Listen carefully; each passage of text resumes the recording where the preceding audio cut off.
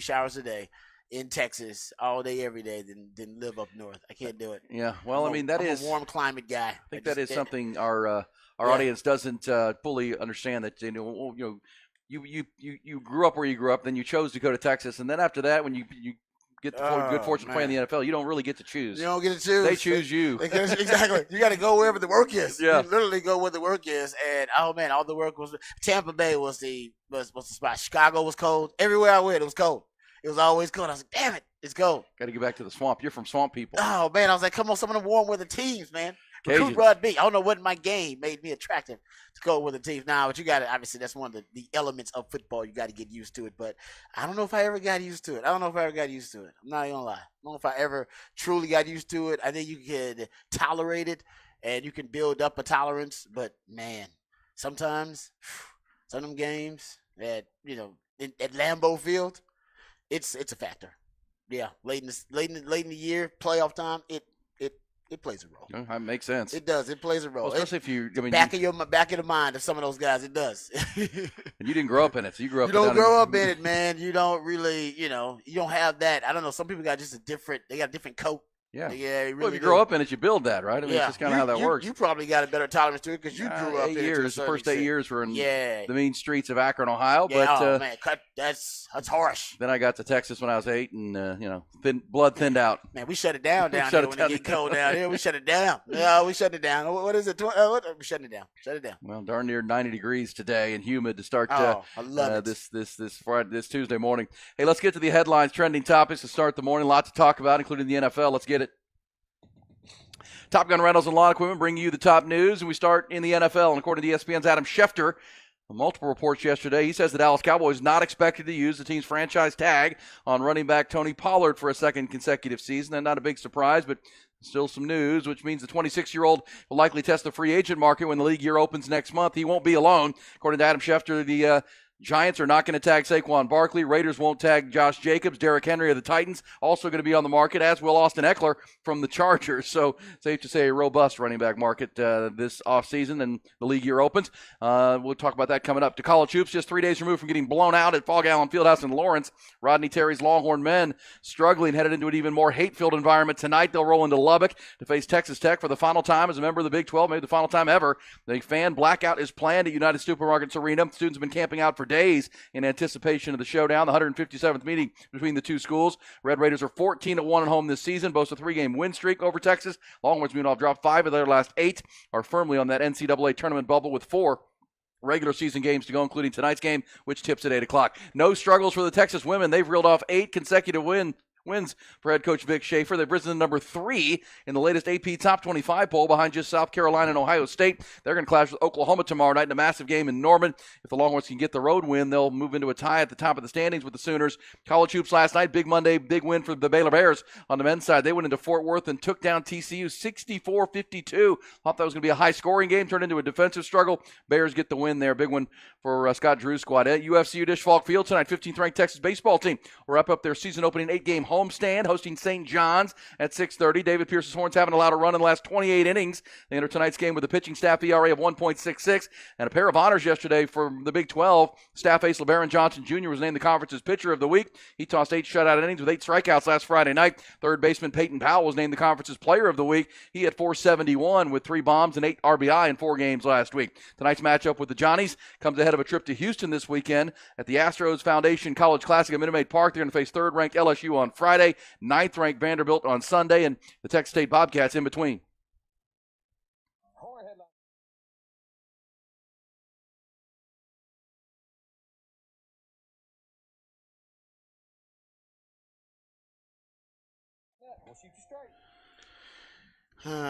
What do you think is the biggest factor in the game tonight for Texas men's basketball? I'm gonna throw out there backcourt guard play. Yeah, Max Asmus. Well, Max to be more Asmus. specific, Yeah. He's got to play better. Yeah, Tyrese Hunter he had a nice he had a nice bounce back performance. I mean, it looks like even though Texas has lost their last two road games, but they need a strong backcourt performance. They need a fast start versus Tech. Two things they have not done, right? They've been behind early in both. That's to me my 2 keys. Yeah, and, and the Asmus has to find it. I mean, he's your bucket, right? He's your guy. He and Dylan DeSue are what the offense is supposed to be built around, and he's really on a pretty bad cold slump right now. You can credit the Big 12's defenses for figuring him out a little bit, right? The more tape you put out there, the more Big 12 coaches and players are going to adjust to you. And no, they need him to get going. I mean, they can't win without him. I don't think there's any doubt. He's on a stretch where he's 8 of his last 32 from the floor over the last 3 games, and Max Asmus, he plays 35, 37 minutes a night. He's got to get you buckets. This is going to be among the most. Have they been in a road environment that's going to be this ruckus, crazy, and wild? This hostile, I don't think so. Right? Gosh, not yet. Yeah, they don't like Texas in the first place. And now it's the last one. It's the last one potentially ever. It's going to be their last chance at them. Emotionally charged. It's going to be a souped up, emotionally charged environment. It's going to be on steroids. So they better be ready for that. I don't know. Will it rise to the level of 2 years ago, or when Chris Beard went back for the first time, and it was just chaotic, and I don't know, but they don't like to. I mean, you're right. I don't know if it'll rise to that. That's a good point. I don't know if it'll get to that point because they had a personal. It was personal. It was personal. This is just I hate they hate Texas, and of course that's every school in the Big 12. So I don't know if it's as personal. You're right. I don't know if it'll get there, but I think because it's the last time that they're in the foreseeable future they're gonna play, I think that's why you get the emotional charge, and it's gonna. It's always wild down there in Lubbock anyway. I mean, I can tell you that from personal experience. Did you ever camp out to go to a concert or a game of any kind? I've never done that. I'm not a long line guy. I don't. Me either. I'm not patient enough for that. Yeah, long. I know some people are attracted to long line. They love it. Like, ooh, let's go see what's in there. It's a long line. It must be great. And I get it. I mean, but I'm not. That's I'm not. Honestly, the longest line I think I've waited for things is probably barbecue. But Franklin's and like Valentina's. I was like, all right, I'll wait in this line. That's probably the longest lines I'll wait in. Other than that, I'm not doing it for an iPhone. I'm not doing it, even though I'm not video game. But I'm just not a line guy. Every now and then I'll do it. I used to love going to theme parks. Like I like roller coasters. I don't know if I can do it anymore. I haven't done it in a long time, so I don't know if my old things you could do back in the day. I don't know if you can do when you're 40 something. But I used to love it, and then you had to wait in lines and stuff like that. Ty Henderson, our producer, back at the Horn headquarters. Did you ever wait in a long line for a game or a concert? Is that your MO? No. No, I would never do that. Yeah, like the people that would stay up for college game day. Yeah. Come on. Can't do it. Just to be on TV for maybe 2 seconds. Yeah, I don't have that in me. I really don't. Don't the students do that basically for Texas football games sometimes? Like the way they do the ticketing? No. Not. Okay. I mean, sometimes you have to get. When I was there, you had to get there. So, like for the LSU game, for example, I got there probably 2 hours early. Had a good spot in line, and they kind of just opened up the floodgates. And I still didn't get a seat. And at that point, they were like, "All right, we'll just go find one in the stadium." I ended up finding better seats anyways. But so they just let you get in. Well, no, you got in, and then they were like, "Well, now the student section's at max capacity." Like, sorry, but you're already in the stadium at that point, so we. What are you gonna do? Kick you out? We sprinted around the stadium before trying to find an open seat before the game started. That's actually that's a great loophole. Damn it, that's good. Yeah. I don't know if they still do it like that. That's nice. I like that. I'm trying to remember who, because I remember really good. As a kid, my brother camped out at the Astrodome to get some tickets to some rock concert. There you go. And I didn't stay. He stayed, and I remember I went with my parents to drop him off and pick him up. But he didn't have. How old was he? I wasn't even old enough to. I don't even remember. It was like they let him stay out all night to get some tickets to the Astrodome. Man. Yeah. Wow. Yeah. That's a great. Welcome to the '80s. See, I feel like that would be cool in the '80s, though. Yeah. For some reason nowadays, that's the lost its luster or coolness factor. Because now you got to get online to get the tickets. Now you had to camp out and get in line to get tickets. Physically get tickets. That's back. Gates open at 9. Those are back in the day, kids, when people used to hitchhike and it was considered safe. And you could hitchhike and it was all good. Like now they. Oh yeah, hitchhiking was cool. Now you can't. I mean, I don't even see people hitchhiking. And if they did, your success rate has got to be dropped. Down to the at least literally the 0.5%. Back to when I grew up in Ohio, I remember my dad picking up hitchhikers. Like we'd be in the back seat of the car and we'd do pitch up, pick people up. No, it was exactly. They were going into town. Come on, man. You guys could have been on Dateline. I know. Come on, Dad. There you go. Just a different world, kids. Different. We were era, in the man. back seat without seat belts or That's car what- seats or any damn thing. It didn't matter. Doctors smoking and stuff Yeah, in the hell hospital. yeah. That's that. Cigarettes. They had ashtrays on airplanes back then, man. Everybody smoking it up. Oh man, different. 70s, baby.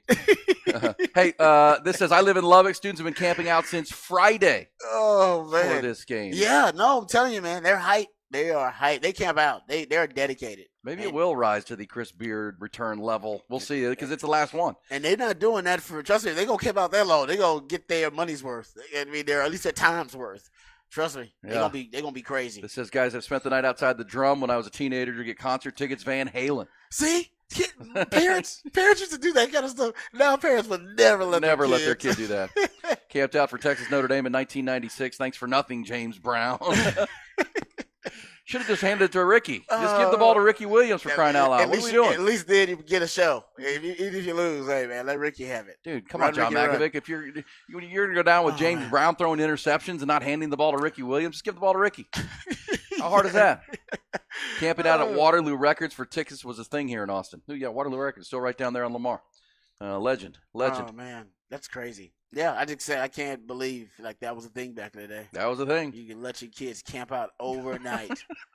Weren't even old enough to drive, probably. Just get to camp out. Yeah, that's a nice excuse to throw by. I guess you could go. Well, to extend this out, my first actual job where I got paid for a job, I was like 11 or 12 years old, and my mom and they used to drop me off at the football stadium where our high school teams played down in Cy-Fair, and I would sell newspapers.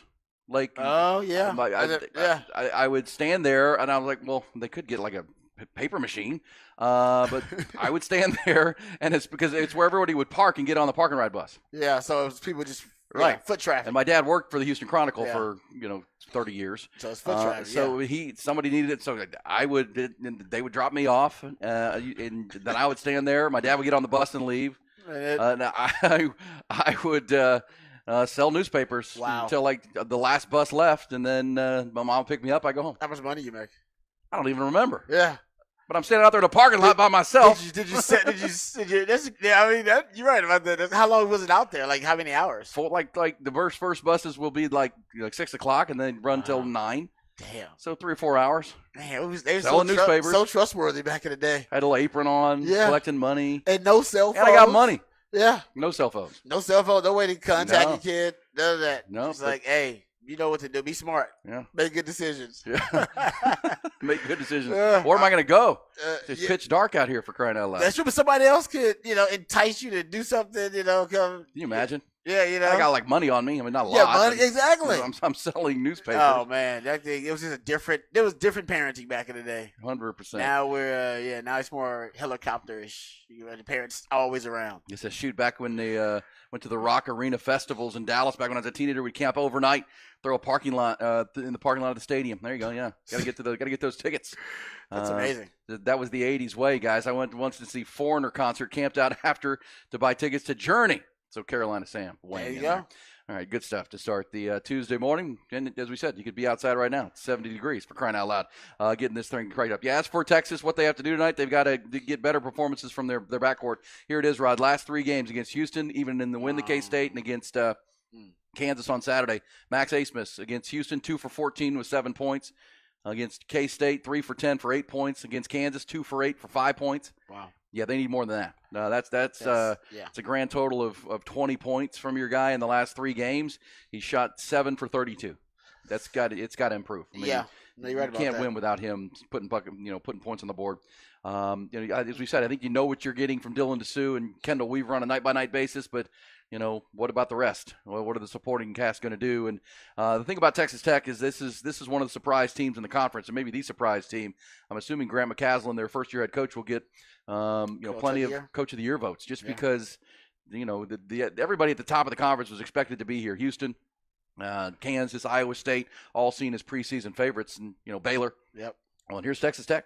win tonight, and they're sitting right there where they want to be. So Grant McCasland coaching his tail off in his first year in Lubbock. Rodney Terry, of course, first full year at Texas, is having some issues. That's kind of the argument for Mike Gundy winning Coach of the Year over Sark. It was like, well, Texas was expected to win the conference, and they won the conference. Nobody expected them to have be playing against Oklahoma State.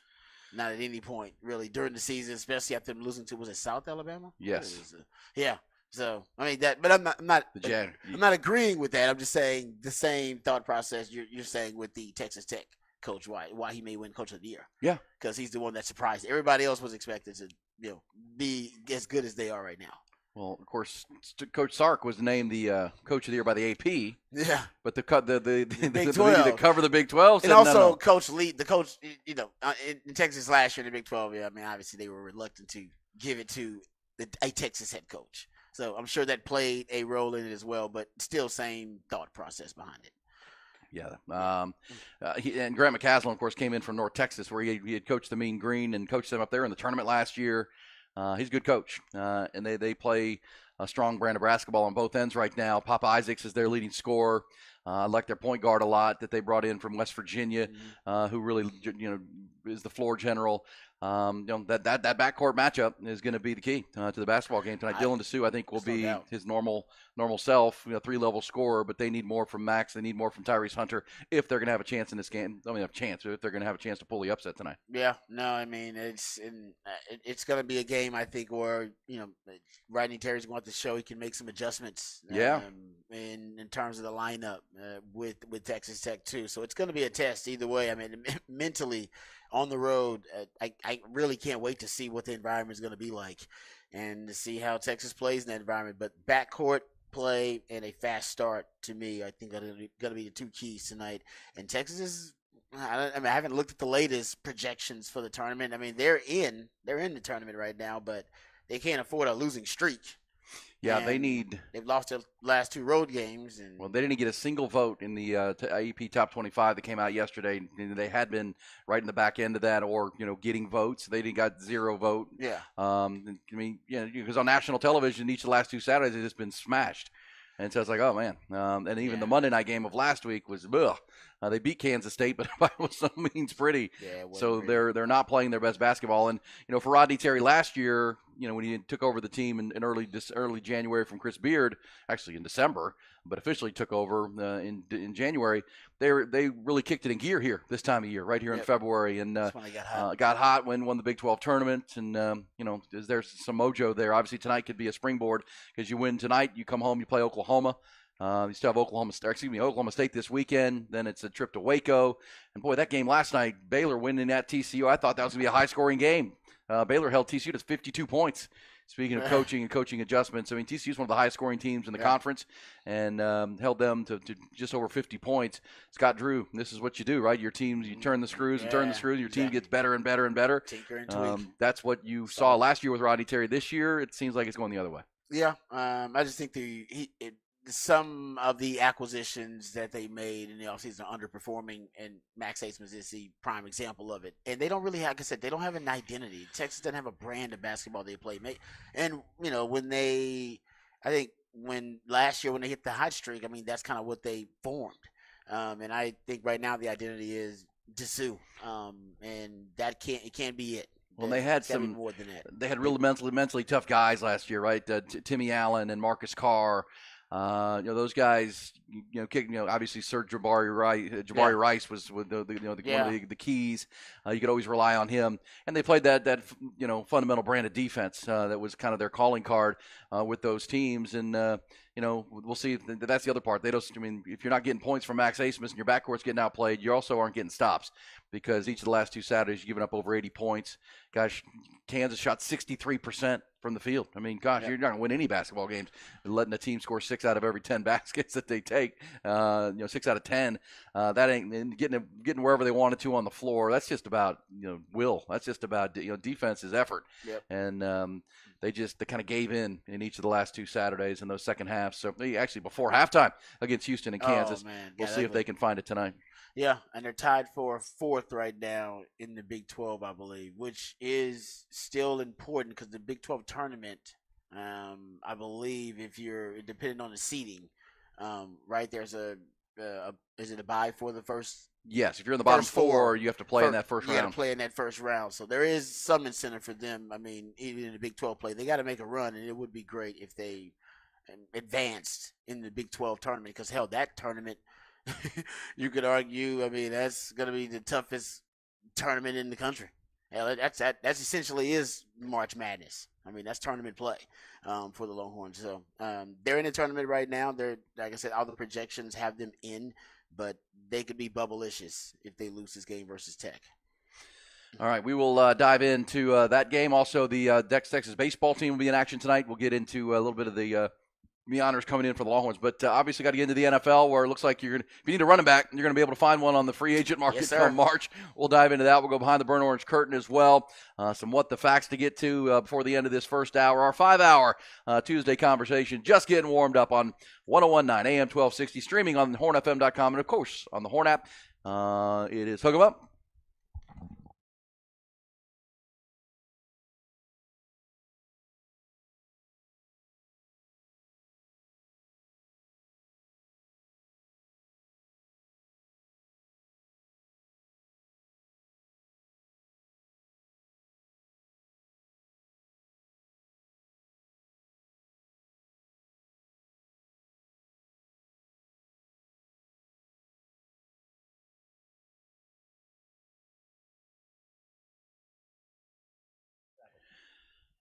Underdog Fantasy, folks, it is so much fun. You got the NBA now. You got a full slate coming tonight, and you can win money on sports. It's really that simple, right? You have a good time with it. You're going to watch these games anyhow, especially if you're a Spurs fan, Mavericks fan, Rockets fan. You're tuning in night by night to see, especially the Mavs trying to make a push here in the Western Conference.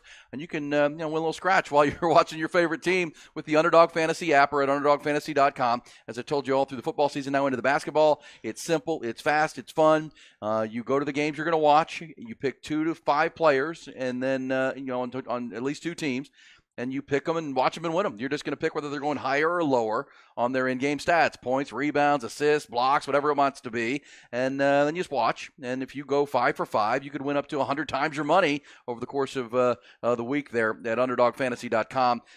Just pick 2. And see if you go 2 for 2. Then see if you go 3 for 3. Just have a blast with it and a good time. Give you something to really pay attention to as you're watching the game. It's built for fans. There are winners every day at Underdog Fantasy, and all you have to do is get signed up if you haven't. UnderdogFantasy.com. Download the app to your phone. Use the promo code Hogan when you get signed up. My last name, Hogan, and they're going to lock you in with they'll match the first deposit up to $100, so you're doubling your money to start with. They're also going to give you that little special mystery pick in your queue there to have a little fun with to start the process at Underdog Fantasy. It couldn't be easier. It's simple, fast, and fun. Pick them, watch them, win them at UnderdogFantasy.com, Underdog Fantasy app, promo code Hogan, Hogan. Must be 18 or plus and present in a state where Underdog Fantasy operates. Terms apply. Concern with your play. Call 1-800-GAMBLER or visit www.ncpgambling.org.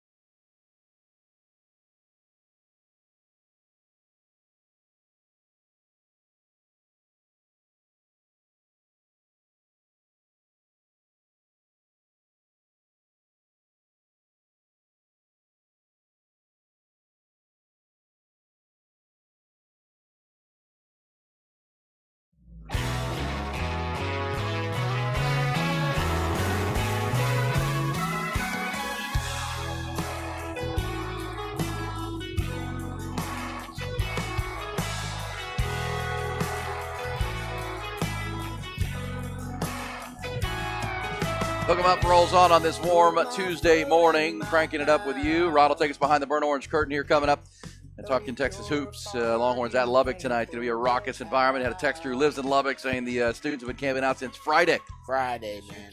It's now Tuesday. Can you imagine camping out? I don't even understand how that how can be that's done. happened. I don't know how you I guess do if that. you're out in the woods, you could do that, but I don't know, man. How that say. I think I said that's not my thing.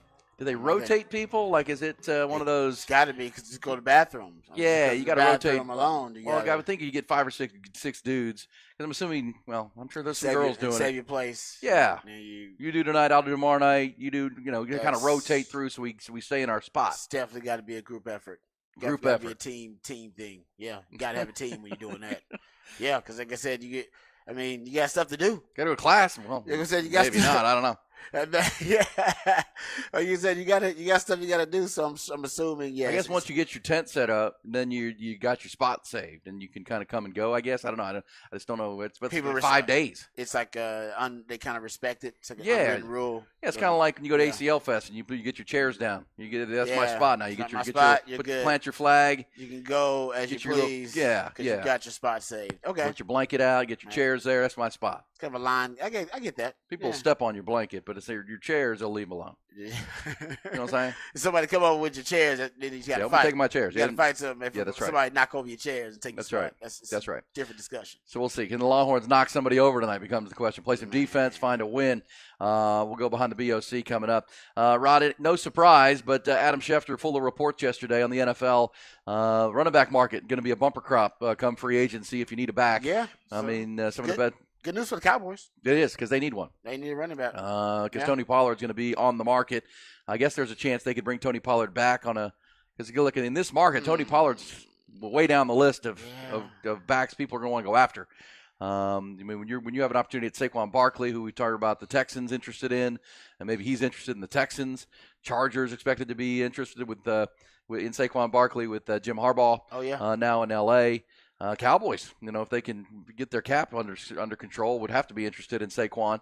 But we'll see. Derrick Henry, the oldest of the backs that's going to be on the market. Josh Jacobs led the NFL in rushing just a couple seasons ago. It's a plentiful running back market. And Austin Eckler is a real good player. I mean, Austin Eckler. Yeah. Oh, he's a great player. Yeah. I mean, that's a really good running back. He's just a running back. I mean, and all of them are approaching that age. Well, and as we've talked Well, about, because of Jonathan Brooks' injury, the Texas running back, this is a very thin market in the draft. I mean, Blake Yeah. Corum of Michigan, Jonathan Brooks, who you don't know when he's going to be healthy, look like the top two backs, but at the same time, so if you need a back, free agency is going to be your spot. Probably not the draft, especially an immediate impact back. And there won't be a running back drafted in the first round because Jonathan Brooks is the top running back on most people's boards. And Jonathan Brooks, he right now has been projected in the second round and won't work out and won't be able to. There was good news that he is going to be ready for training camp, though. That he'll be healthy enough for training camp potentially. So that is good news. And I don't assume a team will rush him, whoever gets him. That's why the Cowboys and Jonathan Brooks, even though it does make some sense if they can get him in the second round, they would have to get another back too to make sure they got to address it in free agency. they would need they need a starter immediately. Honestly, the Texans and the Cowboys are both in the market for running backs. Big time. Both the Texans and the Cowboys need running backs. Well, if you assume that Dameon Pierce is not long for the Texans, as we've talked about, because he just didn't fit in last year with the new offense. Dameon Pierce, as a rookie out of Florida, was really good in year one, but last year, whether it was scheme fit or just how he took to that zone blocking scheme, just didn't happen. It was Devin Singletary who became their lead running back. He is a free agent as well. I mean, he's going to be on this crop of backs because he signed just a 1-year deal with Houston, as did Dalton Schultz and some other guys down there. So, yeah, this will be interesting. As far as Jonathan Brooks, the connection to the Cowboys, their team orthopedist did his surgery. Yeah. Like their team doctor did his surgery. So they have, he knows what was going on in that knee. They have reports that they feel real confident that it's going to be a full recovery. He'll be ready to roll, and maybe by training camp. So the Cowboys again linked to Jonathan Brooks in that capacity. So we'll see. But Cowboys need a back. Houston needs a back. And Saquon Barkley is the name you keep hearing. Saquon, and yes, Aaron Wilson reported that Saquon Barkley has contacted some of the players on the Texans roster. That includes C.J. Stroud, and they followed each other on social media. But there is mutual interest, I think, from the players. I don't know if he was talking about the front office of the Texans. but that means Saquon at least is interested Yeah. in going to the Texans. And why wouldn't he be? Yeah, and he's desperate to go play on a good team with a good quarterback, right? Yep. He's been since being the second pick of the draft. Oh man, He's just been on bad teams, Pretty much. behind bad offensive lines with Yeah. bad quarterback play. Several different coaches have rolled through there since he's been there. I mean, you got to look at it and say, "Man, I'd love to go play with C.J. Stroud and what they've got going down in Houston, or even the Cowboys Yep. in his own division." And of course, if the reports out of the West Coast are true that Jim Harbaugh is big on Saquon because they want to run the rock, right? wanna When run the asked rock. recently what do you do to help Justin Herbert, he said, "Run the ball. We're going to run the football." That's what Yeah. We're going to do. And I mean, Jim It's like- Harbaugh. Speaking of team identities, you know what Jim Harbaugh is going to do. Hardball style of football. Yeah. Yeah. I mean, and honestly, the Chargers have been missing that. Really, they really haven't had a true identity under Staley or and Lynn or any of the coaches before that. Yep. And I think that's what you know what you get in that brand of football with Jim Harbaugh. And honestly, I think for the Texans and the Cowboys, finding that running back is going to be key to their brand of football for the Cowboys. I mean, that hurts you late in the year, not having a bell cow running back, or at least a running back who you can kind of build your running game around. They didn't really have that guy because Tony Pollard just didn't have the same explosivity. It was amazing. Didn't once had. Typical for Cowboys, but when Zeke Elliott was the lead running back, every time you put Tony Pollard on the field, he was a big play waiting to happen, right? He would just explode through the line. You're like, oh my gosh, this guy should be our starter, and really became the starter even when Zeke Elliott became the goal line back and the short yardage back.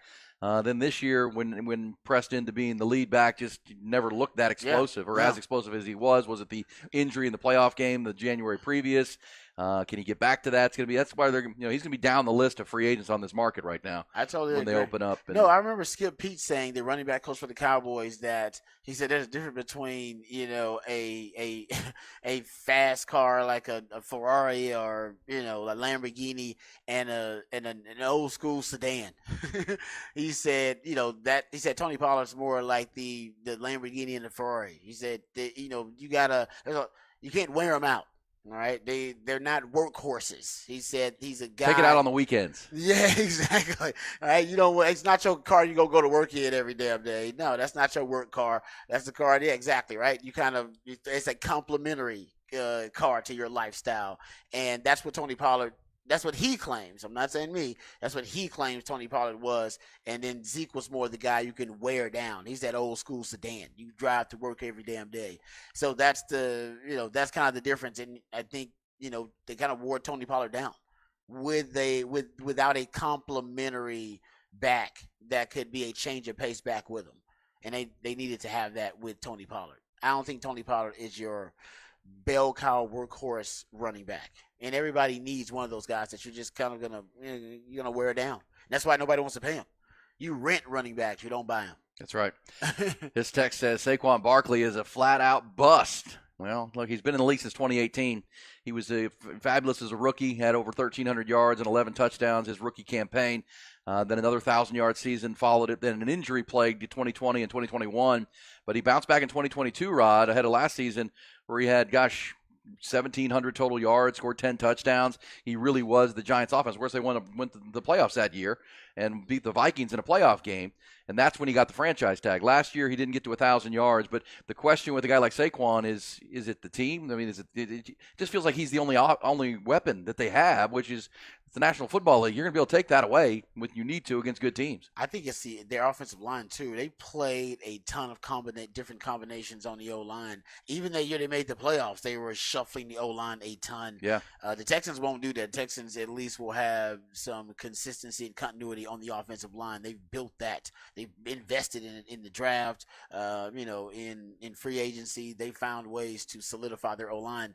But yeah, I do worry that, because there are some numbers that suggest that we can get into this, and I guess Raj ran at one point, that Saquon isn't a great elite zone runner, and they want to run a zone scheme. You could make the argument that you should go after a running back that you know is a great zone. Kind of the one-cut guy, right? Yes. All right, we'll talk more about that. Derrick Henry, where his place might be in this free agent crop and where he may land. We'll talk about it coming up. Obviously, that'll happen in mid-March. NFL Combine will be start on Thursday in Indianapolis. But right now, it's time to go behind the burnt orange curtain. And they were all asking themselves the same question. What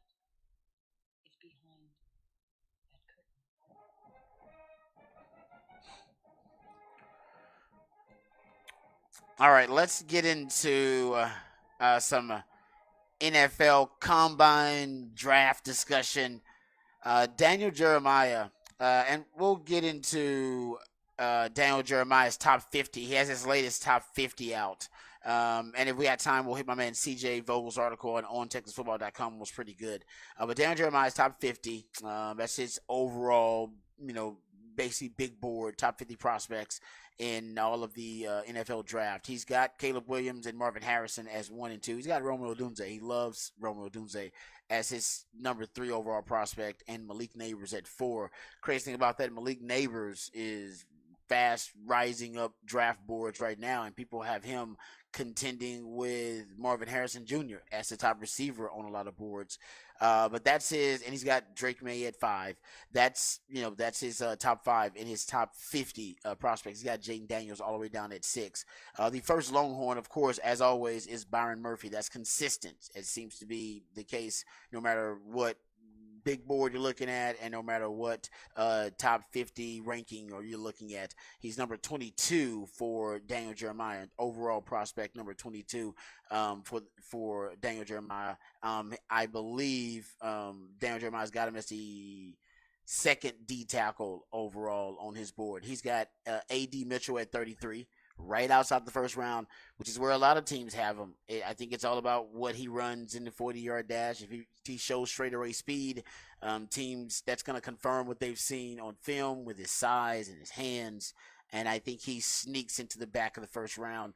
Daniel Jeremiah's got, I believe he ends up with 6 receivers in his last mock draft. He ended up with like 6 receivers. Mel Kiper's mock draft ended up with 7 receivers in the first round. A.D. Mitchell was one of them, but that, I don't know about his latest mock draft, but he was one of them. So it's at the point where you're going to see potentially 12 to 14 receivers potentially taken in the first 2 rounds of this draft. It is a really deep wide receiver draft. I mean, they're talking about Xavier Worthy, being a second-round pick. Speaking of Xavier Worthy on here, he is 41st among his top 50 prospects, which essentially has him landing right there in the second round. And there are a lot of teams and a lot of scouts that have Xavier Worthy graded out as a first-round pick. Matt Miller even said he's got him graded out as a first-round pick. But top 50 prospects overall, Daniel Jeremiah's got him going. He's got him at 41. The reason that top 50 is different than the draft, there could be a run on wide receivers. There's a run on wide receivers. Then teams could get desperate and they start drafting even more wide receivers. And there's easily going to be 3 wide receivers taken in the top 10. There'll be Marvin Harrison Jr., Romeo Odunze, and Malik Neighbors. They'll be taken in the top 10. Once that happens, you'll probably see teams draft more and more wide receivers if they need them or if they see those guys as just high-level talents. JT Sanders is 46 in the top 50 ranking for Daniel Jeremiah, which puts him in the second round. I thought there was a chance he could sneak into the first round, and I still think he can, but I've seen mocks and big boards that have Brock Bowers dropping a little bit. Daniel Jeremiah's got Brock Bowers as the 7th overall prospect. If Brock Bowers drops, that'll drop JT. It's just, that's kind of the natural order of things. He's the top tight end on the board. If he's taken really early, the Chargers at, 5 or something like that, which is where they are, then that's really good for JT, because a team that wants a really good tight end, there's a big drop off in this draft between Brock Bowers, JT, and the rest of the tight end class. So that's good news for him. If Brock Bowers is taken early, but right now I believe Daniel Jeremiah has him as the 7th prospect on his top 50 board. So those are the Longhorns. I said so. He's got 4 Longhorns in his top 50. Yeah, and he doesn't have T'Vondre Sweat. Yeah. Wow. I'm a little surprised by that. He didn't have T'Vondre Sweat in his top 50. I think he did have him in his previous top 50. He was number 48 actually in his last top 50. And he dropped him out. So I don't know what that. Like I said, Mel Kiper said this past weekend that he really likes T'Vondre Sweat and might have him as the top D tackle on the board. And here, Daniel Jeremiah has him outside the top 50 prospects. All right. Well, we'll certainly follow it, and obviously we'll see how it shuffles and changes after the combine, which is coming up this week, Thursday through Monday. And of course, 11 Longhorns will be taking their Underwear Olympics fun, measurables, and all those things. We'll start hearing about hand size and wingspan and silly season. Short shuttles and that kind of stuff. We all, they'll do the bench press. I bet you Tavander does pretty good in the bench. He throwing up that weight. They want to see him. Speaking of weight, that's what they want to see from Tavander. Yeah, what does he weigh in at? What does he weigh in at? They want to see him 350, 355, between 350 and 355. I think is totally acceptable. If he's below 350, then that'll be a miracle, I think. But I think between that puts him at a 10 to 12 pound loss. Between the Senior Bowl where he played, well, we don't know what he played at, but we assume it was like 365. That's his playing weight. But they want to see him, I think, at 350, 355. We shall see. That all starts Thursday in Indianapolis through the weekend, the TV show that is the NFL Scouting Combine. We will pick this up on the other side with some What the Facts before the top of the hour. Rod will have his first rant of a Tuesday coming up after the top of the hour in our 7 o'clock hour. Talking Texas basketball, Texas baseball, Texas women up to number 3 in the polls now. How about that? Rick Schaefer's team on the rise for sure. We're talking about all those things on a Tuesday on Hook 'em Up with Ian Rodby.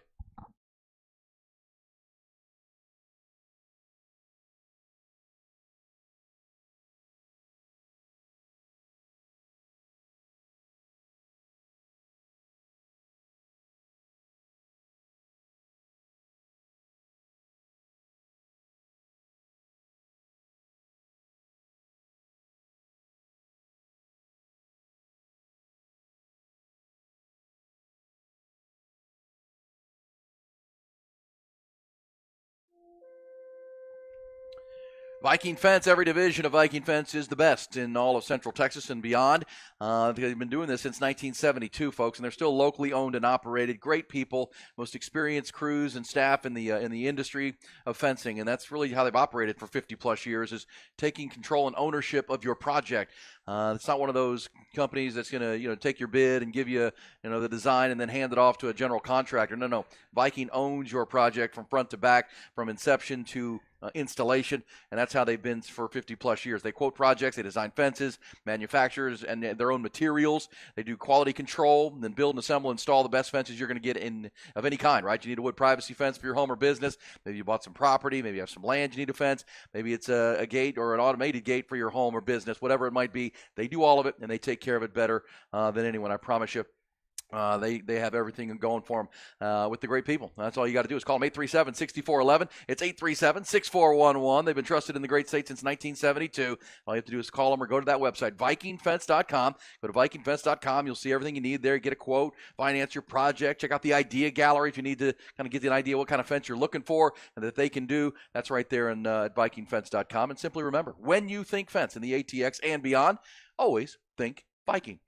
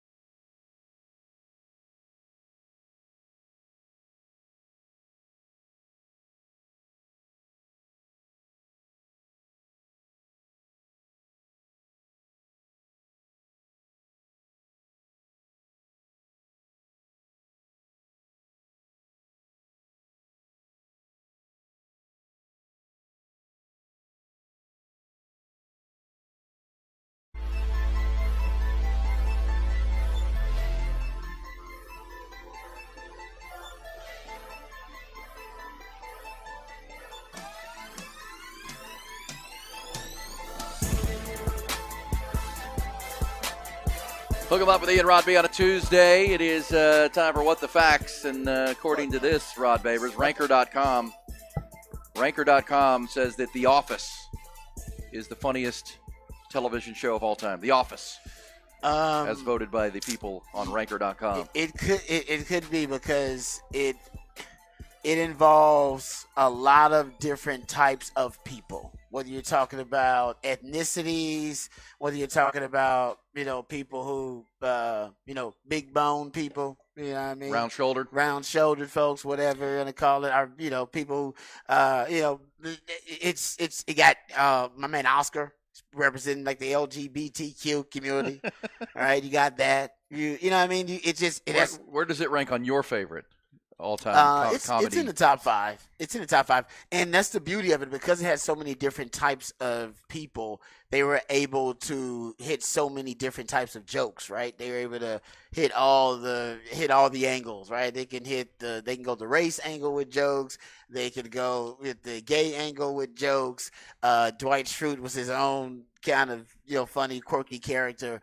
I think that's why they were able to kind of push the boundary a little bit, because Michael Scott these days, he wouldn't even be allowed to make a TV show. Yeah. A lot of stuff that Steve Carell did as Michael Scott is unacceptable. I mean, that's what made it so fun. That's what made it so funny. But like I said, that's why they were able to push the boundaries. It's interesting that they had him number 1. Yeah. It's Always Sunny in Philadelphia, number 2 on the list, according to Ranker.com. That's Ty's favorite.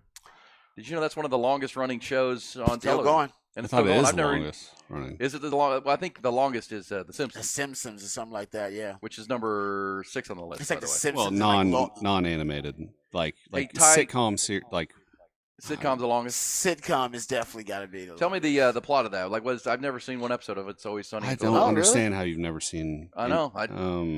I mean, it's just it's a gang of guys and one girl, and they kind of just get up to hijinks, essentially. I don't know. It's way funnier than The Office, in my opinion. The Office is great. Way funnier than. But very different. It's way more It's raunchy. Raunchy, yeah. It's raunchy. Danny DeVito makes it.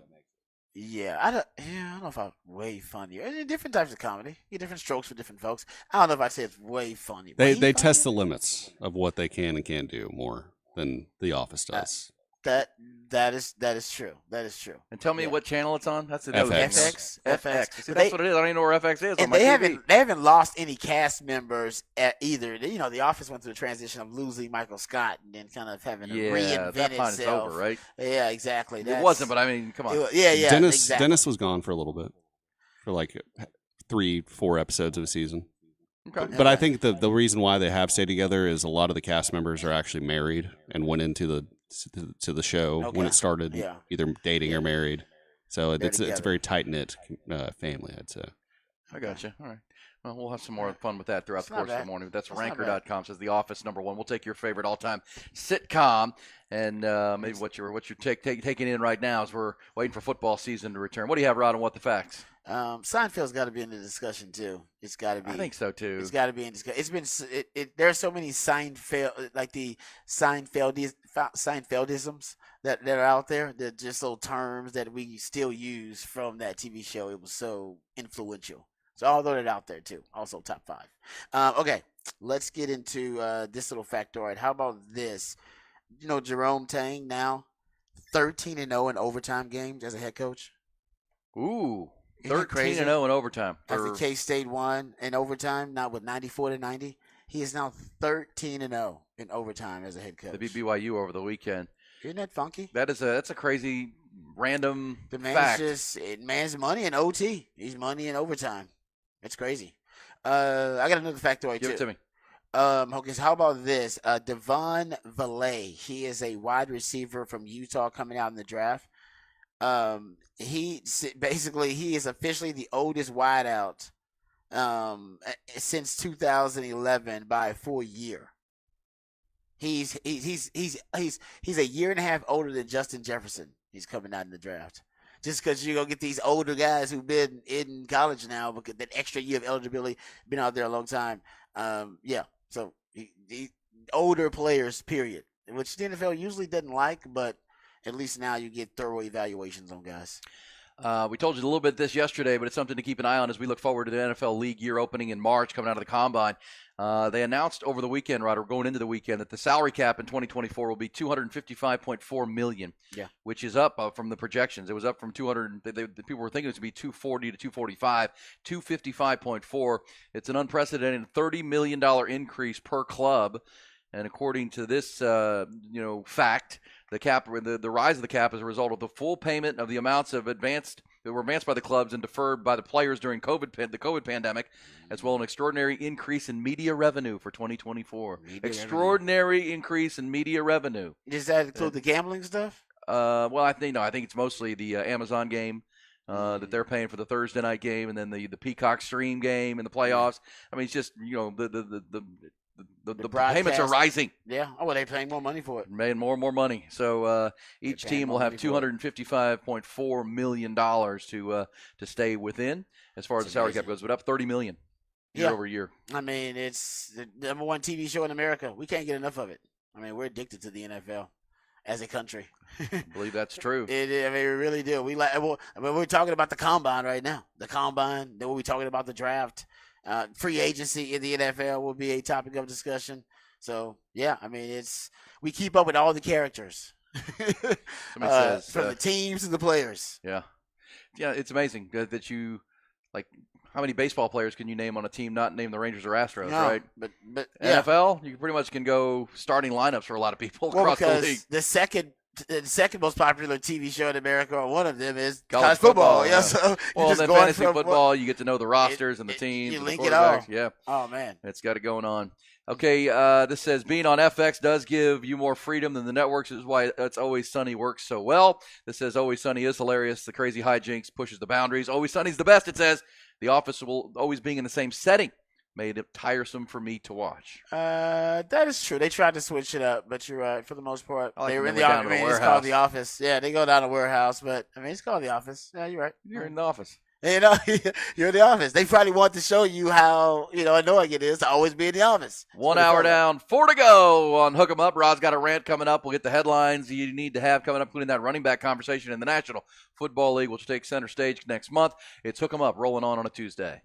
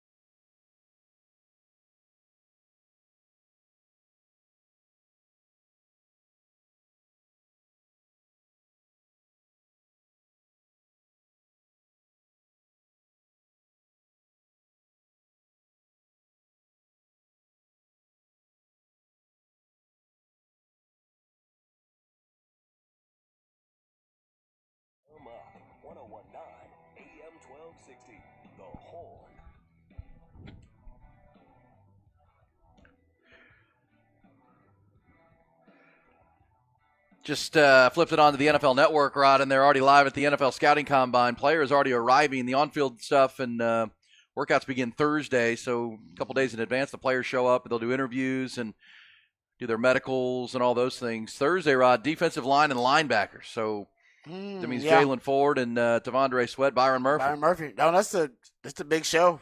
The big show. Yeah, no, literally, it'll be the big show. For T. Sweat. For Byron Murphy is expected to show out at the combine. It's a guy that was a running back in high school and also a linebacker. Ended up switching to D line. So he's got great feet. And if you watch him on film, and you can see him with pass rushing moves, setting guys up without a lot of space in the interior to do it. So he's got that. He claims he was the strongest guy on the team. Could squat the most, could power clean the most. If you can do that, if you're the strongest guy in Texas, I'd assume that translates to the combine. So Byron Murphy is supposed to put on the show and then confirm, yes, I'm a first-round pick. Guaranteed a guy that's drafted mid-first round. Yeah, today is it's interesting that today will be the slowest day as far as news comes, but tomorrow, you'll start having, because I've been to the NFL Combine before. It's pretty cool. Once the players get there, then they start doing interviews, right? They put them up at podiums, and they start, you can interview them and talk to them. Then the coaches show up. There'll be a lot of NFL, as you said, we're in this country addicted to the NFL. Oh, man. There'll be a lot of news and nuggets that come out, and we'll see, because today is defensive line and linebackers general medical exams. Pre-ordered studies, and they do team interviews. So this is what's going on today. Oh man, those medical evaluations are brutal too. I mean, you've been through that. I mean, that takes all day, right? Yeah, it's a lot of poking and prodding, and every team wants to get their own, personal diagnosis. So they divide them up into teams, but then every team is going to check that same injury because they don't trust the other teams. Let me check it out. Let me look at that knee that you had the injury with when you were a sophomore in high school. Every injury you've had in the history of your really life, pretty much, like in your from your teenage years and up, they find it. It's crazy. It's kind of freaky in terms of looking at all the X-rays. Did you have a shoulder issue going into the league? No, I mean, that's really not really. Yeah, it's not. I didn't have any shoulder injuries actually going in. It's just that was the major. I think that was it was. I was running down on kickoffs, trying to blow up wedges, which are now banned in the NFL for a reason. So that was one of that started my shoulder injury, and then once I had one, I think it kind of led to other shoulder injuries. Yeah. So it's just that I'm glad they banned it. That was a stupid thing to have to do, to go out there and run into a wedge of two offensive linemen at times, or an offensive lineman and a tight end. And they were locked arms. Literally, they were locked arms. They would lock little arms. Rod running down there. And then your coach, told you your objective is to go down there and split them and blow that up. If you went around it and unless you went around it and didn't make the play, then he'd be like, you should have blown it. Your responsibility is to blow it up. No, I'm trying to go around it. I'm not trying to run into three dudes with their arms locked. Yeah, I'm not. That's not. No, I wouldn't. Yeah, a few times I did it. I don't even remember it, but I did a good job. You blow because you got to blow yourself up too. Yeah, it'll be it's kamikaze stuff, man. No it's ridiculous. I'm glad they.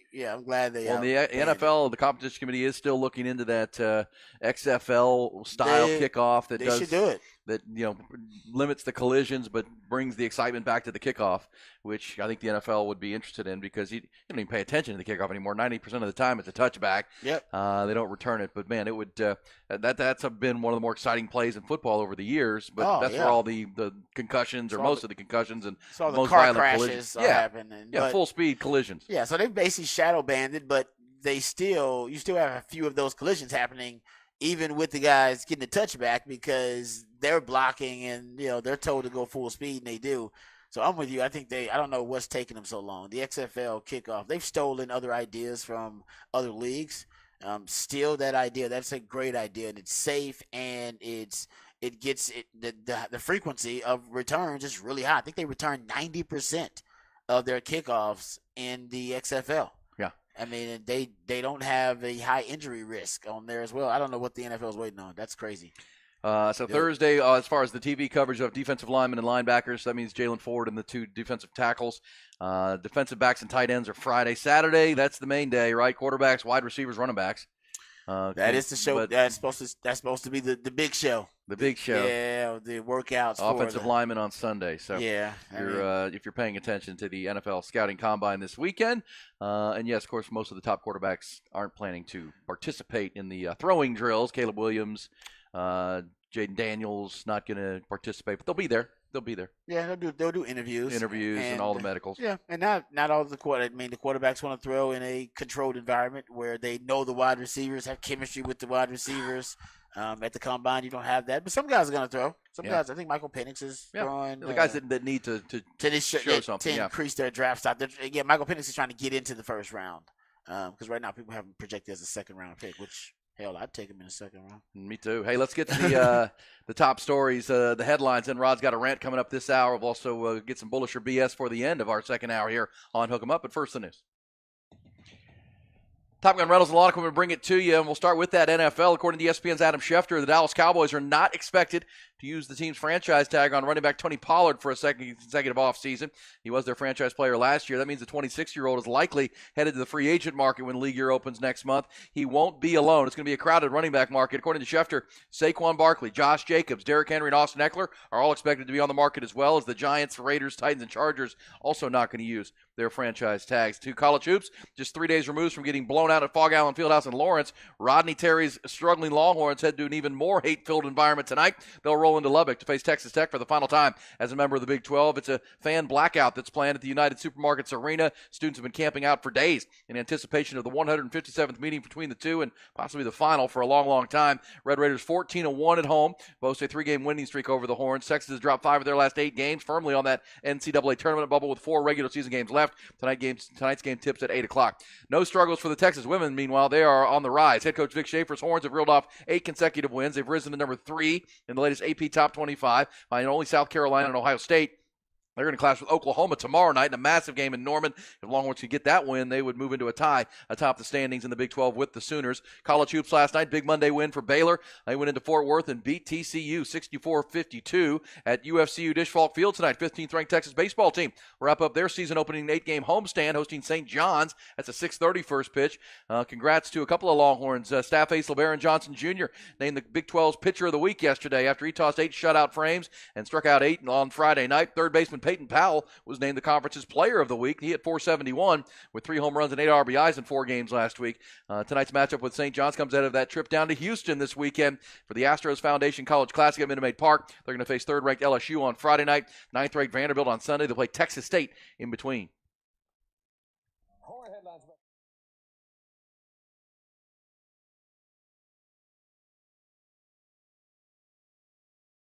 Construction and lawn equipment you need. TopGun.net. We'll shoot you straight.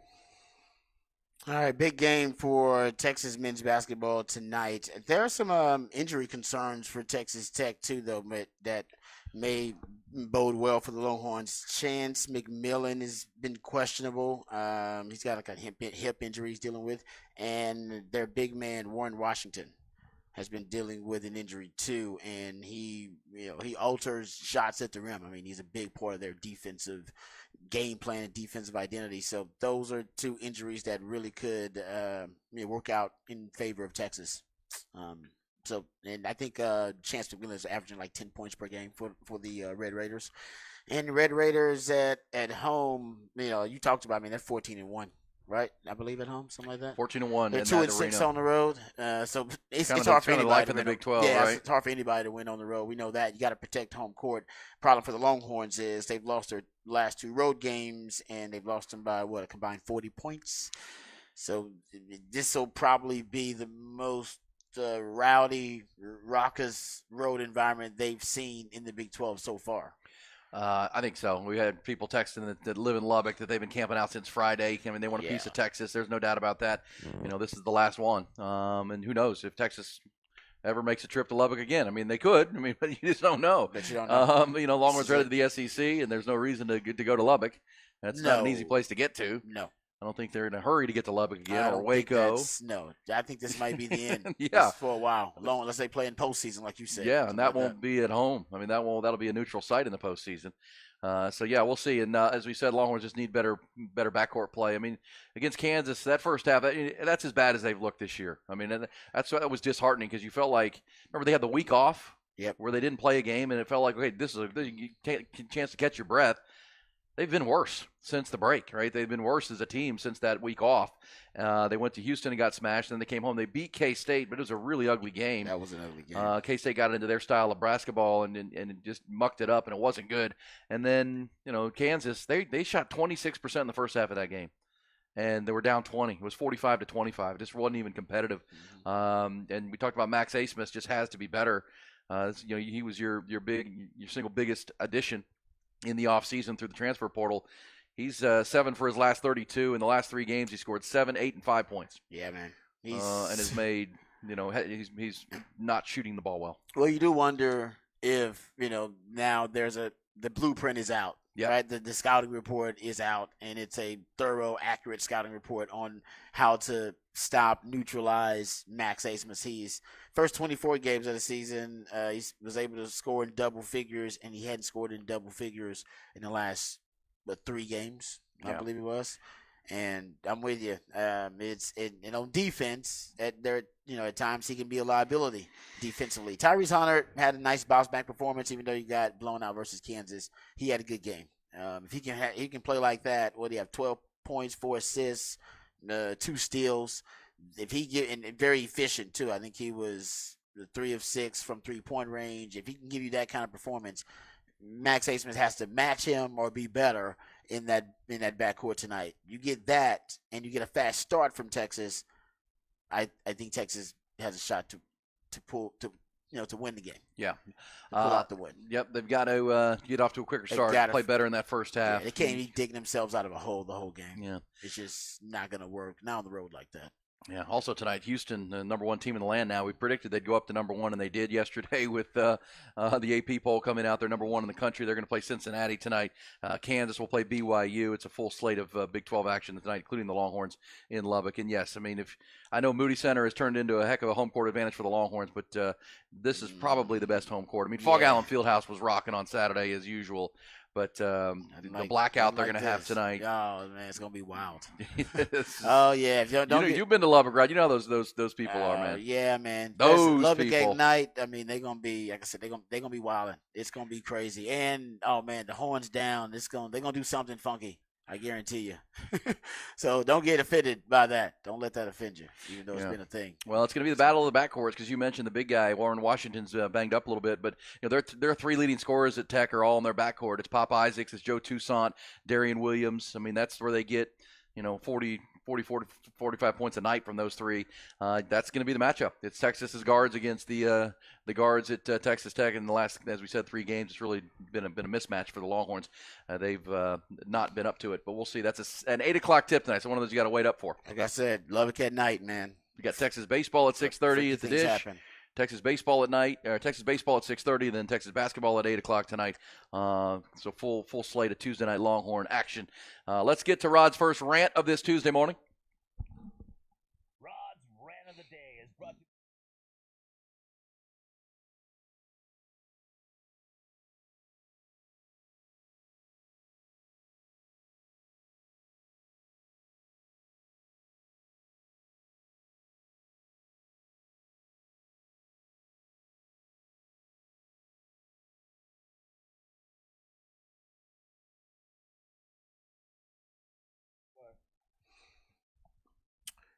All right, I want to talk about something that scouts really do consider, a data point they consider when they're looking at the overall skill set of a player and they're evaluating them. And Sark even talked about this too, and I think for different reasons. Some coaches, I think it's because of the physical skill set they're looking at overall, they're evaluating. And for some coaches, I believe it is the competitive spirit they're evaluating when they're looking at this specific factor. To multi-sport athletes, sports that play more than players that play more than one sport, It is something that scouts look at throughout your careers. As a high school player, usually you're specialized, of course, by the time you go to college. Some guys, they're lucky enough and talented enough to play multiple sports in college. But for the most part, everybody's specialized by the time they get to college. But they do look back at your high school background. Even Sark talked about this when he discussed recruiting high school athletes. He said, quote, "The first thing I look for in recruiting, and I know this sounds odd, I try to identify really unique competitors." He said, "Forget skill set. Naturally, we're there because of their size, length, speed, whatever. But is he a competitive human being?" What I mean by being competitive is, does he play multiple sports? I think that matters. So for Sark, he's looking at it from a competitive spirit, standpoint, right? I want a guy that he wants to compete so damn bad. They can't be having off season. Like, I got to go compete. I got to go do something. I got to compete. That's just part of I got that competitive sickness that I always talk about. I think for NFL scouts, a lot of the times they look at it and they want to see if a player has a well-rounded athletic skill set overall, or have they been specialized, which I think for some scouts, they believe if you've been specialized for too long, then you're closer to your ceiling and you're closer to peaking already. That's why they like athletes who are pretty raw coming out of high school, played a lot of different sports. You haven't had all year to focus on just one sport, because even you're elite at that one sport too, even without necessarily focusing on it, because you played basketball, you ran track too. That is kind of the thought process for a lot of scouts, and the numbers, and they back it up. You go look at it. Of the 404 high school. 607 high school signees from 2022 to 2024 in Texas schools, and 404 of them, which is like 67%, played at least one other sport other than football. So they were multi-sport athletes. Most of them were track. Track is for scouting in football, track is how you confirm the speed, right? You can confirm it if the guy's got track times for you. That is, that's laser time, and that's something that can back up the film that you watch if you see the foot speed on film.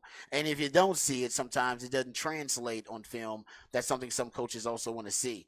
But you go look at basically 83% of football players who signed with Texas colleges, FBS programs in the state of Texas, ran track as their second sport. 27% ended up playing basketball as their second sport. And if you look at the NFL numbers overall, from 2008 to 2017, you had 318 NFL first-round draft picks, 88% of them multi-sport athletes in high school. Quarterbacks actually are one of the highest rates of multi-sport athletes, which is interesting actually, because I remember Bill Walsh famously saying he likes his quarterbacks to be essentially a multi-sport athlete.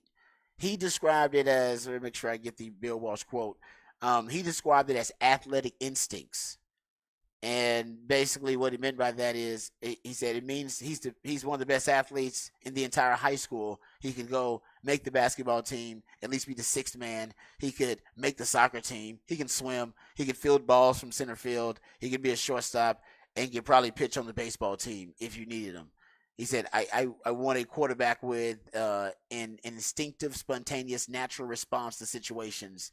And he believed that playing other sports gave you that natural, instinctive, spontaneous response as an athlete, to be able to, think your way and be able to respond, and be able to, as an athlete, be able to adapt and acclimate to situations quicker. And so I think there is if you're a scout, it is something to consider. I think some scouts are going to emphasize it more than others, but I think even for parents these days who like to specialize their kids, scouts don't like it. The NFL doesn't like it, and most of the great football minds out there prefer that their athletes are multi-sport athletes. They play a lot of different sports, whether it be for the competitive spirit thing or whether it be about rounding out your skill set as an athlete. Or both. Probably should be both. So there you go. And you'll see a lot of that too, and they'll talk a lot more about it at the NFL draft. But Texas loves their multi-sport athletes, and the NFL does too. And I think, honestly, if I was recruiting players, I want to see them play the other sport too. Yeah. To see if they're just a skilled athlete and they're great at it. I want to see how they approach the other sport, if they approach the same way they play football. I think that that to me will be part of the data points. Without a doubt. Yeah. Remember, Arch Manning won a state championship as a basketball player in high Yeah. school and Right. almost went back because he wanted to win a second one. Colin Simmons, the pass rusher, the edge rusher, won a state title in basketball at Duncanville. Yeah. In addition to his football state championships and competitors, that's absolutely true, 100%. Yep, I think it matters, and so for Texas, Sark's big on it. In the NFL, I think the other guys should be big on it too. And actually, I saw that kid, is it Lance Jackson? Is his name? The tight end that they just from tight ends up there near Texarkana. Yeah, he's actually he's a guy that plays on both sides of the ball right now, and plays baseball. And plays, at a high yeah, level. he's a really good athlete, man. He's a fantastic athlete. He's one of them dudes. Yeah. He's one of them. Make you sick how good he is at every damn thing. Yeah, You know what I mean? exactly. Right. Probably shoots in the 70s in golf. too. Exactly. Yeah, he's one of those guys. So, I mean. Bowls 300s. Yeah, trust me. I think that was a data point for Sark when he was evaluating those guys. So, you want more and more guys like that on your roster. Just freakish athletes. And you're going to see them at the NFL Combine. Trust me. Yeah, that's 100%. Well, because that's the thing, right? For Sark, when you're evaluating high school players, you're looking for the best, but they kind of jump off the page. You get to the Combine, I mean, these are the best of the best. Oh, I mean, they're all freaks, man. And you have to have guys with that competitive sickness, as you call it, Rod, because it's once you get to the league, man, everybody's really good. Everybody's the best. Exactly so right. it's about who's going to compete, who's going to work at it. Because you're getting better, or you're getting left behind in the National Exactly. Football League, and they're always looking to take your job from you. That's the whole They're point. always looking for a cheaper option. Yeah, that's why the league is what it is. Because the way you have to approach it is they're gonna try to upgrade every year. The average lifespan is 3.5 years, or career span is 3.5 years in the league. It's short because they're always trying to replace you. Not for long league. They literally are trying to replace you all the time. No guaranteed contracts. No, not a lot of guaranteed money. No, you got to earn it. And the Combine's the first part of it. All right, good stuff. We will have Bullish or BS for the end of the hour. We'll take your thoughts on the competitive sickness, and also we'll rank these running backs that are going to be on the free agent market, which ones will be in most demand. We'll talk to you about it coming back on Hook 'em Up with Ian Rodby.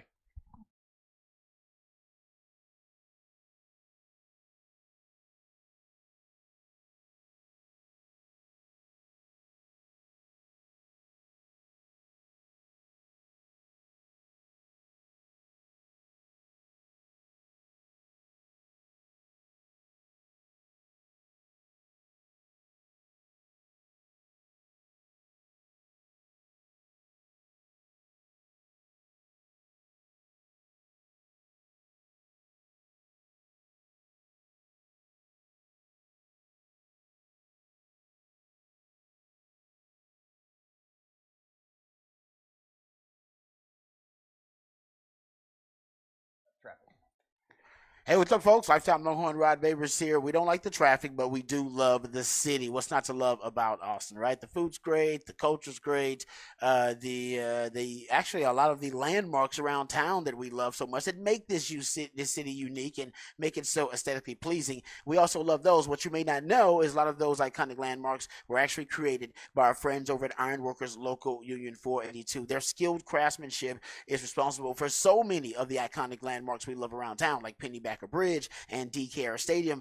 They don't just go to the office. They're the ones who actually build the office. So if you're thinking about an employment opportunity, maybe you're thinking about a refreshing career change, maybe you're thinking about, a new journey. Maybe you want to be tested. Maybe you would like to be valued by your employer. You can become a valued member of Ironworkers Local Union 482. Right now, they're hiring over 3,000 people for a big project right here in Central Texas. They're offering competitive wages, competitive benefits.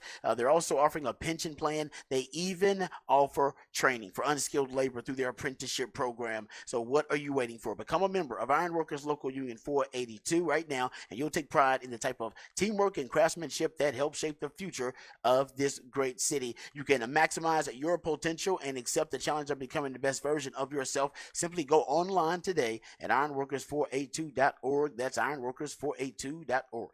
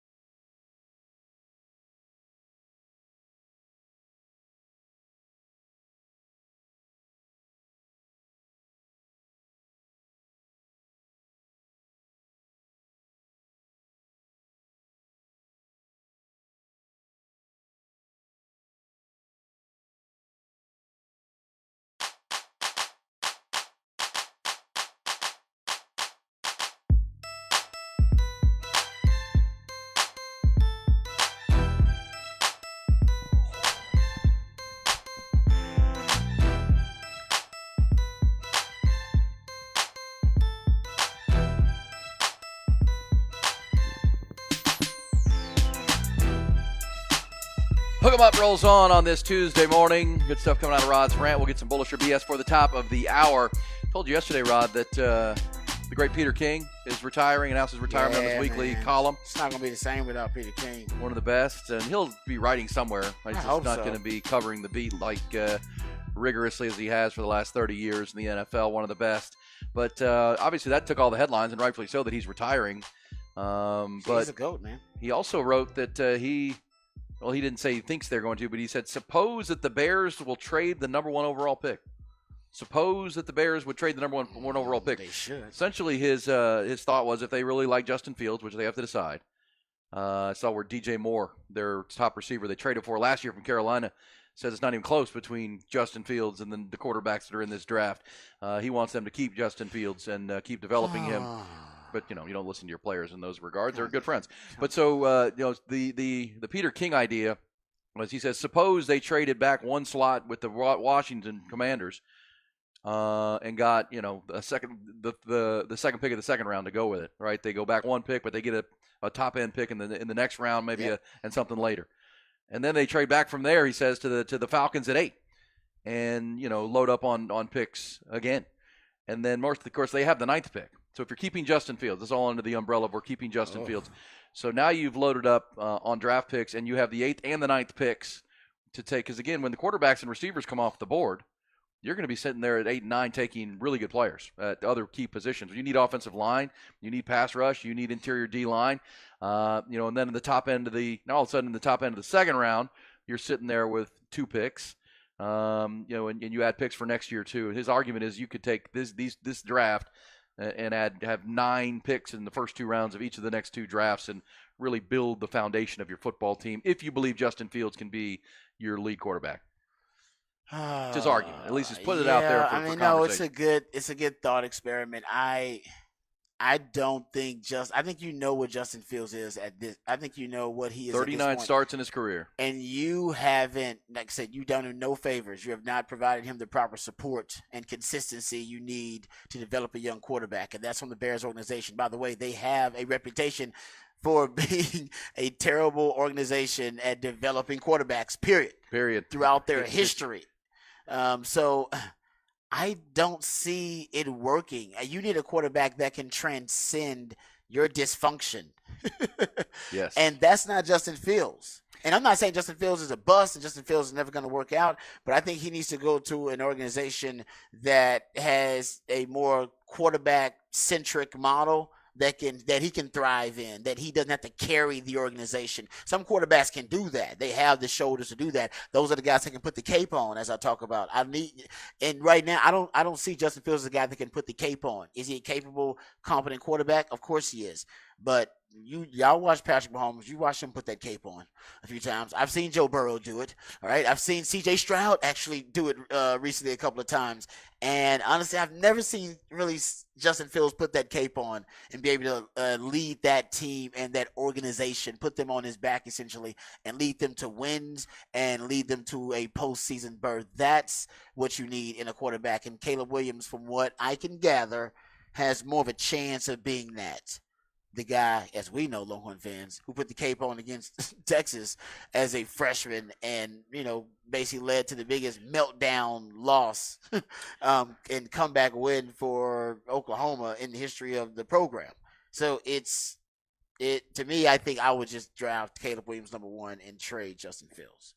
Yeah, because again, you're well, to your point of not developing quarterbacks, you got to develop Caleb Williams too. My fear for the Bears would be this: that they have a bad. It's terrible organizational management that their young quarterbacks don't get developed by the team, the coach that drafted them. You know what I mean? They did it with Mitch Trubisky, drafted Mitch Trubisky, fired the coach the next year. So the new coach came in and had a quarterback he didn't draft. Then they drafted Justin Fields, fired the coach the next year. So now he comes in, quarterback he didn't draft.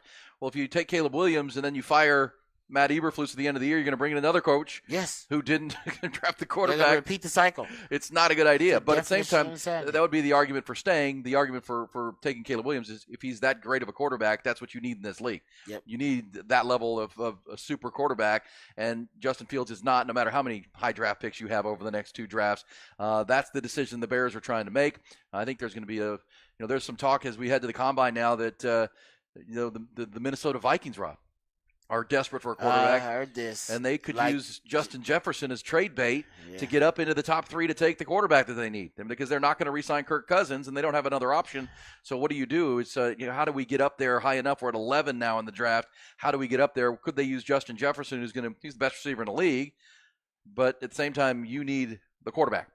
So there's going to be a lot of these conversations here in the next 3 weeks or actually 2 months, all the way into the draft at the end of April. It'll be interesting to see. Minnesota thought, and I think a lot of other folks out there did. I did not, but a lot of folks thought that now with Green Bay, having a quarterback transition, they'll have to kind of rebuild and reload as an organization, and they won't be much of a threat. And then, I don't think anybody really expected Detroit out of nowhere to become a powerhouse, which, by the way, they are.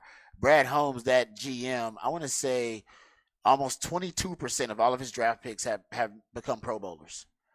His hit rate is unbelievable right now. So nobody really, and so they, like I said, they got a really bright future, and nobody thought they would hit. So if you are Minnesota right now, it's an arms race.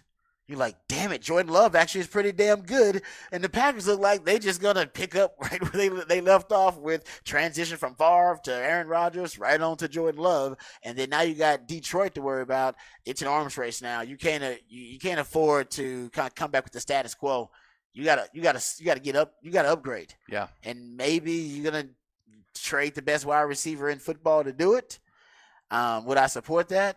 If you hit on the quarterback, I'd support it. It's worth it. Just like Nick Caserio. I was like, if Nick Caserio hits on the C.J. Stroud, Will Anderson move in the draft, it was all worth it. I don't give a damn how much he gave up. It was worth it. It's worth it. If you hit on the quarterback, it's worth it. Yeah.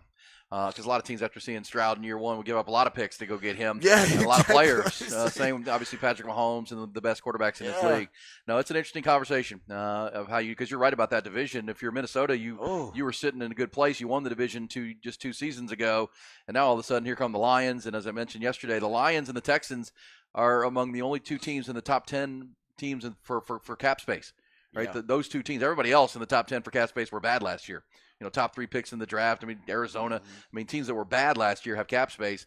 Houston and Detroit were both pretty good last year, and Detroit was almost in the Super Bowl, and they've got cap room. And this cap explosion where it went up $30 million helps, even further helps the Lions add pieces. The Texans maybe get in the market, and the Lions can start re-signing some of their Pro Bowlers, which is what they should do, right?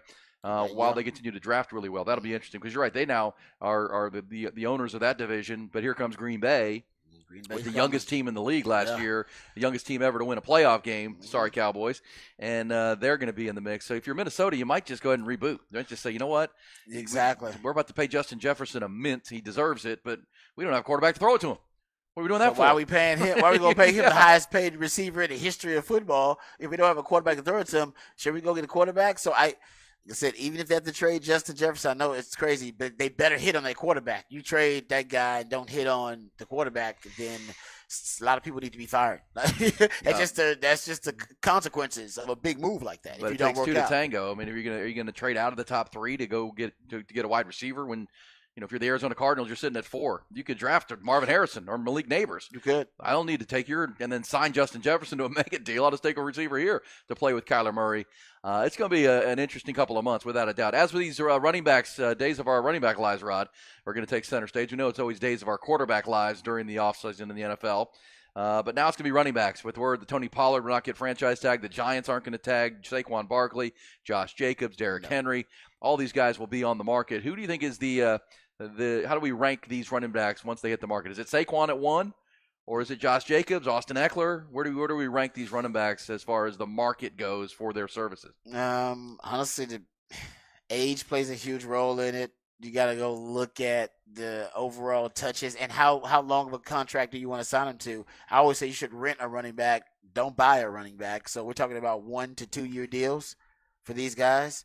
And, for me, it's the running back who also is a receiving threat in the passing game. So Saquon and Austin Eckler for me, man, they stand out because those are guys that can really help you in both areas as runners and as pass receivers. Josh Jacobs may be younger. So he's 26. Yeah. Barkley's 27. Yeah, see, 27 is the age. Basically, running backs production that based on the studies and patterns and trends since 2000, basically they peak at 27 years old.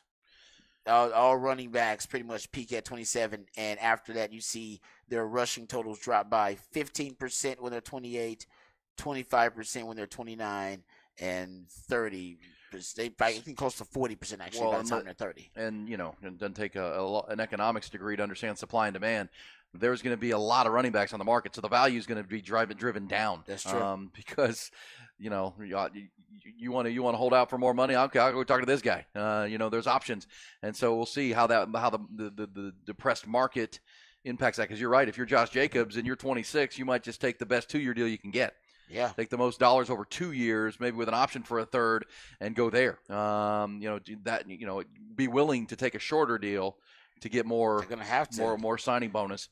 That's what those teams are going to want. Because Austin Eckler's 28, Derrick Henry is 30 years old now. To your point right there, those guys are those are ancient, but running back years. Yeah, Todd Gurley ain't even 30 yet. Todd Gurley ain't played running back. Todd Gurley, that's a blast from the past. Yeah, but he ain't even. You blew realize his that? knees out, yeah. He's still in his 20s. I know. You realize that? Yeah, he came in young. And the running back market, man, it'd be interesting. Like you've heard Derrick Henry linked to teams like Baltimore looking to get over the hump in the AFC. Would Derrick Henry fit next to Lamar Jackson? That'd be pretty devastating with Zay Flowers. I'm really interested to see what this market's going to be for these backs. I'm with you. No, it's Todd Gurley's 29 years old.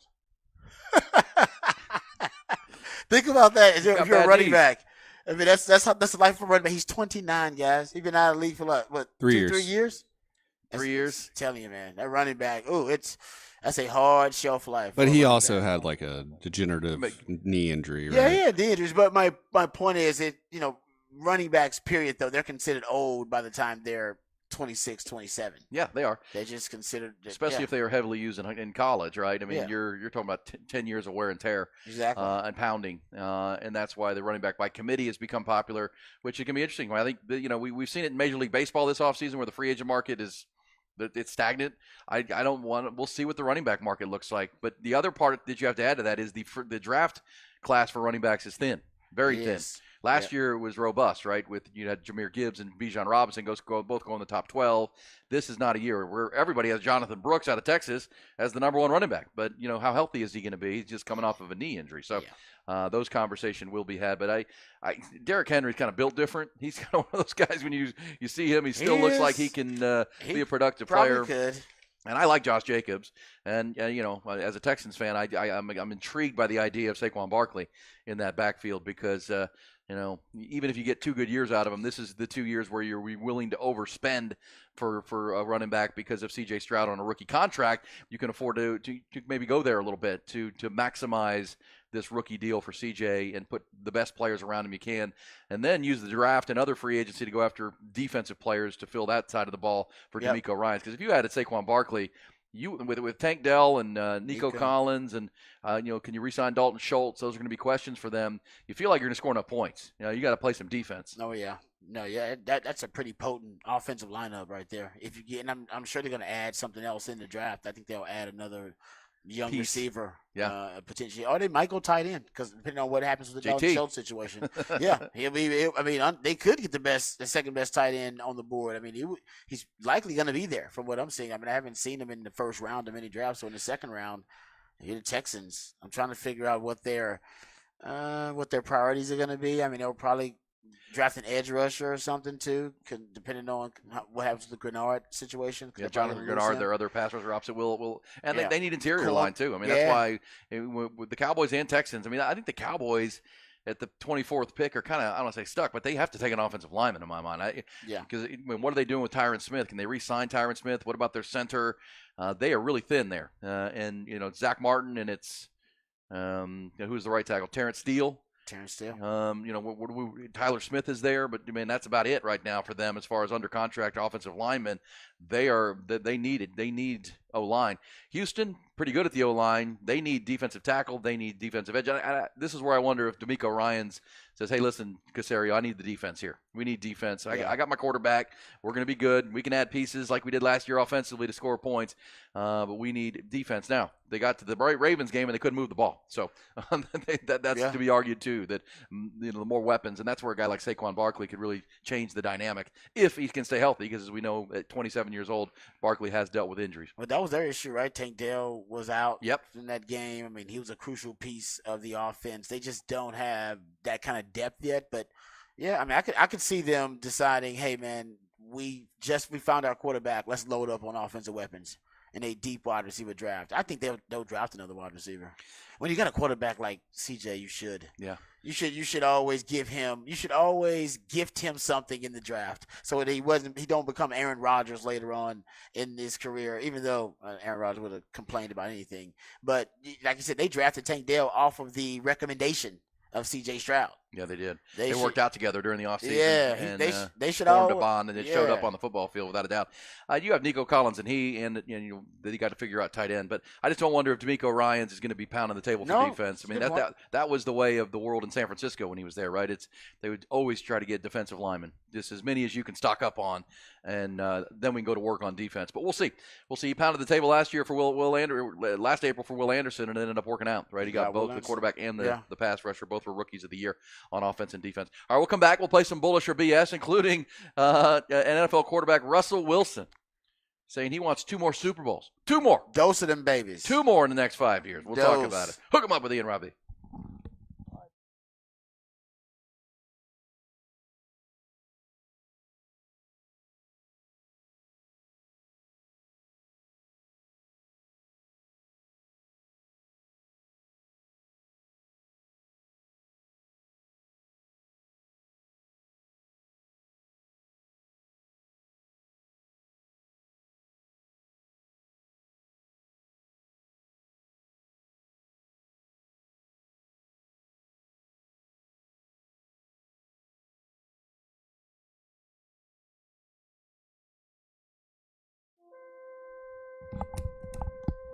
Viking Fence, the premier fence company in Austin, Texas since 1972. For all the reasons we talk about, it is the ownership of every project. That's really been their incentive, right? They want to be able to control every phase, and that's why controlling the raw materials is so big for them. That's why they invested in their own on-site cedar mill. No one else has that in the state of Texas, for crying out loud. Their own on-site gate fabrication facility for any kind of residential or commercial gate. Their on-site custom iron facility with the CNC bending equipment, cold and hot forging capabilities, all the way down to their on-site pre-staining equipment for the Western Red Cedar. It's all the investment they've made to control those raw materials, because they're going to control your project from inception to installation. And that's how they've been doing this since 1972. They're still locally owned and operated right here in Central Texas, but they've expanded, right? They'll do projects up and down I-35 into the Metroplex now, because they've made that investment in the foundation of what they do and how they do it. The experience is through the roof as far as their crews. Their quality control division oversees everything and every part of your project, checking in, making sure things are on time and on budget, and you're getting what you need. And that fence is going to be tremendous, whether it's for your home or for your business, every single time at Viking Fence. 837-6411. The phone number is 837-6411. Find them online at vikingfence.com, that great website. And simply remember, when you think fence in a project of any kind in the ATX and beyond, always think Viking.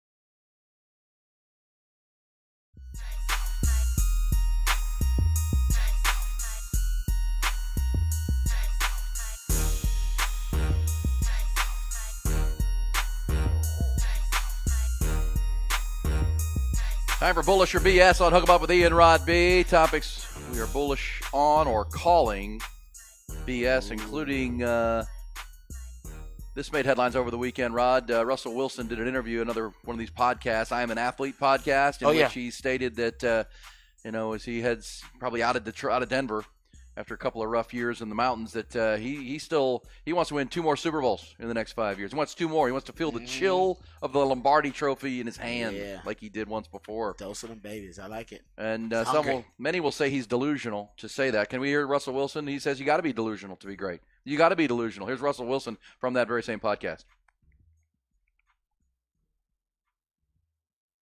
Sorry, I've got some buffering. Here we go.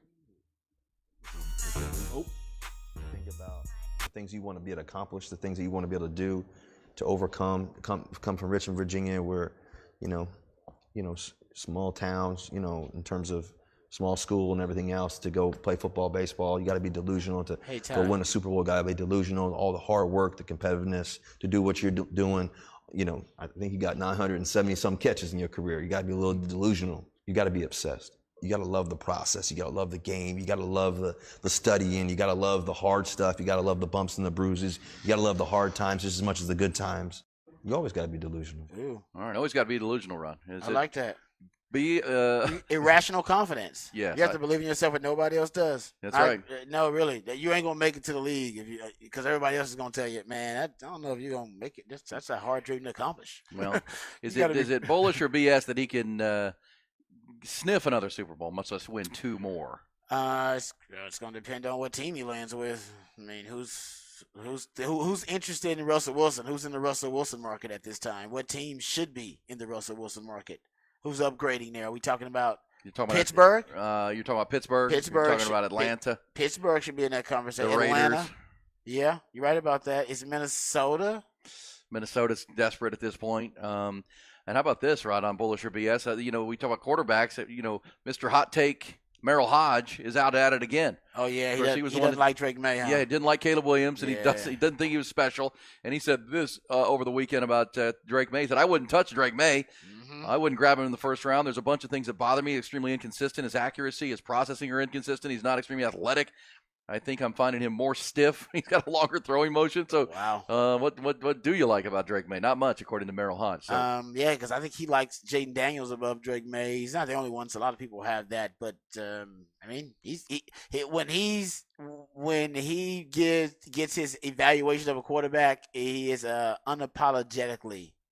He goes all in. Yeah, exactly. He's all in about it, and he's unapologetic about it. Trust me, even if he's wrong, you won't hear Merrill Hodge change his opinion.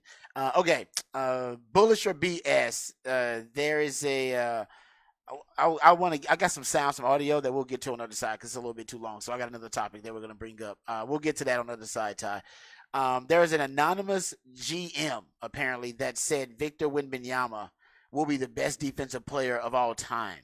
Are we bullish or BS on? Say it again. Anonymous GM that Victor Wemby will be an anonymous NBA exec. They said so, not a GM. They said an NBA exec says Victor Wembanyama will be the best defensive player of all time. It comes from ESPN's ESPN McMahon. I think he has a chance. I mean, I don't. I mean, would I be bullish on that? I would say cautiously bullish. Yes. Just because, look, he's just such a freak. I mean, the only question I have on Wemby is health. Can he stay healthy? Because big guys, feet, those kind of things over time. But he hasn't had any injuries. No. So, I mean, the hype on Victor Wembanyama coming in is he's kind of a cross between Kevin Durant and Giannis, but he's taller. And you're kind of seeing that. I mean, you have to project Wemby 4 years from now when he's 23 years old and has played 4 full seasons. As you said, he may win Defensive Player of the Year this year. I think he should. I mean, he leads the NBA in blocks. He's on a terrible team, but he leads the league in blocks. He's got 38 blocks this month. And he's getting better. He's more understanding. He has more blocks than 7 teams. I don't know how people can justify that he's not going to be defensive player. I'm like, it's obvious he's the best defensive player in the league. They get right now. Yeah. He's averaging almost 1.5 steals too. I mean, he's been fantastic. He's got good hands. He's just so nimble for a big man. And even Kevin Durant been recently saying that he's going to own this league when he evolves fully. I mean, he's still growing into his body. He's got to get in the weight room and add some weight, but he's only 19 years old. Yeah, LeBron said he doesn't have a ceiling. It's, It's freakish. He is without a ceiling. No, I love his highlights. I mean, the highlights, even from this season, I know the Spurs ain't winning no games, so nobody's watching them. But, man, he is doing some superhuman, crazy stuff on the court that you've never seen before. Because you've never seen a player with his stature and dimensions out there that are as skilled as he is, being as big as he is. We've never seen it. It's unprecedented. Somebody said here on the text line, Russ absolutely could win 2 more Super Bowls. Just sign as a free agent to be the backup in KC. Hey, well done. Good thinking. Yeah, be Mahomes' backup. Take the easy path, baby. Hang out with Sierra, and you know Sierra can hang out with Taylor Swift. And you know who would welcome that? I think the Chiefs would welcome that. They'd be like, yeah, it's pretty good. We'll take that. Yeah, come win some Super Bowls come here. Be our season backup. Hey, you'll play probably once or twice a year. You know, you have that game, especially when they all had the playoffs locked up or their spot locked up, or you'll have that 1 or 2 games that Patrick Mahomes will miss because of a slight injury, and they want to be really careful. So you get a couple of shots. Well, and Sierra gets to be friends with Taylor. Oh, yeah, you're right about that. that's gonna blow it up. That's gonna blow it up, man. Then they get all the female viewers. That's what they're trying to get anyway. Maybe the NFL will get that going. I think Russ should go to Pittsburgh. Pittsburgh needs an upgraded quarterback, and I don't know why they're not interested in Justin Fields. I guess they don't want to pay the price tag. Make the trade, but go get Russell Wilson. He's better than Kenny Pickett. Kenny Pickett, man, Kenny Pickett. He has the lowest touchdown rate of any quarterback in NFL history. Yeah. I'm not throwing. He's only throwing a touchdown at 1.8% of his passes. That's the lowest touchdown rate in the history of the league. Go get a quarterback, Pittsburgh. What are you waiting on? Yeah, Russell Wilson would be interesting there for sure. All right, so Kim Kardashian, by the way, dating Odell Beckham Jr., according to some reports. Say what? Yeah, Kim Kardashian dating Odell Beckham Jr. Uh-oh. And Odell wants to play in Kansas City. He wants to bring Kim Kardashian, have another power couple in KC. Let's do it. And then Russell Wilson as the backup. Oh, man, there you go. Consolidate all your pop culture. Yeah, right you got there. Taylor Swift. You got Kim Sierra. Kardashian and Sierra all hanging out in lovely Kansas City. That'd be fantastic. Oh, man, that's all BS. We'll come back. Hook 'em up with Ian Rodby.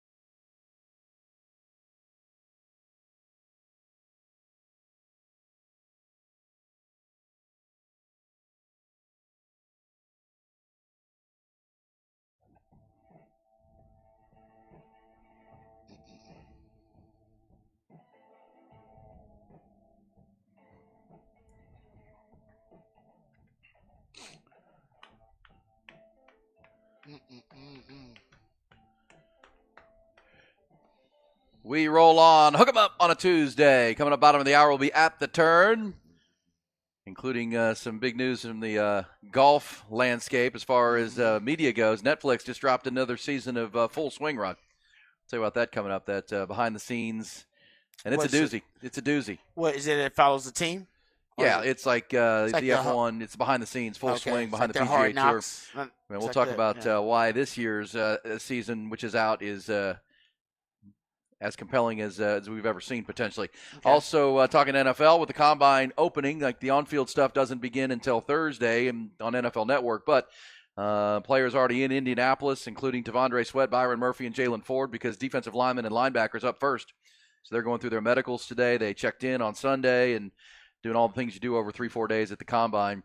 11 Longhorns will be there throughout the weekend. Heavily representing the Texas brand. And honestly, it's a good year to have a lot of people at the Combine, because there's a shallow pool of talent coming out in the draft, because you had so many underclassmen that are staying now in college because of NIL opportunities, because of extra eligibility and transfer portal freedom. Yeah, they're staying in college. So you got fewer high-level underclassmen that are going to be drafted in the middle and later rounds. So if you're a Jordan Whittington and you're a, Christian Jones actually is rising up draft boards fast. He is. Well, he just looks the part. And then you watch his film from this year, and he's really gotten better under Kyle Flood's coaching there and development. And, you're right about that. I mean, it's not just the underclassmen. It's also the upperclassmen that are coming back. I mean, the Longhorns, Jahdae Barron is coming back. He could be in this draft, and he'd probably be a fifth round pick kind of player. Alfred Collins, another one that could, but because of the ability to make a little bit of money while you're here and further develop and improve your draft stock for the following year, like Christian Jones did, like T'Vondre Sweat just did. Yep. The only Longhorn you could argue maybe hurt his draft stock was Jalen Ford. Because Jalen Ford could have gone last year and came back and apparently battled an injury after the Oklahoma game. So crazy that, I guess people they're not watching the 2022 film as much, because based on what I can gather, he's dropping on a lot of big boards overall. Well, that's where your agent needs to be pressing. Hey, watch that 2022 tape. He did have an injury, and that's what you'll find out today and yesterday at the Combine. The medicals, how does he check out? Jalen Ford's an instinctual player. I think he's a good player. Even if he goes in the fourth round, he's going to be a good football player. That's where most of your off-ball linebackers are drafted. They really are. I mean, Dre Greenlaw was drafted in the 5th round. I think Fred Warner's a 3rd-round pick. What's that kid? Chanel for the Leo Chiefs. Chanel from Wisconsin. He's a 3rd-round pick too. I mean, that's just usually that's kind of where, unless you're a freak, and you're in the 1st round, that's where your off-ball linebackers are usually slotted and valued. And I still think, at his ceiling, he projects to be a starter in the NFL. I think he's got that kind of ceiling. Now, whether he would be that's a different discussion. But yeah, I mean, it's like I said, it's good for all those guys who are going to be drafted middle and later, because it is a shallow talent pool. You had only 58 underclassmen declared for the 2024 draft. That's half the average of 2016 to 2022. Yeah. Usually you'd be talking about 100-something guys. Yeah. So it's definitely going to affect the overall draft philosophy and kind of method for some teams. For sure. I mean, and there's talk already that 6th, 7th round picks you'll start dipping into your preferred free agent group as far as your big board goes. Yep. With those picks late. So will be interesting. And obviously that's the effect of what's happening in college football with the NIL and the ability to make some cash while you continue to play college football. One other note on that before we get to the headlines. We talk about Drake May and the Bullish or BS conversation. It says here, Adam Schefter says Drake May, who is in Indianapolis and will be projected and participating in the Combine. Quarterbacks go on Saturday. He's been spending his time working and learning from 8-time Pro Bowler Phillip Rivers. Oh, nice. I like that. I like that, too. Yeah, okay. How's he got time for help and coaching quarterback? Doesn't he have like 10 kids? Good man. And doesn't he coach or something? He Phillip does. Rivers, busy guy. Phillip Rivers a coach. Yeah, seriously. It is. Oh, man. Yeah, his poor wife. Poor wifey. Poor wifey. Well, I mean, she doesn't get a break because I think, man, they're pumping him out. I'm sure it's agreement. It's agreed to. I know. She needs some help. I'm sure she gets a lot of help because that's man. I guess the older kids, because now what's their oldest? Do we know how old the oldest is? No, I don't. I mean, all right. Yeah. He's got himself some youngsters. Man. Well, but that's a better outcome, the Phillip Rivers family, than like Tyreek Hill. Apparently, Tyreek Hill's had 3 babies this year. Yeah, you don't want that. Yeah, and 3 babies in a 4-month period. I think he's still married at one point. That was thinking about separation, but it is cheaper to keep her, so I think they're still Let me together. see if I can do the math on this. Even though he got caught up. He got caught 3 up. babies in 4 months. Oh, he got caught up. Huh. Yeah, it's like that South Beach thing got to him. oh yeah, it is. I think he just got married. I think they got married not too long ago. He ain't been married that long. No. To That's Kenny Vaccara's sister. Right? Yeah. You know. And I think she had one of the kids. I do. Yes, I think she did. Okay, She good. did. No, Good. yeah, that's He likes baby mamas. He's a big fan of baby mamas. He likes that. Phillip Rivers likes the babies. He likes Hey, let's He get likes the to babies. let's get to the headlines, trending topics to start this Tuesday morning. Top Gun Rentals and Lawn Equipment bringing you the top news, and we start in the NFL. Yeah, according to ESPN's Adam Schefter, the Dallas Cowboys not expected to use the team's franchise tag on running back Tony Pollard as they did last season. They're not going to tag him. That means the 26-year-old will hit the free agent market in mid-March unless they get a deal done, but likely won't. It's going to be a robust running back market this year. According to Schefter, Saquon Barkley, Josh Jacobs, Derrick Henry, and Austin Eckler are all expected to be on that market because the Giants, Raiders, Titans, and Chargers not going to use their franchise tag on them either. College hoops, just 3 days removed from that blowout loss at Fog Island Fieldhouse in Lawrence. Rodney Terry's struggling Longhorns head into an even more hate-filled environment tonight when they roll into Lubbock to face the Texas Tech Red Raiders for the final time as a member of the Big 12. A fan blackout is planned. There's been campouts for students since Friday for the 157th meeting between the two and the final for quite a while, likely. The Red Raiders 14-1 at home this season, boast a 3-game win streak over Texas, including earlier this year in January. Texas has dropped 5 of their last 8. They're in the tournament as far as the latest projections, but on that bubble, if they keep losing ball games. Tonight's game tips at 8 o'clock tonight. No struggles for the Texas women. They're up to number 3 in the latest AP Top 25 poll that came out yesterday, trailing only South Carolina and Ohio State. They have a massive game tomorrow night in Norman against first-place Oklahoma. In college hoops last night, big Monday win for the Baylor Bears in Fort Worth. They went into Fort Worth and beat TCU 64-52. UFCU Dish Falk Field tonight, 15th-ranked Longhorns and David Pierce wrap up their season-opening 8-game homestand, hosting St. John's at 6:30. David Pierce's Horns haven't allowed a run in the last 28 innings. They enter tonight's game with a pitching staff ERA of 1.66. They'll also enter the game with the Big 12 Conference's Pitcher of the Week. LeBaron Johnson Jr. took that honor yesterday after his performance last Friday night. Third baseman Peyton Powell is the conference's Player of the Week. Peyton hit .471 with 3 home runs and 8 RBI in 4 games last week. Tonight's game at 6:30 ahead of that big series down in Houston this weekend.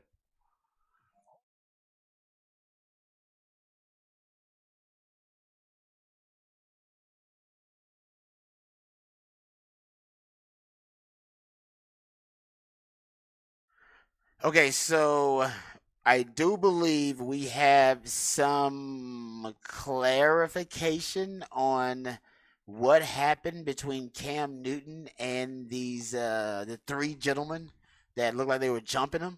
TMZ has got a story where they're quoting some sources from Fox News Digital, where I believe TJ and Steph Brown, who were coaches for Top Shelf Performance, I'm assuming one of those 7-on-7 teams, where Cam used to help out, shared their side of the story on Monday. They insist that this was Cam Newton's fault, that Cam Newton was the one that instigated the situation. So we have some audio. My man Ty has pulled some audio of these guys, and they are, if I'm not mistaken, they're on their radio station or podcast, right? And that is, I think the platform that they're on, and she's asking them about it. Here is the audio of the guys, 2 of the guys who apparently were in the altercation with Cam Newton. I just want to know, what transpired, what can make anyone, so angry, because I'm sitting here and I'm speaking to you guys, and there's so much that you guys are doing for the community, and you're pouring into these young men, and so it's just what can make something transpire like this? First and foremost, what I want to do, I want to apologize to everybody that was out there and to the parents of not just our team, but everybody that was affected by it. That should have never happened. We should have been able to sit down and talk. Like, there's no reason we should be yelling at each other while a game going on. Like, ain't none of that necessary. So Cam has an organization. Mm-hmm. It's not just one team. He has an organization. So it's just been a lot of trash talk, from, what I'm saying, hit more so his side. Just out of nowhere, just talking crazy to us for no reason. It's like, it's not nothing new. Like, I've been around bro for 5 years. So, like, this typical Cam Newton behavior. But Steph, you was right there. Yeah, so So you was listening to the whole thing. So you heard him and you walked up. So Steph walk up there. Oh, okay. And as I'm walking up with Steph, Cam is in Steph's face. I made y'all responsible for everything y'all do, whatever. Then he grabs Steph. Okay. So me being my little brother, and I'm walking up a flight of steps, and I see a 6'6" guy grabbing my brother. And that's the footage that everybody That's what everybody's seeing. Okay. Like, So that was the first altercation Yeah, where everybody saw. Nothing else Right ever then. happened before Okay. that. Nothing else ever like, happened. nobody's Okay. seeing like how he was talking Talking crazy for like the none of past that. 2 days. Like Yeah. nobody's seen that. Like, All right, so they claim that basically Cam been telling them that Cam started the altercation by grabbing, one of their friends. It's just, It's a horrible look. You guys are coaches. You guys supposed to be setting the example for the young kids out there. Then y'all are actually getting into a melee at the 7-on-7 tournament. It's a horrible look all around. Everybody should be ashamed of themselves. It really is. yeah, Cam Newton for sure. I mean, you're an MVP of the league back in the day. I mean, Yeah, can man. you imagine the Mannings getting in a brawl at the Manning camp, with No. all the quarterbacks? It's like, Not come gonna on, happen. man. Not gonna happen. Well, these dudes are stupid too. Yeah, man. They're all stupid. You don't want to get to the altercation. This dude is 6'6", 250. Come on, man. 6'5", 250. He's bigger than 90% of the NFL defenders, and you want to go over there and get into a scrap with him. He may have been talking some trash. I don't know. Like I said, they claim that basically for days before that, Cam was talking trash, disrespecting him. So that's what they claim. That's their side of it. We'll hear Cam's side of it, I'm pretty sure, coming up. And they were on 105.3 The Beat, some radio station or something like that. Saying that. So. All right, Cam, let's get it together. Let's get it together, guys. Let's all get it together. Yeah, man. Come on. That's like I said. The farther we get from it, I think we can all reflect it and see, man. All of y'all look bad. Real bad. Like, everybody look. You gotta defend yourself. You want to defend yourself, but y'all all look bad. Everybody looks bad. And Cam Newton, I don't know who first, but somebody should be able to de-escalate it quicker than that. Yeah, before it turned into a brouhaha. And it turned into that. Then that went viral, of course, and here we are. Yeah. And Cam Newton got the better of those dudes too. But He did. let's set a better example for the young people of America. Hey, You know what I'm saying? He showed off. He got that dog in him. He's got He them does. hands. He did show off. He's got that dog. I don't want to be testing Cam. He let everybody know. He ain't the dude to be Well, look, tested. Out of all the quarterbacks in the history of the NFL, Yeah. he may be the one that I probably would pick in a street fight. I mean, honestly. By the way, if you were to pick a current NFL quarterback to get in a street fight with, who would be the top of the list? Would it be Brock Purdy? That I want to fight? Yeah. That I get to fight? Yeah. That is good. Oh. Ty, who's your pick? If you're gonna get a scrap with a current NFL quarterback, where are we going? That's good. Sometimes I want to fight Is Dak he gonna be a Prescott starter? sometimes. You want to fight Dak Prescott? Does he have to be a starter? Or can he be a backup? Why pick on the backup? Because I probably can beat. I got to mention that beating those starters. Those are jacks. You know what? Patrick Mahomes and his dad bod. Actually, I think I got a shot. Have y'all seen Patrick Mahomes' I dad have. bod? I believe I got a shot in the scrap with Patrick Mahomes. Even though I'm sure he's a lot bigger than I actually think he I is. think the smallest. Bryce Young's the smallest quarterback. Oh, so yeah, it should be Bryce Young. I saw him at the Super Bowl. I definitely could beat Bryce. I'd go in with Bryce. I think Bryce is your guy. Yeah, because even Purdy's a little bigger than you think. Yeah, Baker's. We've seen Baker scrap with the Arkansas Troopers back in the day. I mean, yeah. No, you're right. Those smaller quarterbacks are thick though. Like Baker's thick. He's thick. And Yeah. so is Purdy. Purdy's a little thick. You're right. Bryce Young's the guy. He's the one you need to pick on. You need to go after Bryce Young. You're right. I can take Bryce Young. But like in the history of all quarterbacks, Cam Newton's the last one. He's the last one you want to go after, dude. That dude's built like a Marvel character. You crazy? The last one. Yeah, him and Josh Allen. Dante Culpepper back in the day, another one. I'm not going after Big Dante. Big Yeah, Dante's Dante. Inferno. That's That not dude good. He was built. He was stacked. That's That's a big good boy. one. That's a good one on that. It's a good discussion. I Yeah. like that. Yeah, but you're right. I would go after Bryce Young. He's probably the easiest one to pick on. Kyler Murray. Oh, But he's thick. Kyler's thick though. Kyler's he's built like a little Kardashian. But So he's see, you thick. have the reach advantage. You got short little arms too. I should be able to take Kyler Murray, but he's thicker than you think. Bryce is short and slight. Yeah, he's slight and slim. Slim. Yeah, so you look. Trust me, Kyler's thick, man. It'd be hard to get Kyler to the ground. He's got basically center of gravity on you because he's so small. He can get at your legs. You know what I mean? Lowest pad level wins. But by the way, Kyler Murray is leading this by a mile on the text line. I'd whoop Kyler's little ass. He's got a personality that's punchable, though. You want to punch Kyler Murray. Yeah, you want to get your shot in on him. Baker's the worst. I want a piece of Dak Prescott. I take that back. I take that back. I'd take Baker then Kyler. Yeah, over Bryce Young. Well, it's not who I want to fight or who do I think I can beat. Who you like your chances against? Yeah, exactly. I don't know. I feel like I could. I'd at least contend against Baker Mayfield. All right, that'd be the Battle of the Lakes. I love it. And he was known as quite the fighter in high school too. Oh, is that right? I was. Yeah, Pugilist. I've heard a lot of stories from Westlake guys that were in his grade. There was pretty much fights every weekend with him. I'm not. See, yeah, I don't know, man. Baker's he's got a little toughness to him. Yeah. Well, that's my thing. Do you think I'm the strongest guy? Like that's like you gotta when you're fighting, you gotta flip the switch. Yeah, you gotta be scrappy. You gotta turn on you crazy. Yeah. I'll tell you one right now I wouldn't want any part of is that Anthony Richardson dude there in Indianapolis. No. I'm out on that deal. Out on that. No. What about Geno Smith got his jaw broken by by his teammate, right? Oh yeah. So he's got a weak jaw. I forgot about that. He got a weak jaw. I do too. I've also got my jaw broken by getting punched in the face. So that tracks. Somebody said try fighting Jalen Hurts. Not going to happen. Yeah, that's not one. No. Just powerlifting. No, thanks. He's also on that list of hell no. I will not. Kirk fight Cousins. That guy. Kirk's pretty built, but at the same time he might just give you a hug. He's such a nice fella. He's a nice guy, but Kirk's got that street seat every now and then. You like that?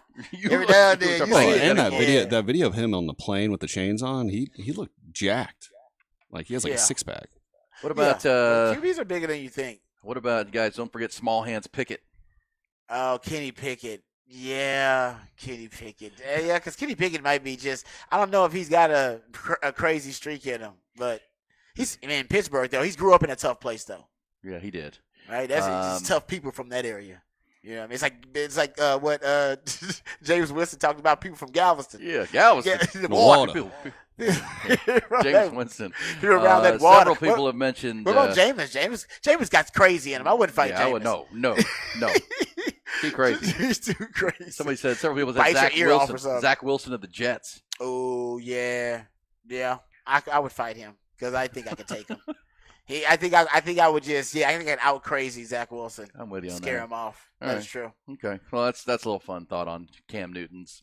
No, I don't. Like I said, misbehavior. That's why I took 3 of them, and they still got beat. Yeah, all 3 of them. I'm out. There's not as far as NFL players, you're going to pick one. It's probably quarterbacks and kickers and punters first, but then quarterbacks are on that list because you don't go anywhere near anybody that plays defense, right? Like you. I don't want any part of that. You guys run and tackle and hit people for a living. Oh, I'm gonna get a long snapper. Long snapper might be on the list too, though. Ooh, there you go. People you want to fight on football players you want to fight. Okay. Yeah, you're right. Kickers and punters, though. It's because it says I went to school with Baker. That dude would beat your ass. See, he likes to fight guy. Ty used to be in the Westlake Fight Club in addition to the Glee Club. Yeah, so. Some people just like to fight. They likes to fight people, and they don't mind getting punched in the face. And pain doesn't really affect them like that. I don't like getting punched in the face. Neither. You know what I mean? I've won my share of fights, but I don't like getting punched. I'm not the fight guy, but the feeling of landing a clean punch on somebody, not that I have more than a few times in my life, is the same feeling as like hitting a home run.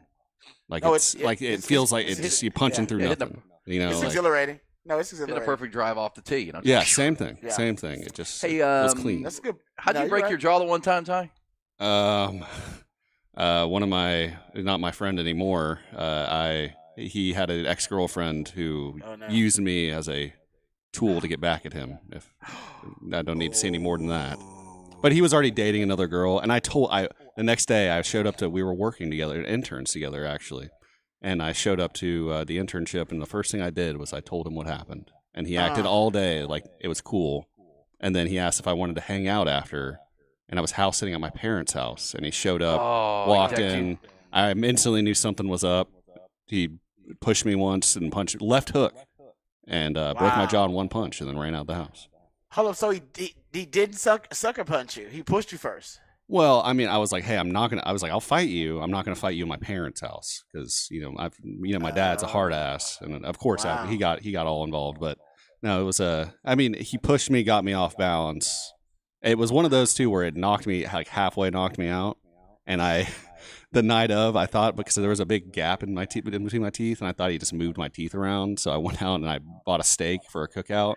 Took one bite in the steak and just felt and heard the crunch. Oh my With a God. broken jaw. Oh yeah, Oh my God. yeah, and I was down to 135 pounds a few months after that because can't eat. Unbelievable. It was terrible. Oh. Dang girls. She was worth it. Dang though. girls. This says She was worth it. Yes. she was Nice. worth a broken jaw. Nice. This says nope on Zach Wilson. He'd try to get revenge by sleeping with your mama. He does like the MILFs. That is true. He's a fan. You know what? Hey, you know what? If Zach Wilson wants to bang my mama, go right ahead. He ain't gonna have no success with it. I doubt it. And trust me, he don't want to do that. That's just funny. Okay, so there's some off the Cam Newton. This guy's funniest thing. Part of the Cam Newton conversation was his Dr. Seuss hat didn't move at all. It was stitched to his head. But you mentioned his hair. He puts the hair through the hat. Yeah, the hair kind of comes through the hat. It comes through the hat. He's got that huge head of hair. Yeah, so that thing ain't coming off his head at all. They couldn't get that off, but they didn't grab his hair though, and I think it's good he didn't have the hair down, because I think that's even though women use that more than men, you can just grab his hair, and once you grab somebody's hair, you really can kind of control the head. Yes, well, that's right. That's the You key. control there. Yeah, you get the hair. You control. Especially when you're that tall, right? That's exactly. You're like reaching down. And that's what women do first. Women go for the hair. That's the first thing they grab. Got hair. He's like, oh no, she got the hair. Those were the most vicious fights in high school were the ladies. They are, because they don't know what they're doing, and they just like even the teachers don't want to get in there and break it up. The coaches are like, oh, man, I ain't no. She got nails, got some sharp shoes People on. Are going up against lockers, hair's flying. Ooh. Exactly, because with the dudes, because the dudes are actually trying to square off and kind of box it. Yeah. So there's a way you can kind of some structure to it. Get in between and go, oh guys, With women, there's no structure. You're right. They just go at each other, and there's no space or time where you can break it up. It's just they become one kind of just glob and mass, just going at each other. Out on that. Yeah. That's good stuff. Fight okay, club. so we've got Texas Hoops tonight. We'll preview the game. Longhorns got to get it going here at United Supermarkets Arena. As we found out in the 6 o'clock hour from someone who lives in Lubbock, they've been camping out since Friday for this game. They're ready for these Longhorns, man. That is the crowd is. I'm saying the crowd. This is the last time. And Texas Tech does not like Texas, and dating back to the Chris Beard situation, this is the last trip in, and maybe ever. I mean, there's a chance they never go back to Texas Tech. Yeah, we don't know. And I know there are a lot down there at UT that aren't in a hurry to get back out there after some of the things that have gone on there, been football and basketball. But either way, that's what fans are about. And the Longhorns will be in that den tonight. And look, Texas Tech is trying to keep pace in the Big 12. I mean, Grant McCaslin, their first-year head coach, has done a great job of exceeding expectations so far this year. Yes, and they're doing it with Pop Isaacs in the backcourt. They're doing it with Joe Toussaint in the backcourt, the West Virginia transfer. They're a tough team. And as we said, Rod, I think the word tough is what keeps coming back for me. They got to play tougher. Texas does. They got to play tougher. There have been times where they have this year, but man, it was almost like that Houston game. Remember when that Houston game, they had a week off. They didn't play a game all week long. Come in and Houston just out-toughed them. And K-State, they beat K-State, but it was a real ugly basketball game. And then we saw what Kansas did to them, just obliterated them in 20 minutes of basketball. It was over by halftime. And as we say, Max Abmas has to play a better brand of basketball. The backcourt has to be stronger. And as you say, the more tape that gets out, the more there's kind of a book on him and on this Texas team. And it seems to because I thought they were heading in a different direction after they came off the win over Baylor and had that tough stretch where they beat some ranked teams. And it seems like it's gone since that week off. They haven't been very good, honestly. No, they've been sporadic, right, in their play, and then sometimes they can play at a high level. I think a lot of it's based on the matchups for this team, but they don't have a brand of basketball. They really don't have an identity as a team, and they need faster starts and better starts, especially on the road. They can't afford to be digging themselves out of a hole the entire game. That's going to be big for them in this matchup versus Texas Tech too. Texas Tech's got some guys that are dealing with injuries. I think the most probably the most impactful one is Warren Washington, one of their big men. That's important. I mean, you can get to the rim. That means Dessou needs to be in the post and Yes. making things happen. Yeah. That means the guards need to be trying to get to the rim, to easy buckets or getting to the foul line. For Texas Tech, I mean, that they have a style of play that they take a lot of pride in. I think the Longhorns need to, like you said, toughness. Maybe that's it for the Longhorns. Maybe it's just a road toughness, tough style mindset. of play. You're going to go in there with a hard hat on and try to take a win and quiet that crowd. It'll be a tough environment. All right, we'll come back with At the Turn. We'll be halfway through our Tuesday conversation. We'll get you this the situation with the new Netflix series, which is all golf, and why you're going to want to watch it. Even maybe if you're not a golf fan, it's going to be compelling stuff. Rod will also take us behind the burnt orange curtain one more time before the end of the hour. Some bullish or BS. I know you don't want to hear about Taylor Swift, but she broke another record, Rod, and off the record. She always does. Another record. Hook 'em up with Ian Rod B.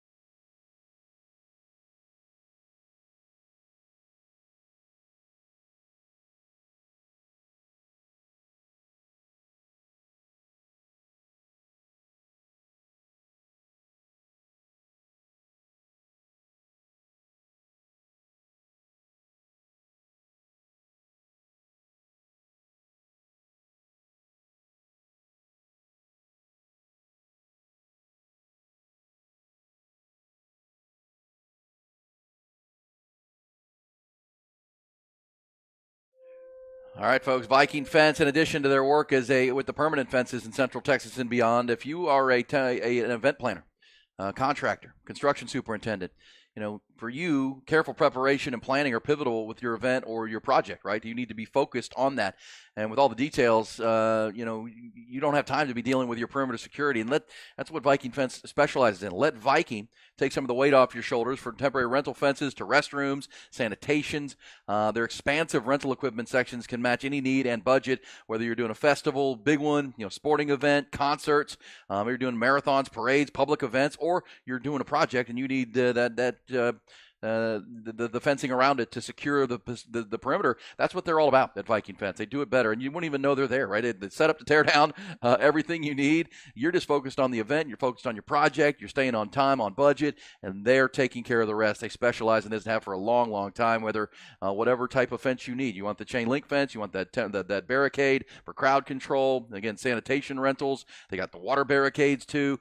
They got you covered, and so you can focus on that event, that project, get things done and be on time at Viking Fence every single time. They're that damage waiver rate, which eliminates untimely chargebacks every time. They're just the best. They're great people to work with as well. 837-6411, the phone number. It's 837-6411. Find them online at vikingfence.com. And remember, when you think fence of any kind, including temporary rental fence in the ATX and beyond, always think Viking.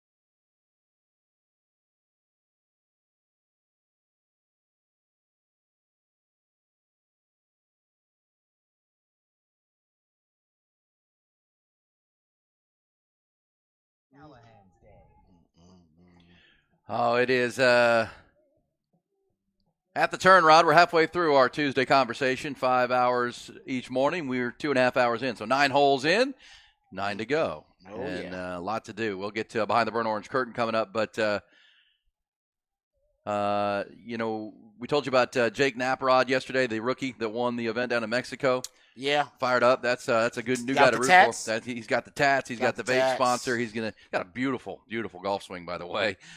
It's one of those you watch and go, man, that is butter. I need that golf swing. This week they'll be at the Classic in the Palm Beaches starting on Thursday. It's at the PGA National there down South Florida. The Florida Swing begins. But here's the big news out of golf. Netflix dropped a trailer yesterday, Rod, on Season 2 of Full Swing. And Full Swing Season 1 was well received. It was a lot of views. It was just behind the scenes with different players and golfers. And obviously last year, a lot of drama involving the LIV Tour and players who were defecting and Brooks Koepka and those kind of things. This year, holy cow, how about this? What it says on Netflix's own Twitter tweet. It says, rivalry, controversy, drama, just another year of professional golf when the Full Swing cameras are rolling. Season 2 premieres March 6th. And then they show the trailer, Rod, and it's you see, we know what went on last year, right? There was the merger with LIV, the ongoing controversy with LIV. Rory McIlroy was a face of that. There was also the Ryder Cup when the Europeans skunked the Americans, and there was almost a fight in the parking lot with Joe LaCava and Rory McIlroy. That's going to be featured. The cameras are all rolling for all this, Rod. Yeah. So now they're consolidating to bring it all into you. Oh man. It's going to be good. I mean, even if you're not a golf fan, I think you'll get into it because there was a lot of bad blood. I mean, literally. How many episodes is this thing gonna be? The first one was 6 or 8, and I think that's about the number here. Okay, nice. All right. You also another notable subplot is Justin Thomas, who was one time the number 1 ranked player in the world, and we talk about Scotty Scheffler losing his putter. Justin Thomas lost his game. I mean, he was shooting. He played in the Open Championship, shot 82. Yeah. I mean, he just fell apart completely. So that'll be behind the scenes of a golfer just completely losing his game, which is a guy who was number 1 player in the world falling apart. That's going to be good. So, if you're not a big golfer, maybe you want to get into golf, that may be a way to do it because there's just so much storylines, controversy going on now in golf. Got to get storylines like all over the place. I'll be honest. I mean, the on-course product this year hadn't been great. It hadn't been very compelling. I thought Jake Knapp was one of the more compelling things that's happened so far. But you got a lot of I don't say no names, but not big names winning these tournaments. Golf needs Rory. Golf needs Rory to get back and win, and Jordan Spieth get back to winning. Scotty Scheffler. Big names, big recognizable names. And for a lot of people don't even really pay attention to golf until this month when March hits, and you've got majors. Yeah, the first major's in April with the Masters, but the Players Championship is in this month, which is kind of the 5th major they call it. That's down there at Sawgrass. After they do the Florida Swing, the PGA Tour will come to Houston and San Antonio right before the Masters, and that's right. The Houston event down at Memorial Park in Houston replaces the Dell Match Play, which so they won't be coming to Austin. They'll go to Houston. Then they'll go to San Antonio. Then they go to Augusta in April there. So looking forward to it. So that'll come out March 6th. It's when the new episode of Full Swing is out, and we'll pull some audio from it when it starts coming out. Or I'll pull some audio from that trailer that they put together. Pretty good stuff to get you going for a little golf and behind the scenes golf with these independent contractors and get fired up, Rod. I think it's going. It's going to be cool. Going to be good. Going to be good. It's also going to be good with the NFL Scouting Combine. That's going to wrap up. Rod's going to take us behind the curtain here in a second. That wraps up at the turn, halfway through our conversation this morning. Brought to you by our great friends at Callahan's General Store. It's always a good day to make it a Callahan's Day.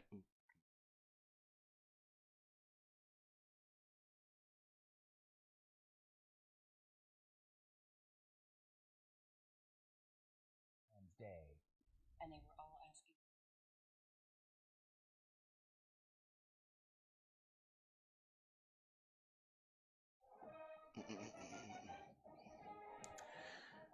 All right, let's go through a couple of items here that are combine related for the Texas players coming out in the NFL draft. Shout out to my man CJ Vogel, did a really good article over at ontexasfootball.com where he lists the most important aspect or drill of the combine for each player, like what drill or for Jonathan Brooks, it won't be a drill because he won't be working out.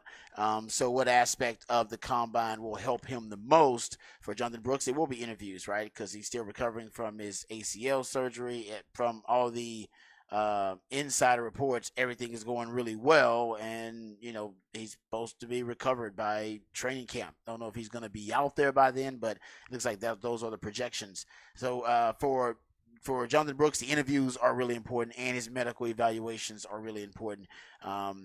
He also goes into Keelan Robinson, talks about Keelan Robinson's 40-yard dash. Yeah, if Keelan Robinson runs some freakish 40 in 4 threes, he's going to turn heads, and somebody's going to bring him into a camp. Also, I think what could help Keelan Robinson, I talked about this, if they do change the kickoff rules and adopt that XFL kickoff return, that could be huge. Teams will start to emphasize the return game. Not saying they're going to bring him in or draft him just and have a roster spot just for a kickoff returner, but they may bring him in and put him on the practice squad and see if he could be to grow into a complementary piece, something they could use offensively, but also can be primarily their kickoff returner. A.D. Mitchell, so 40-yard dash for Keelan Robinson. It's the 40 for A.D. Mitchell too. Does he have the straightaway speed? My man CJ says here, that's going to be the big question.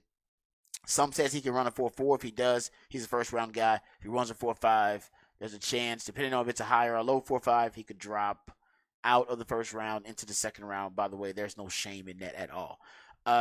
For Xavier Worthy, he says the wide receiver gauntlet, which is when you run across the football field from one sideline to another, and they throw, each side's probably 4 or 5 different coaches or quarterbacks, and they're just throwing you footballs, as many as you can. And you got to turn from each side, turn to catch the footballs as you run across the field. And they want to see basically how sure your hands are. And for Xavier Worthy, put the wide receiver gauntlet. That's not a bad idea, considering Matt Miller said that one of the concerns he thinks is overblown with Xavier Worthy are the concerns about his hands and how sure his hands are from that 2022 season when he was dealing with all the drops because he had a broken hand. And maybe that's something they haven't reiterated yet enough with the scouts, but they will at the NFL Combine. For Jordan Whittington, he points out the 20-yard shuttle, which is really important. I think, he talks about the 20-yard shuttle. It's something that can show guys change direction and agility. And he talks about the short distance, short area quickness. That's something that if Jordan Whittington can show that, then maybe the scouts will believe that he's overcome all the injuries that he's had. And it hasn't necessarily slowed him down. I think for Jordan Whittington, though, the medicals are going to be big because, like I said, they'll find injuries that maybe you didn't even know about. But every injury you've had in your playing career, going back to high school, hell, probably even before that, they are going to examine. And they're going to do it thoroughly. So if there's anything that's lingering or something that wasn't fixed correctly or something that didn't heal correctly, they'll find it, and that'll be a negative data point on your evaluation. That's just the reality of it. It's unfortunate, but it's the truth. And JT Sanders, bench press, he says here, I think for JT, it's everything. I think for JT, it's going to be the 42. He's got to show his athletic profile is as close to Brock Bowers as possible. That, speed-wise, explosivity, so your vertical, your 5-10-5, your short area quickness, everything can be close as possible to Brock Bowers, because Brock Bowers is seen as a generational talent at tight end. And then you should, be able to prove athletically that if he's generational, then I am closer athletically to him than I am to the rest of the tight end pack. And I think that's going to be the challenge for JT Sanders. If he can prove that, I think JT Sanders will increase his draft stock too. Christian Jones, it says the bench press here. That's going to be important for Christian Jones. I heard, Mel Kiper say that his favorite data point in evaluating players is arm length. Christian Jones has got really freakishly long arms and a wingspan. That is going to turn a lot of heads at the NFL Combine, just his sheer size and how big and long and rangy he is. He says bench press here, but I think Christian Jones is going to impress also in the interviews too, because he's a really smart, outgoing guy. T'Vondre Sweat, he says weigh in. I think we all agree.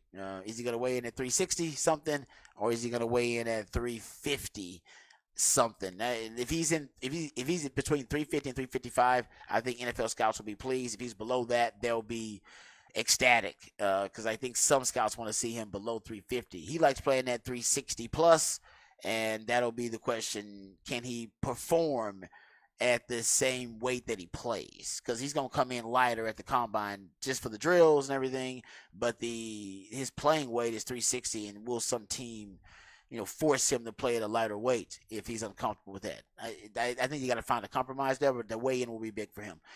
Byron Murphy, it says here 3-cone drill. I think for Byron Murphy, it'll be a lot of stuff. He'll lift really well because he's the strongest guy on the team, allegedly, and he'll run well. This is a guy that ran 18 miles per hour or was clocked at it by GPS trackers while at Texas. So he's got the speed. He's got the footwork. He's going to be the star of the combine for Texas. Jalen Ford here, it says 60-yard shuttle. Which is interesting because as a linebacker, you got to drop deep. You got to be able to collapse on the run. You got to be able to, cover in space and cover a lot of space, sideline to sideline. That's why he points out the 60-yard shuttle. And then for Ryan Watts, he points out the 10-yard split in the 40, saying that he may run a decent 40 time, maybe even a 4.5, low 4.5, but the 10-yard split showing the initial explosion for Ryan Watts, that's going to be big, and that's what scouts, the first thing they look at usually in a 40-yard dash is the 10-yard split, because the truth is you rarely ever run 40 yards straight unless you're a wide receiver or a corner in the NFL. Most other positions, and even cornerback and wide receiver, your 10-yard split is much more applicable to an evaluation than a 40-yard dash. Just the truth. Yeah. The Underwear Olympics, the TV show that is and are the Underwear Olympics, begins Thursday. Yep. But as we said, it's already begun. T'Vondre Sweat, Byron Murphy, and Jalen Ford arrived on Sunday. They had check-in yesterday. Today they're doing medicals and interviews, Rod. They'll hit the field Thursday. So it's a full day here. It's a full week. You've been there. It's the most bizarre, absurd interview you'll ever go on. And it lasts, you're right, they lock you in there for like 4-5 days. To make sure they get everything done. If you've never been to Indianapolis, I mean, you can go from your hotel to the Lucas Oil Field without ever going outside, because they've got tunnels everywhere. Oh, right? yeah. And so it's kind of weird, I would imagine, because you can go, you don't never go outside. You go from there to the field, back, and then they want to come. You can come over here, have interviews up in the hotel rooms and hotel. I mean, that's a bizarre thing, but it's it's the most important job interview, arguably, of your life. I mean, you got to take it seriously. Yeah, you got to take it seriously. I mean, they don't. It's weird. You're in purgatory as a player. You mean you're not represented by the Players Association yet because you haven't paid any dues and you haven't been drafted. You haven't made a roster, and you're no longer a student athlete. So you don't have. Now it's different because now the guys have. I think a lot of guys have those agents that were representatives during the NIL space, and now I think they kind of transitioned to becoming their NFL agents all the time too. So there's now better representation for guys, but you're kind of in purgatory. So the NFL used to be able to do whatever the hell they wanted to you. So now they've modernized the combine, and now I think it's a lot more politically correct. Yes. And they don't take advantage or abuse the fact that you don't have, most of these guys necessarily don't have proper representation and they're not necessarily in a union of any kind. But they used to. I mean, they used to ask you crazy questions and, kind of abuse those medical evaluations. And you've heard a couple of guys walk out. Yeah. On those medical evaluations because they find them so invasive. That's interesting that I had never thought about that, the purgatory part of it. But with NIL and the representatives they have now and their general, doing business with people. Yeah. I think it makes it a little more friendly. But you're right, it's a weird place to be. That combine. I've never been there. I've been there to cover it, but I've never been a part of it. Yeah, it's wild. It is wild. Yeah, it's a meat market. Be thinking of some of the weirdest questions you were asked in your interviews. We want to talk about that coming up. We'll also get to off-the-record conversation. Yes, another record for T-Swizzle. Also, big news from our man Willie Nelson coming down the pike, Rod. And we've got a candlelight vigil. You won't believe what they're candlelight vigiling for in the state of West Virginia. Oh, it's very sad. Oh, no. It's very sad. Coming back and off the record. Hook 'em up with Ian Rugby.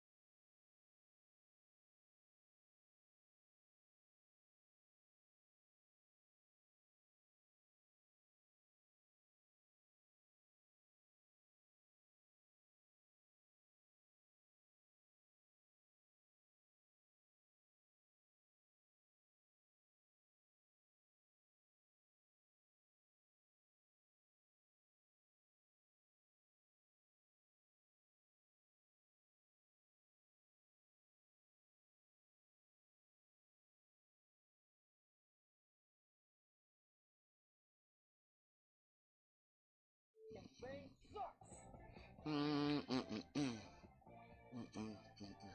Oh, it's off the record time. How big a star and megastar is Taylor Swift, Rod? She has now passed the Beatles for the most weeks in the Billboard 200's top 10 in the last 60 years. She has passed the Beatles? The Beatles. Her 16 top 10 albums have logged a combined 384 weeks in the top 10, surpassing the Fab Four's 382. So most most month or weeks in the top 200 and in the top 10. Now there you go, surpassing the Beatles, the Fabulous Four. Taylor Swift carves out another Billboard chart record. And she continues her. I think she wrapped her Australian tour, right? I think she's done in Australia. Her Boo Thing was down there with her, right? Yeah, a little Travis bit. down there with her. Yeah. So is she done touring for now? I don't know. I know they're that tour is going on forever. She's gonna make a Oh, billion. is she? Yeah, I mean, she's a billionaire now, isn't she? Didn't she basically become a billionaire? When I mentioned in with this tour, I'm sure she has. I think she's worth 1.1 or 1.2 billion now, and that's growing by the this thing day. has been going on for. I feel like this tour has been going on forever. I feel like we've been talking about this tour Well, like for 6 months or so. I may be wrong about it. Maybe it just feels like that. But it was going on during football season, right? I remember when Taylor Swift played out at COTA. Remember she played at the racetrack during right out of COVID, and that thing was a monster. People came from all over. When I saw the Rolling Stones out there, for crying out loud. Maybe she just tours a lot. Maybe she just spreads the love. Well, she hadn't toured for several years, and then she did the one at COTA, and then this Eras tour was built around her re-releasing all of her songs in the new album. But we said earlier that there are reports. It's what Black Sports Online or whatnot talking about how Odell Beckham is reportedly dating Kim Kardashian. It's happening. Did you know that Kim Kardashian is worth more than T Swizzle? Oh yeah, Kim 1.7 billion. Yeah, Kim Kardashian. She hit the billionaire mark a while ago. God, that's crazy. What if they both end up? What if Odell Beckham ended up in Kansas City? That's the word. Odell wants to be with Patrick Mahomes and bring KK in there with T Swizzle. I don't know if it's worth it. That city's not big enough for that. I don't know if Odell. Yeah, I mean, honestly, and I don't think they're going to go a different direction. They're going to go a different direction. You don't want Odell. Oh, does Odell really? He's not going to settle down. I think Odell would want to be in Kansas City. But I don't think Kansas is going to want everybody Odell. wants to be with Patrick Mahomes. That's right about it. Yeah, I mean, man. If you had to choose between Patrick Mahomes and Kim Kardashian, I bet he'd take Patrick Mahomes. Even though, hey, I'm sure it's fun hanging out with Kim Kardashian. Ain't nothing wrong with that.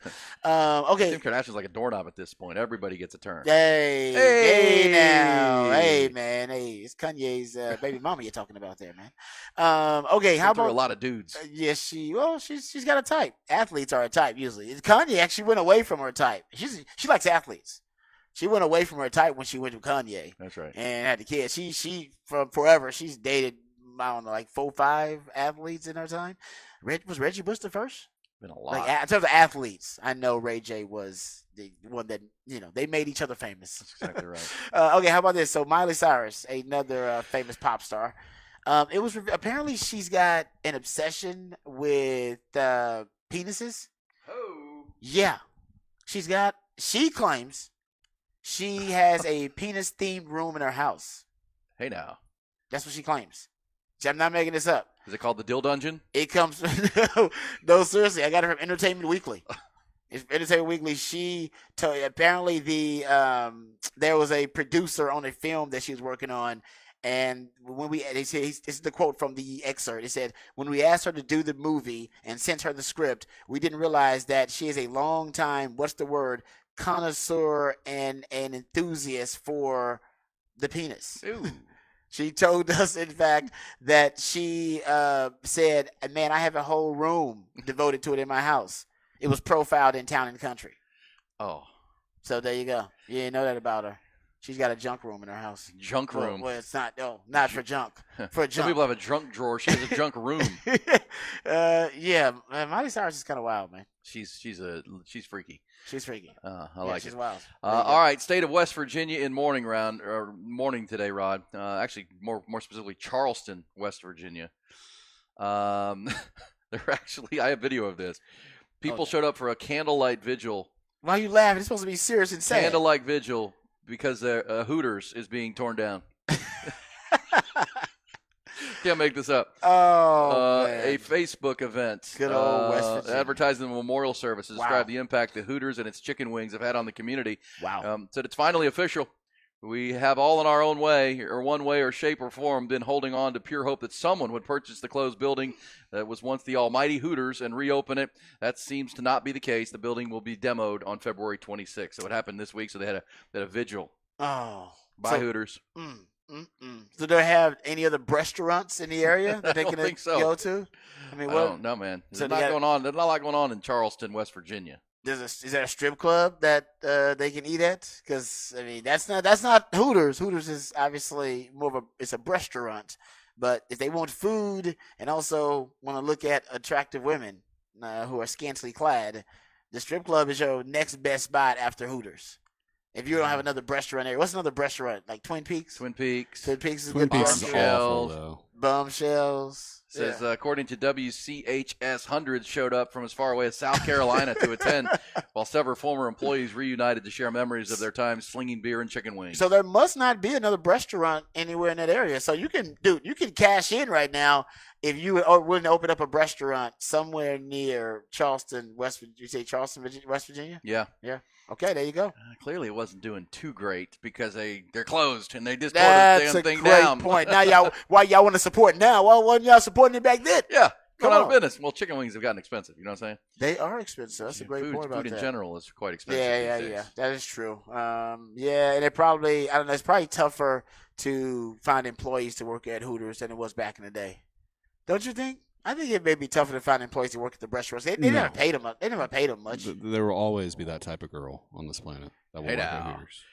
Hey, how did this? Yeah, but some of those girls now figure, let's just go to OnlyFans. Let's just make some real. I didn't make some leave the real house. money. Yeah, like I can still be scantily clad, but now I can make real money. I can wear a mask. But you can work at Hooters, and that can be erased from your history of life. Like anything you post on the internet is going to be there forever. It's always there forever. Yeah, it's called the mask though.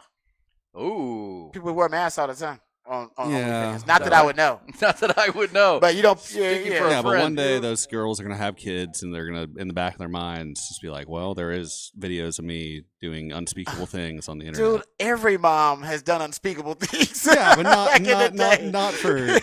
Not on the internet, but yeah, you would have a mask though, so nobody would know who you are. Yeah. You know who you are. You know though. Inside. You know. Oh yeah. Well, trust me. We have a conscience. We get over those things. We get over the money helps us get over those things.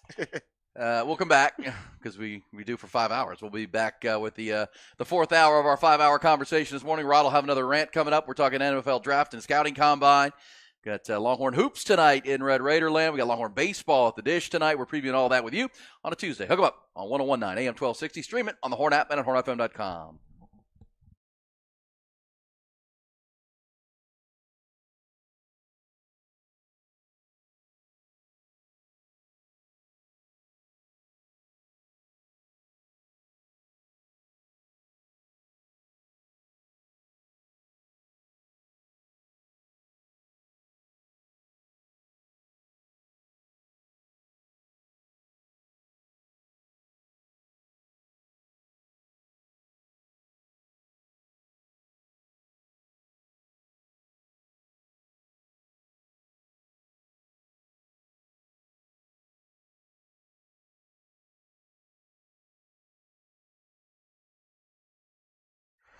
Hey, what's up, folks? Lifetime Longhorn Rod Babers here. Let's talk about Apple Leasing because Apple Leasing can help you right now. I know you've been thinking about getting a new car. You want to enjoy that new car smell. Your car is a little dated. It's starting to give you issues. But the only thing holding up your enjoyment of a brand new car smell is the process, right? It can be a really tough market and industry to navigate. You got to do research, which you may not have the time for. You got to vet all the dealers. You got to vet the salespeople. That also matters. You're going to be spending a lot of money. You want to make sure that there's people that you can trust. Well, that's where Apple Leasing comes in. Apple Leasing have been doing business here in Austin for almost 40 years because they do it the right way. They're a business that you can trust. And as a matter of fact, the folks over at Apple Leasing, they all are about you. They want to make sure that you're getting the most bang for your buck. Customer satisfaction is their top priority. So if you want to get a brand new car, you right now is the best time to do it it, you need to do it with my friends over at Apple Leasing. Apple Leasing can help you get the price you want, the payment you want on the car that you want, and it's a really simple process. As a matter of fact, they have what they call a simple interest easy lease because it's going to make things simple and easy for you. All right, they want to take the stress and the headaches out of the process for you. They want to make sure that, hey, you have as much time. They know your time is money, and they want to save you both. They're going to save you time, save you money, and find you tremendous value. And that's what Apple Leasing does really well. They get all the same discounts, all the same incentives that the dealers do, except my friends at Apple Leasing, they'd rather pass those savings on to you, the customer. So what are you waiting for? Give them a call today, 512-346-9977, and enjoy that new car smell with that simple interest easy lease from Apple Leasing. That's 512-346-9977, or visit appleleasing.com. That's appleleasing.com.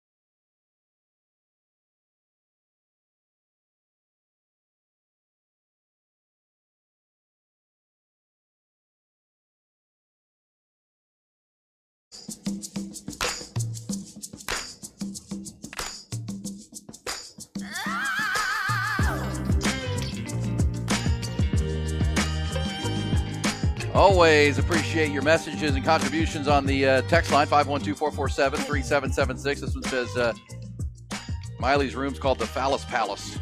The Phallus Palace. Not bad. Not bad at all. I'm sure she's got some nicknames for it. Oh, yeah. I'm sure she does. The D Dungeon? The D. I mean, that's a true story. Yeah. I read in Entertainment Weekly. Apparently, Miley Cyrus, she's all about the D. All about the D. Got a room full of it. I mean, what's in this room, though? I don't really. I missed this. What was this? Miley Cyrus claims that she is an enthusiast about the male genitalia, and that she has a room in her house that is penis themed. Yeah, she's nasty. Yeah. She is nasty, but how can it be thin? Where do you get all these items? Bunch of dildos and such. Well, and it see, can't just be. That's all that's in the room. Well, There's got to be some. What about a couch? Is there a couch that's shaped like a some some risque art on the wall? Oh, risque, lots of risque arts in there. You're right about that. That's for sure. That's for sure. Yeah. So, Drive Away Dolls is a new movie that's coming out. It's a crime caper centered around dildos, it says here. Hold up, say what? New movie, Drive Away Dolls, and that's where this stems from. It says here that Miley Cyrus's phallic room of sex toys made her a perfect fit for Drive Away Dolls. Also, before they actually cast this movie with about, I don't know, you say about sex toys and whatever it is. Maybe it is a perfect fit. So they basically heard about that room, I'm assuming, and they were like, hey, man, we should get her. She's very enthusiastic. We wouldn't have to find somebody and try to get them to become enthusiastic about that. She's already got a room in her house full of them. Yeah, okay. You know, this conversation gets more and more curious. So there's a script. Drive Away Dolls, starring Pedro Pascal, Matt Damon. Matt Damon's Matt Damon. Damn. Margaret Qualley. Okay. All right. I think it's Coen Brothers. Yeah. Yes, I think. It did say Coen was one of the guys that Ethan Coen. Yeah, he was quoted in the article I read. The raunchy road trip movie directed by Oscar winner Ethan Coen. Of course, Coen Brothers No Country for Old Men. Gosh, so many great movies. So yeah, I guess it's gonna be good. They don't usually disappoint. Coen Brothers make good movies. Yeah. All right. Yeah. Well, there you go. Miley Cyrus. Do you watch Fargo on? You don't watch FX? I don't have FX. Dude, I have never found FX. You need to watch Fargo on FX. Actually, is pretty good. Todd, do you watch Fargo on FX? I do not.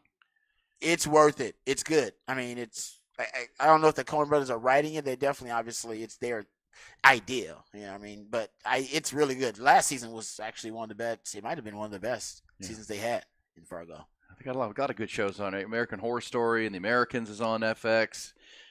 Justified is on FX, and then of course It's Always Sunny Back in in the Philadelphia. day, Nip Tuck used to be on FX. That was highly erotic. It was Nip Tuck. Oh yeah, it was about these surgeons, these plastic surgeons. Ooh. Oh, in like Miami, I believe. And man, they used to get into some stuff. It was wild. Nip Tuck was a crazy. I don't know if it was a good show, but it was very salacious and, like I said, erotic. Okay, there you go. By the way, on the candlelight visual for the Hooters in Charleston, West Virginia, somebody texted and said, "Guys, my friend lives in Charleston and got home from a bar late, and some homies were walking down the street with an entire bike rack. They didn't steal one bike; they took the damn rack." Charleston is an odd place. They took the whole damn rack. You know, we're just gonna take the rack. Wow. Yeah, there you go. It's a Seems wild like place. an efficient way to go right there. So I don't know. Maybe you don't want to open up a restaurant in Charleston. Maybe not. West Virginia. Hey, that's not the spot. Maybe not. Crazy. All right, Miley. Appreciate go, that. Miley. Yeah.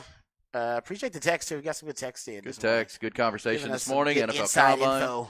Trying to figure out what the Longhorns are going to do to find a win tonight in Lubbock. They're a 4.5-point underdog to the Red Raiders, and they're going to have a blackout tonight. You know what? I got a stat about that for the gamblers out there. Gamblers. I found this. If you're going to bet on the game, not encouraging you to do it, but if you want to, Texas Tech doesn't cover at home very, very well. Texas Tech is 7-8 against the spread at home. Wow, that's not good. Yeah, right. But they're 14-1 at home. Their record is right, but they're 7-8 against the spread at home. So there you go. Hey, just throwing it out there. Throwing it out there. But Yeah, have you watched this Texas team play in the last week or so? I don't know, man. Yeah, I'm with you on that. That's gonna be big. Yeah. Yeah. And defensively, whether Warren Washington is a factor or not, because he was limited in their last game. He's one of the big men. How about this stat? Per Hoop Explorer, Texas Tech foes shoot 54% at the rim when he plays. When he doesn't play, that number shoots to 63%. Actually, closer to 55% when he plays, but shoots to 63% when he's not on the floor. So you can get to the rim and have a lot of success if he's not on the floor. That'll be big in this contest too. And you talked about Dylan Dessou. I mean, Dylan Dessou is your offensive identity, but he's consistent. What you need is guard play. And Tyrese Hunter had a nice bounce-back performance versus Kansas. You need Max Abmas to break out of this funk that he's in, because he's playing this is his worst stretch of basketball he's played all season long. And you hope that it's just a funk and that he's going to come out of it. I guess the more pessimistic view of his last 3 games where he's failed to score double digits would be there's a blueprint now out on him. There's enough film out on Max Abmas in this system with these Longhorns, and teams know exactly how to limit him and how to defend him. You're right about that. I mean, that's going to be the conversation. Max has been bad. 7 for 32 shooting in the last 3 games. He has scored a grand total of 7, 8, and 5 points in those games. Yeah, I think he's shooting 21% basically is that number from the floor? Yeah. The rough math on that? 7 of 32. Yeah. And so he's not getting to the line. I mean, 5 points against Kansas, 8 in the win over K-State, 7 on a 2 for 14 night against Houston. So they got to get Max going, and that's up to Rodney and the staff. They got to run him off some screens because again, you can say he's playing bad. You got to work to get him shots. You got to work to get him good shots. He's your best scorer outside of Dylan Dessou. He can't be a no-show. I mean, he can't be taken out of the game. You got to look at what they're doing on film to take him out and counter it. I mean, you can't let a team take your best player away or your best scorer outside of Dylan Dessou, and that's why Dylan Dessou is so good, right? He can score in the interior, he can score in the mid-range, he can score from 3, depending. So he's a 3-level scorer. Max needs to do that too. He needs to go to the basket. He needs to get the foul line, do something.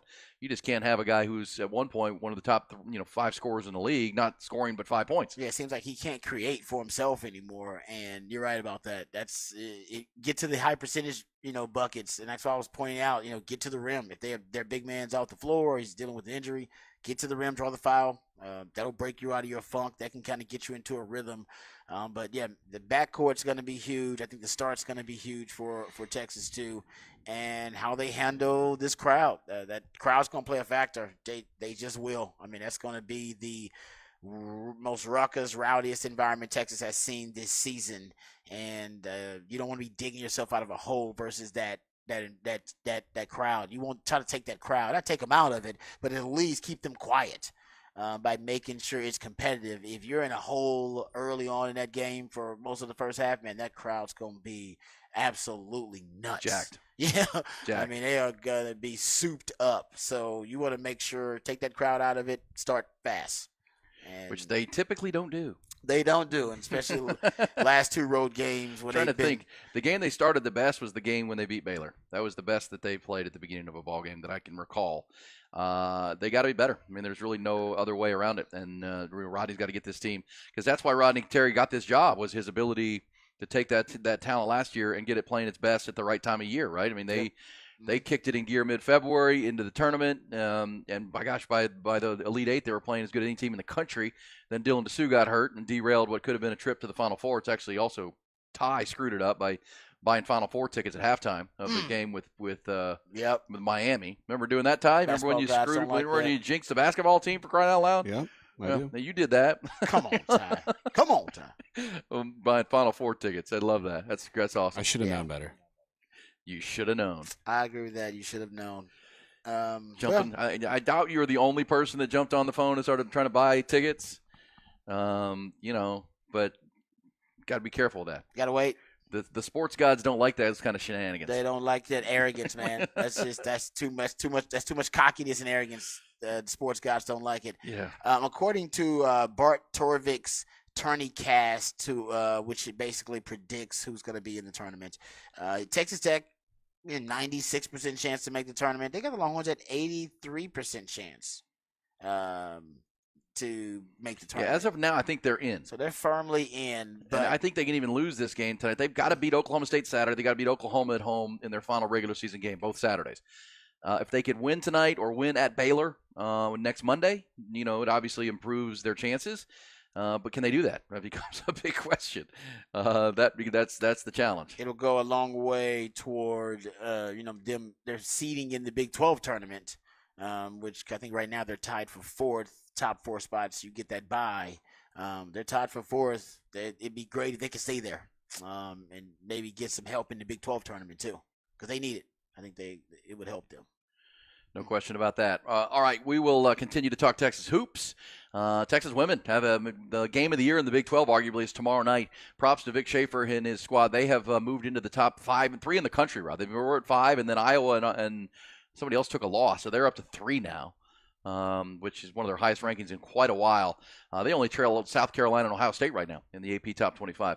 And so, when they go to Oklahoma tomorrow night, play up in Norman, if they could win that game, they would be essentially on their way to winning the regular season Big 12 championship, which all of a sudden you're a 1 seed, Rod. You get to the big dance, you're playing on the 1 line. Home games obviously early in that tournament, and Vic Schaefer's team playing their guts out right now, even without Rory Harmon. I talked to somebody who was at the Moody Center when Rory hurt herself in practice, hurt her knee. Man, it's like the agony. She just everybody, you could hear it throughout the arena because it's an empty practice going on. Just terrible. But they've rallied from that, and here they are sitting at number 3 in the country, so props to them. Texas baseball in action tonight as well. Should be quite a scene. It's a Tuesday night game, but these places, people are getting out to see the Longhorns, especially when it's going to be 80 degrees again today, or in the 80s, to see them play St. John's. They haven't allowed a run in 28 innings. Try to extend that scoreless. That's now you got a little chip on your shoulder. Let's see if we can keep this going. Yeah. Because of course they're prepping for the big series down in Houston this weekend, where there'll be huge crowds to see LSU, Texas State, and Vanderbilt. But one more tonight to try to go 8. They're trying to go 7-1 in this season opening homestand to start this thing out. 6:30 tonight. We'll get a bit of a preview. It looks like Max Grubb's going to start that game on the mound, get his first start of the year for the Longhorns in that 28-inning scoreless streak. So more Longhorns coming. We'll get to some Who Said That for the end of this hour, but right now it's time to get Rod's second rant of this Tuesday morning.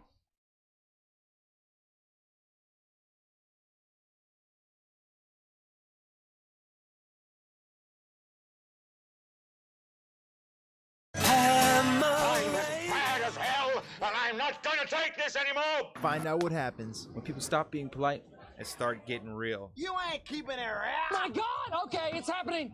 Everybody stay calm. Oh, you've done it now. It's time for Rod's Rant of the Day. Hold on to your butts. All right. First, before we get started, shout out. We were just talking about Texas State baseball because they're going to face off against Texas in Houston down there in Minute Maid. But Texas State football, just landed a commitment from James Madison quarterback transfer Jordan McLeod. He was the JMU Sun Belt Player of the Year, who threw for over 3,600 yards and 35 touchdowns at James Madison. Ty, what did you say? He was 24 years old. He's his fifth year. That's I googled him. He was born in 1999. It said 24 on Wikipedia. So okay, yeah. I mean, he's the Sun Belt Player of the Year. This is huge for GJ Kinney because he needed a quarterback desperately, and you got one of the better quarterbacks in the country, actually. Reigning Sun Belt Player of the Year, Jordan McLeod, in that system. And I pointed this out last year. If you look at the most improved offenses in college football last year, Texas State is at the top. I mean, they had if you look at most improved offenses, scoring offense from 22 to 23, I mean, Texas State is right there toward the top, and they could take another leap with a veteran quarterback. I like that system. I like what GJ Kinney's doing, and I love this acquisition. It is a big time acquisition. He spent 2 seasons at Arizona in 21 and 22. If you go look at, he spent 2 seasons at South Florida as well, and most recently was at James Madison. So okay, he is taking advantage of the transfer portal. Good for him. But yeah, McLeod led James Madison to an 11-1 record. That's awesome. Well, good for GJ. He can recruit, man. They're that's big. That's big time, man. Because in the NIL world, that's I'm sure he got big time offers. I'm not saying that they couldn't match it, but it wasn't all about NIL, I don't think, for him. Correct. Yeah. No, I think it speaks of his ability. People want to play in that offense, and look, NIL is out there, but it's not like Texas State is overflowing with. That's what exactly right. They don't no resources in NIL are limited. And I'm sure they're doing what they can, but at the same time, it's a tough ask right now. But to get him this late in the process is big because they were going to head into spring practice without a quarterback. Yeah, because Texas State. How do they get him? How do they catch up on school? I don't know. That's a great question. Maybe because he's been in school for so long. Maybe he's already done. Yeah, that's what I'm saying. Maybe there's something about it. Maybe he's not a grad. Maybe he's a grad transfer. I don't know. I got to go look and see. But remember, Texas State, to your point, made headlines at the quarterback position when Arizona transferred Jaden DeLora. Pledged to the Bobcats, which resulted in starter TJ Finley transferring to Western Kentucky after he led the program to 8 wins and their first ever bowl victory. DeLora left the program after off-field issues surfaced, so essentially they left him without a quarterback. And McLeod's going to give them a proven veteran, presence there at the QB position, a proven commodity. So congrats to Texas State fans. Yeah, I know they're really excited about the program, and a lot of them were stressed out about the QB position as well. They should be. All right, let's talk about the Longhorns, and really now let's get into there's a certain a factor that is starting to play a bigger role in evaluations of player skill sets by scouts at the NFL level and at the college level, looking at the high school prospects coming out. And shout out to Dave Campbell's Texas Football, because where I got a lot of the information here. But it was it's an article that they started talking about multi-sport athletes, and actually quoted Steve Sarkisian in his article discussing multi-sport athletes and how important it is for coaches evaluating prospects coming out of high school, of course, but also NFL scouts who evaluate prospects coming out of college, how they go deep into your background as an athlete and as a player. And for some of those scouts, that they actually are looking more and more at two-sport athletes, that it actually is a positive data point when they're evaluating players and they're evaluating talent, that they, look at the background of a multi-sport athlete. And they revealed that from 2022 to 2024, Dave Campbell, Sex Football, said there were 607 signees that ended up signing with a FBS school from the state of Texas. And 67% of that group, you're talking about 404 of them, ended up playing another sport of some kind. Now, most of the time, that other sport was track and field. I believe around 80% of the time it was track and field. Basketball, it was close to 20% of the time. Basketball was that other sport they ended up playing. But more and more, you're starting to see NFL scouts. Like I said, NFL scouts consider the background even of these elite players. If you go look at the first rounders from 2008 to 2017 in the NFL draft, 88% of them were multi-sport athletes in high school, which is a really, really big number. I mean, that's a huge number. 88% of them were multi-sport athletes. And some scouts look at it as, I like a player with a well-rounded skill set. And, you look at guys who can play multiple sports, who can play football and then play basketball, or football and track, or football and baseball, whatever it may be, that those guys have a well-rounded skill set and an athletic intelligence that you can only gain by, diversifying your athletic skill set and cultivating it in a diverse manner by playing different sports instead of being so specialized. And then there are other coaches like Sark, actually. Sark talks about recruiting multi-sport athletes because of the competitive spirit that you have to go out there and play multiple sports. Talks about how these guys oftentimes are not as selfish as a specialized players. Now, this is something they consider because they know they're not going to be elite in all the sports, but they just like to compete and they want to contribute to the team. They may be elite in football or maybe elite in baseball, but you're not going to be elite in all the sports. But if you play all the sports, it does show that you have a competitive nature and a competitive sickness about you. And it's not always about being the best and when you're praised. Hell, sometimes you may be the 5th best player on the basketball team, but you're the best player on the football team. You may be the 4th fastest guy on the track team, but you're the best player on the football team. But it's all about competing, all about improving, and all about getting better. Sark says, this is a quote from Sark. He said, the first thing I look for in recruiting, and I know this sounds odd, I try to identify really unique competitors. Forget skill set. Naturally, we're there for them because of their size, length, speed, whatever. But is he a competitive human being? What I mean by competitive is, does he play multiple sports? I think that matters. When Sonny Dykes was being quoted about this in this article from Dave Campbell, he says, I think one of the most important things we want to see from people is a competitive spirit. Somebody who's unselfish and somebody who wants to help the team. A lot of times these athletes will run track. They may not be the fastest or the best, but they want to help their team. And that says a lot about who they are and what kind of player they are in their character. So some coaches, maybe even most of the coaches, are looking at it from a competitive spirit standpoint, how to evaluate somebody's competitive spirit, how to evaluate their competitive sickness, their drive.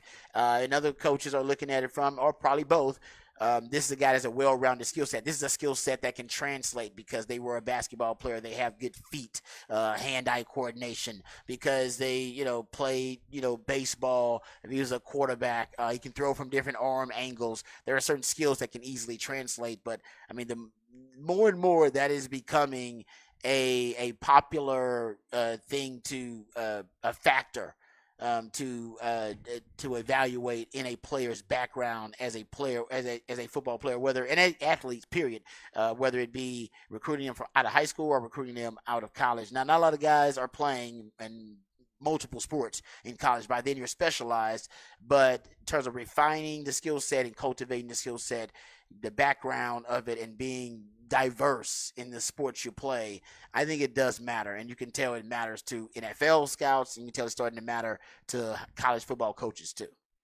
Yep, without a doubt. And, because when you're playing on a team, Rod, you got to go to practice. I mean, you got to be out there working. I mean, it's competitive. You want to be out there. You don't want to, not be out there with your teammates. I mean, those are things you're looking for without a doubt. And I mentioned Arch Manning won a state championship playing basketball. Yep.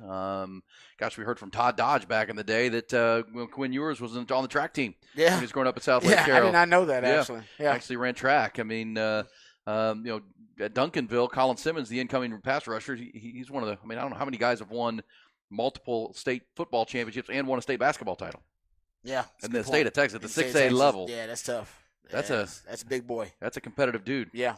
Anthony Hill, I think, ran track too. I mean, I do think it's important. And also, when you play multiple sports and you're not so specialized at the high school level, I think, the belief is your ceiling is higher once you start to specialize in a sport, because like you said, you got to go to practice for the other sport. You also got to go to school. You got to do other things. And when you're not specialized, you're playing 2 and 3 other sports, and you still manage to achieve at an elite level or a really high level in one of those sports, the projection would be, all right, once they focus all their energy, all of their efforts, all their athleticism in one sport, instead of dividing it up among 2 or 3, that they will exponentially improve as a football player or whatever sport that they decide to specialize in at the time. So that's the belief too, that you don't want someone specialized too early, because it seemed the belief that they hit their ceiling earlier too, that they're probably closer to their ceiling as a player when they have been specialized all throughout their high school career. Yeah. No, I like that. I like that a lot. All right, so Sark and the Longhorns, I think we'll see some of these in the NFL scouting combine. Multiple sport athletes will be a big topic from Cooper, the white cornerback that is the last, the one who is going to Cooper DeJean, the Iowa cornerback who's going to be drafted in the first round. I don't think he's going to work out the combine, though. I think he's going to work out at pro day. People think he could run one of those the best 40 times. Yeah, he's going to be one of the fastest players. Freak athlete, man. I mean, played everything. He's one of those guys we can talk about later, but he's one of those dudes that was a multiple sport athlete that played like 3 different sports and excelled at all of them, not just playing them. Was one of the best in his state. Yeah. In different sports like that. That's exactly right. He was a basketball player, like Mr. Basketball. He was everything. He was a quarterback in high school playing football, but he got to Iowa and decided he needed to play corner and, revolutionize and bring back the white cornerback. Come on, man. It's time, man. I had some guilt about that at one point in my life, because they drafted me to replace Jason Sehorn. It did not work out the way the Giants planned, but I'm glad now the white cornerback's making a comeback. You guys know I've been advocating for a while. Yeah, he played basketball, baseball, and ran track in high school. It was fast as hell. In basketball, he had 1,832 career points. That ranked him behind Iowa and NFL tight end T.J. Hawkinson, and 55 points ahead of first-team All-American and NBA player Harrison Barnes on the all-time scoring list in the state. His 218 steals rank him on the state's all-time list, 8 ahead of Marcus Page. He had the fastest 100-yard dash time of any runner in the state during his senior year, and at the time of his high school graduation, held the 6th best long jump in state history. God. Yeah, and he might be a first-round pick. And he had offers coming out of high school to play other sports, and to play quarterback. But he chose playing defense at Iowa over playing quarterback. I think South Dakota State, they wanted him to play quarterback, and some other smaller schools wanted him for other sports, but he wanted to play football and he wanted to play defense, and he's going to make history. He's going to be the first white starting cornerback in a long time. Good for him. I like it. That's where we're headed with the NFL draft. We're looking forward to it. D linemen and linebackers will hit the field on Thursday. Of course, the Longhorns with 11 players headed up there to the combine. All right, we'll come back. When we do, we will pick up these conversations, plus continue to preview Texas hoops tonight. For the end of the hour, we'll play some Who Said That, Rod? Who Said That? Got to get some Who Said That coming your way for 10 o'clock. It's Hook 'em Up with Ian Rod B.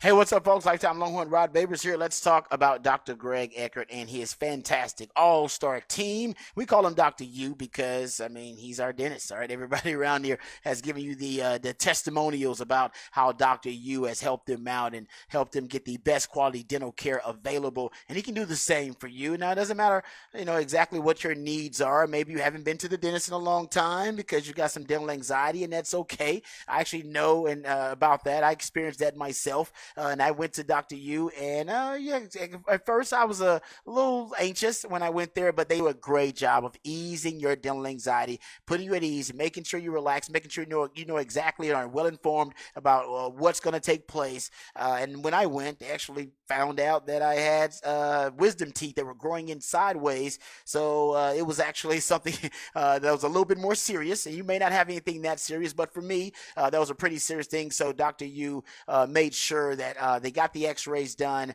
made sure I knew exactly what the procedure was going to be, made sure that I was well informed about the entire process. I was back to work after 3 days of having my wisdom teeth removed. And Dr. U can do the same for you. It doesn't matter exactly what your needs are. It can be something, serious like I had, or maybe it's just something simple, like a simple teeth cleaning.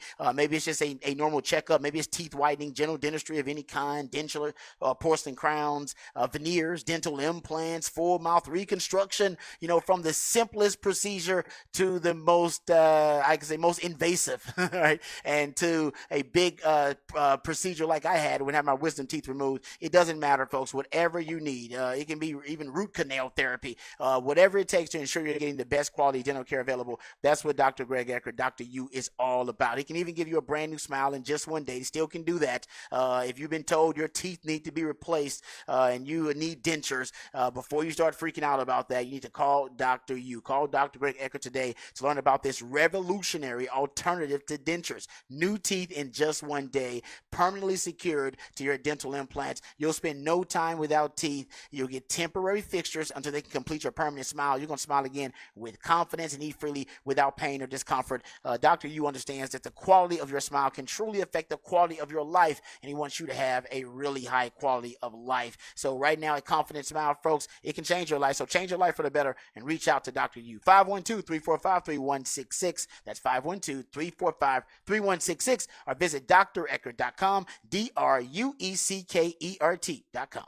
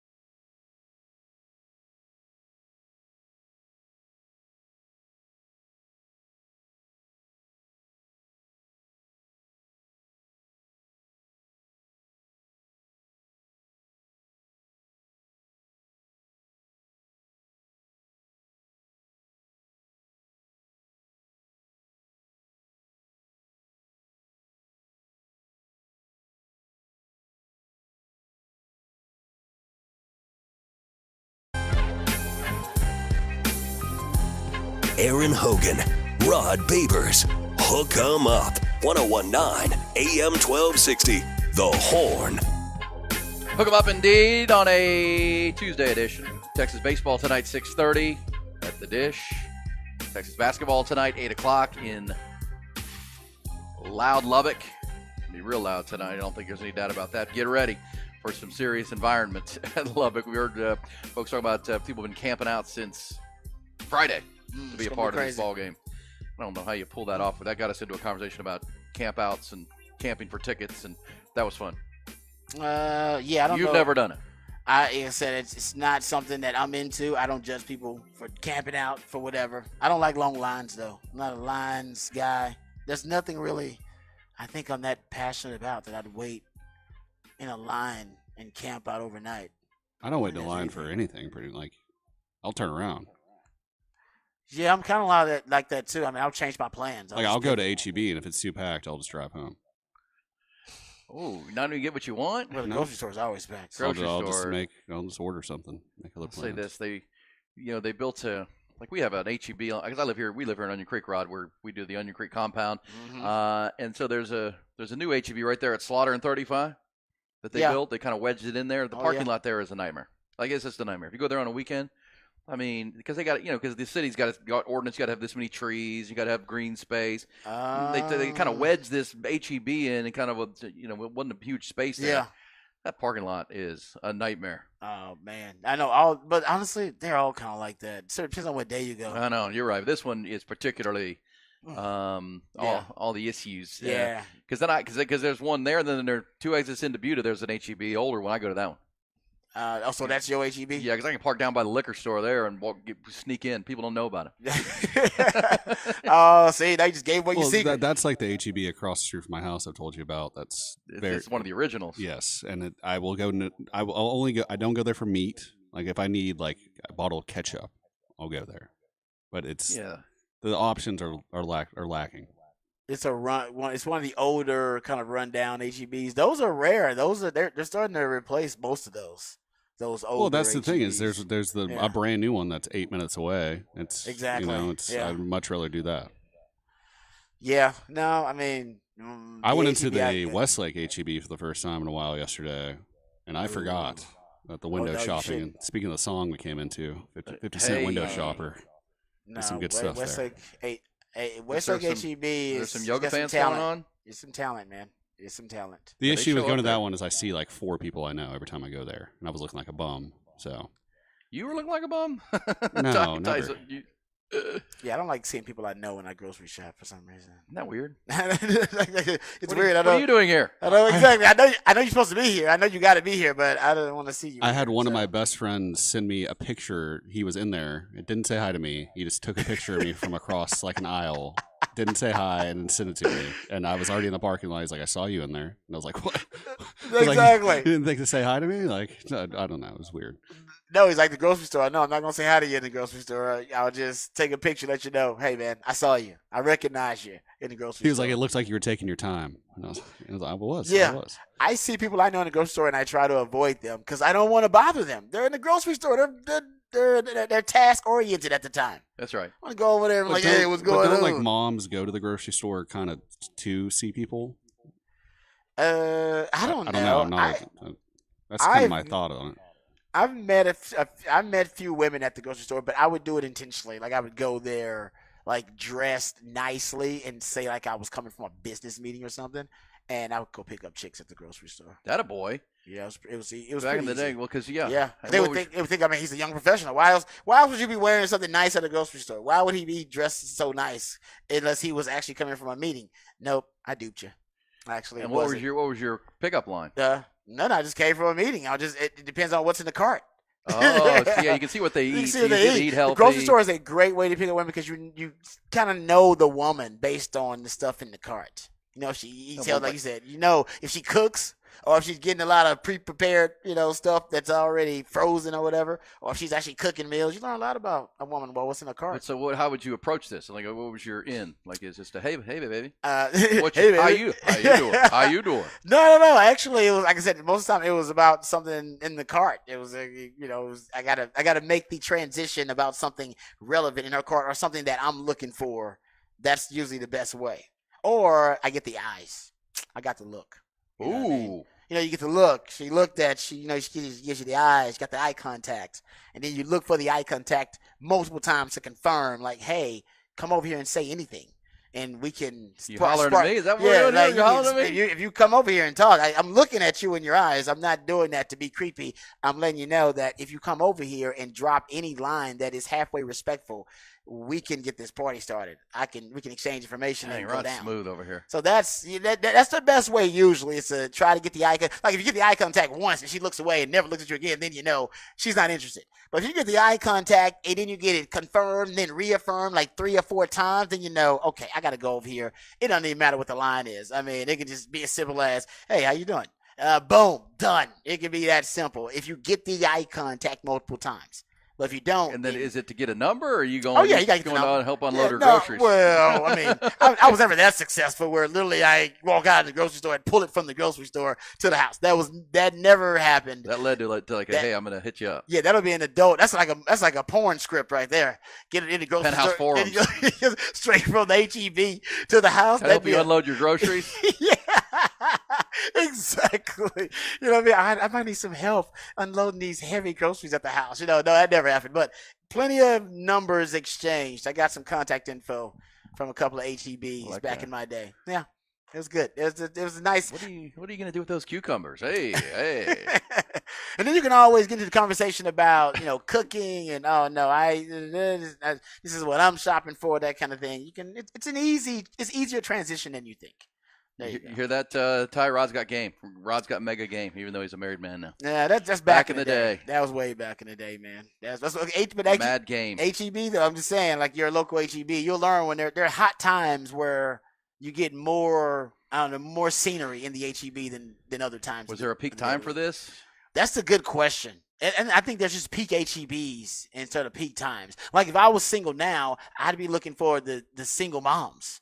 You know what I mean? Like the older housewives, the desperate housewives. You just go to Matt's El Rancho. There you go. The new good HEB is the one in Terrytown, where the old Randalls used to be, next to Maudie's. Is that what the desperate housewives are? Mm-hmm. Yep. Mm-hmm. See, the single moms. That's what I'd be looking for right now. I needed young professionals and younger people. So I was because when I moved back, I was off Riverside. So there's nothing but young people over there. That's all college students. Exactly. Which you don't mind when you're in your mid to late 20s. Or ended up with, or you go to the co-ed HEB back there, the Hancock Center one. Oh, that's a good one. If you go, so I'll go to class and then go to the Hancock Center HEB, and yeah, that's just the real co-eds of UT pretty much. Like a shrimp net. Yeah, I mean that HEB. That's except it is incredible. It's incredible. Age limit though. It's incredible that like younger girl, like college senior girls, like guys, they'll do anything to talk to guys my age. I noticed this weekend at the baseball game. There was a group of like 6 of them, and they were posturing themselves the entire time to chit chat with us. And obviously, I have a girlfriend, so I was being nice, but my friends were eating it up, and these girls like, oh, what are y'all doing later? Like, we have the SIGET party, but after we're going out. And we're like, well, we can't go to that, but maybe we'll see you out later. It was, I don't know. The times have changed for guys my age, or at least for my friends. The mid to late 20s guys. Yeah, like 20. Well, I guess like probably 25 to 28. Yeah, range. Mid. No, that's like I said, that's a sweet spot, man. I went back to school at that age. I was Rodney Dangerfield. Bro. Yeah, I went back to school on scholarship, and I was like 28, 20, going on 29, something like that. It was amazing. Not just because of the experience and going back to be able to date college girls, but also the experience of education. I mean, I really enjoyed going to class I didn't enjoy going to class my first time there as a student athlete, but I went to class. I was in the front row. I was leading study groups. Dang, you know what I mean? Oh, it was fun. But study groups were great because it was full of girls. So I was very enthusiastic about all these. I was like, I should have went to study groups back in the day. Tell you about my time in the NFL. Yeah, exactly. Easy pickup line. Are you still playing? Like, I don't know. If I get a couple of calls, I may go back and play. But I had just out of the NFL, so I had money. I was feeling good. Oh, that was a great time in my life. Oh, yeah. That was good. I'm not going to even get into detail. Sounds good. It was fun. I don't need more detail. I got you. That was a fun time. That was good stuff there, man. Yeah. I'm grateful to Mac Brown because he was like, go back to school. He's like, you'll enjoy yourself. And he was right. I don't know if that's what he was talking about, but He was right. I enjoyed myself. You'll enjoy yourself. Sometimes that wasn't what Mac was talking about. I don't think he was what he was talking about. Maybe he was. Or Max. Max Mac Wise Daddy knew a little more. Oh no, he definitely did. When Mac was recruiting me, I had a young lady I was dating, and I thought I was going to marry this young lady out of high school. And Mac was recruiting Mac, and I was like, Mac, is it possible we can get my girlfriend into Texas later on? Like she really wants to go to Texas so we can be together. And Mac was like, he's like, have you been out in Austin? And I was like, not really. He's like, yeah. He's like, I want to leave her at home. Basically what he said. He's like, yeah, once you start going out in Austin, he said, we can, revisit, I can put you in touch with some counselors and show you how, you can try to get her in and what her requirements would be and the application process and all that. He's like, but I got a feeling once you go out in Austin, we won't revisit this issue. And I was like, no, Mac, you're wrong, man. We're going to be together. I like her. Mac would ask me about her, and I'd be like, nah, we don't need to revisit that, Mac. We're good. He's like, okay, just checking. Yeah, Mac was a wise man. He knew. Lots of talent in this city. Lots of talent. Yeah, I would not be homesick as much as I thought I would be. I like that.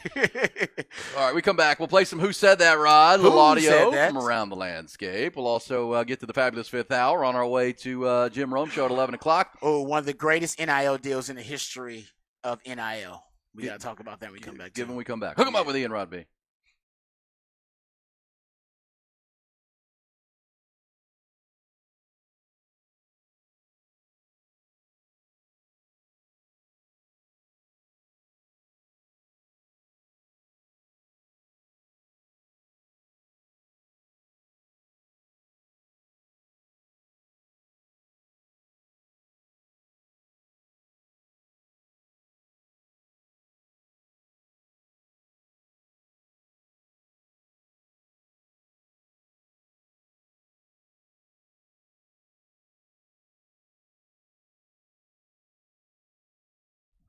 Callahan's General Store, folks. It's always a good day, as I tell you, to make it a Callahan's Day, and this is exactly what I'm talking about with Callahan's and the people, helping you keep your yard, golf course ready year-round to make your yard look amazing and keep it that way. This is the year like, well, what do I do when it's almost 90 degrees in February? When do I start putting the fertilizers down? What's the game plan here? Normally I wait till March, even a little later, to get in and get the fertilizers and do the weed applications and things of that nature. Well, maybe you might be a little earlier this year. That's what you got to go find out from the great people at Callahan's. They know their stuff. The folks and the employees there at Callahan's. This place is family owned and locally operated right here in Austin, Texas, since 1978. And the people that have worked there for decades. I mean, they know their stuff. They know Central Texas. They can help you with your yard because if you're like me, you get in there and they got all these fertilizers, organic and conventional, and all these products. They're all great, but it's like, okay, well, which one's best? How do I use it? How do I properly apply it? When? What are the amounts I should be using? And they'll walk you through all that, man. It really is great. So you walk out with a sense of confidence, and you do that continually, month by month. Next thing you know, you have this yard that looks amazing. It's the envy of the neighborhood. Getting Yard of the Month signs in your yard. That's what Callahan's can do for you. Talk to them. Get in there. Meet them. Get to know them. They're great people. Whatever division you're looking for, whichever area, the Western wares, the hardware, houseware, or, of course, the garden section at Callahan's General Store. They're right there between downtown and the airport, just off Montopolis on 183. We say downtown, it's Bastrop Highway, but right there between downtown and the airport. Online at Callahan'sGeneralStore.com. It's always a good day to make it a Callahan's Day.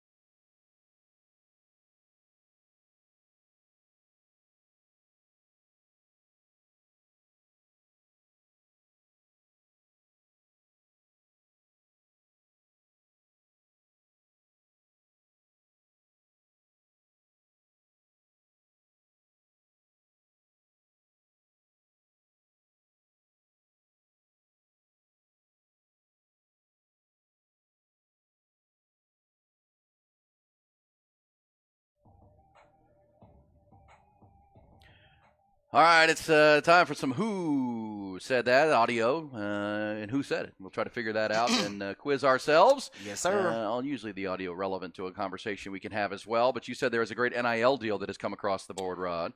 Oh, wow. Yeah, this might be the greatest NIL deal of all time. So Jackson Dart, who is the starting quarterback for Ole Miss QB, he has signed a NIL deal with Nicholas Air, a private jet airline. Yes, innovative private air travel. Nicholas Air. And the endorsement provides Dart hours to Nicholas Air's fleet of jets for travel, training, and philanthropy. Damn, that's pretty good. Talk about cleaning up.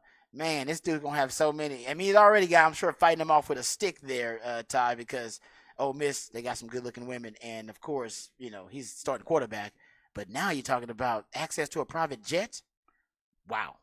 Now, that's money. That's some crazy money. So I'm sure the Texas starting quarterback will get one of these deals pretty soon too.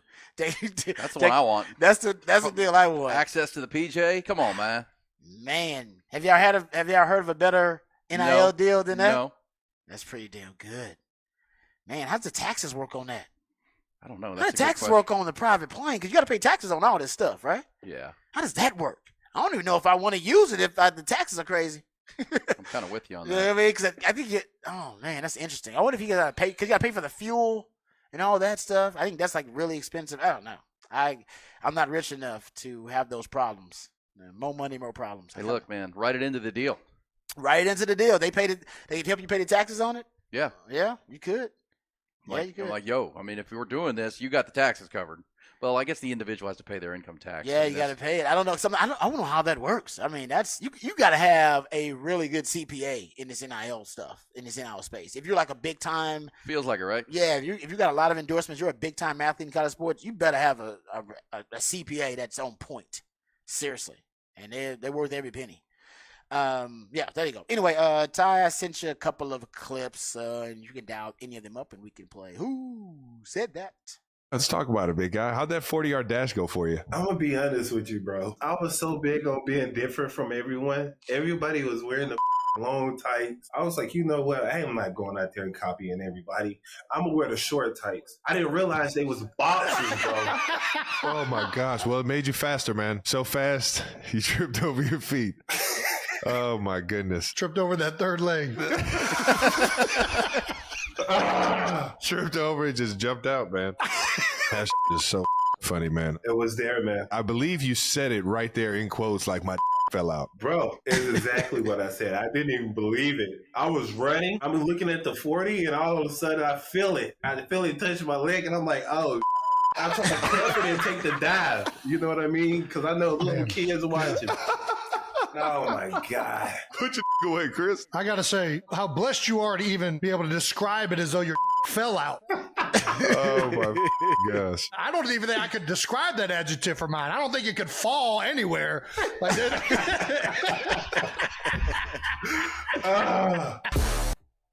That was great. That's a historically good piece of audio. That's Chris Jones. Yeah, Junk Jones. Junk Jones. After that incident where his junk came out while he was running the 40-yard dash at the combine. Classic combine moment. Now we know why. He thought he was putting on compression shorts. He was putting on boxer shorts. Ooh. And yeah, you live and learn. And you said you went to the combine. You said your head's kind of spinning, right? It's crazy. Been up all night doing interviews, and I got to run. Yeah, and that's it's part of the mind games they play with you. They want to see how you handle pressure, that stuff. Do you snap at some point, or you just stick with it? Make mental errors. And mistakes we want to put you in the pressure cooker. Yeah, absolutely. Yeah. All right, so let me play this for you, Rod. Who said this? Think you'll know it. But the truth is, nothing's going to change now. We're going to talk about it. It's going to go away, and nothing's going to change. And if they wanted to stop it, they could stop it tomorrow. The administrators will tell you that security experts tell them that it's not a good idea to try to stop the court storming, that could cause more problems than it would solve. But you don't have to stop the court storming. One time, all you have to do is once they're on the court, don't let them off. Just say you're all detained and give them all citations or arrest them if you want to. And then court stormings will stop the next day. There's no accountability for this. The fans feel like it's an entitlement, and the universities like it, and the truth is we like it. Now, one last thing on this. right, there you go. I'm not sure who that is. It's Jay Billis. That really I pissed me thought off. it was Jay Billis. What's that? He's the biggest, just because a Duke player got hurt. That's the only reason he's pissed off.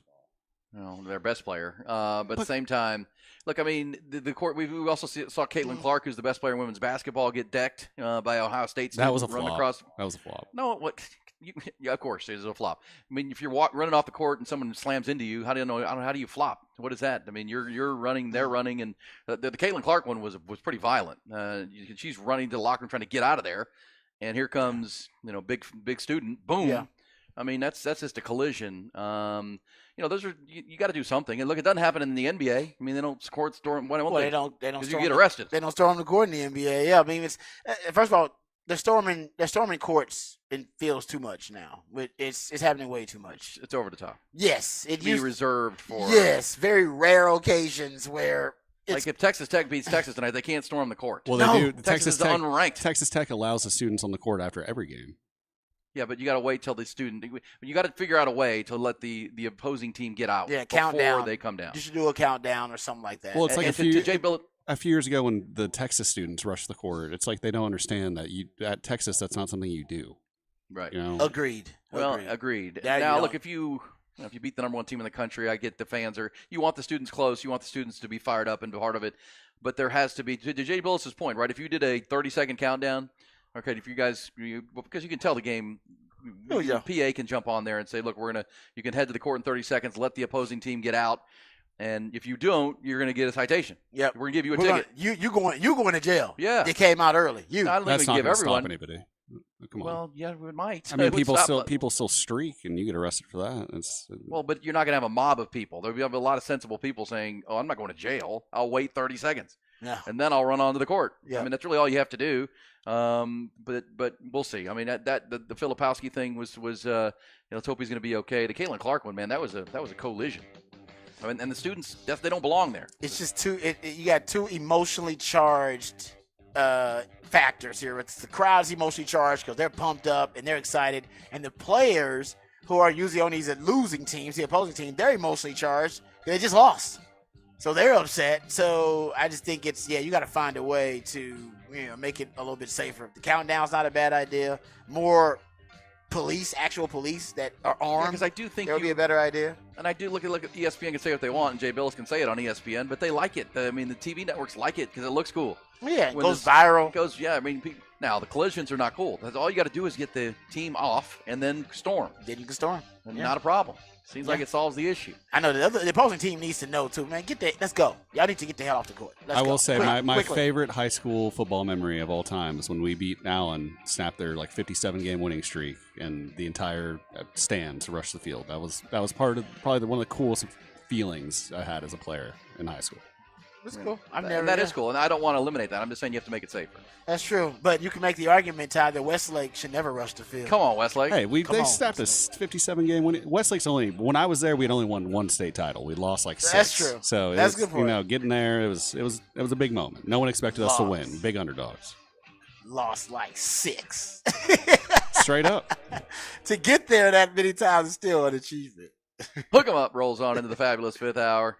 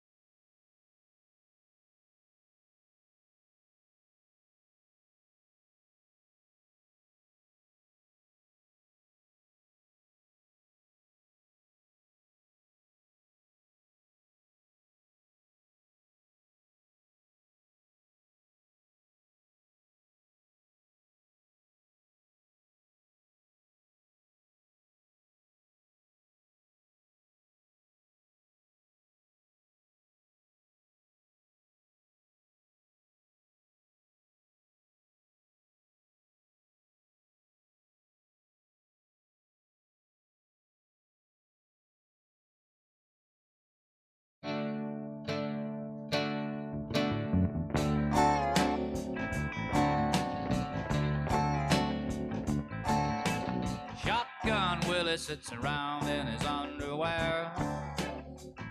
Oh, man. Fabulous Fifth Hour is here, and you are too. We appreciate the messages, including this one, another one from the beautiful city of Lubbock, Texas.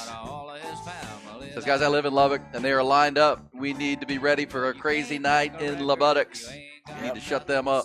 It's happening, man. It's happening. It's gonna be it's gonna be wild. It's the last time Texas basketball is gonna be in Lubbock.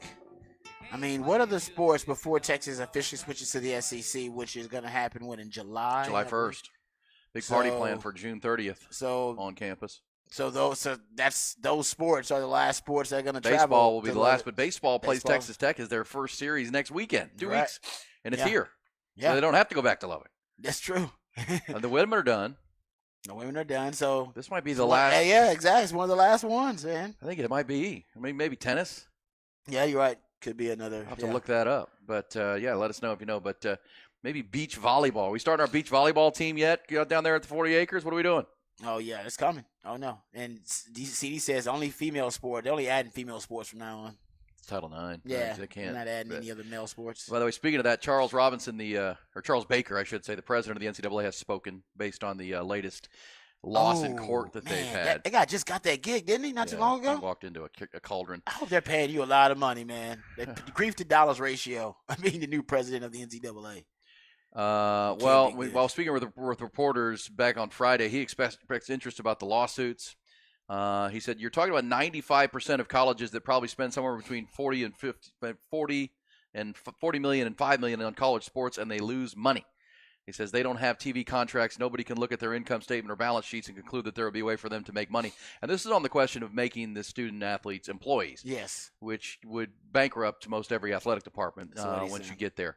And that's fair. Now, Baker says, added that he's had conversations with members of Congress who agree there needs to be a system established where players' NIL rights are standardized and that there are opportunities for athletes to make money without having to become employees of the school that they attend. Baker believes that can be achieved if Congress grants the NCAA a limited antitrust exemption that allows it to set rules safeguarding college sports without threat of litigation.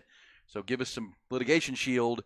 We can set some rules and put some parameters in place that will make it more of an even playing field.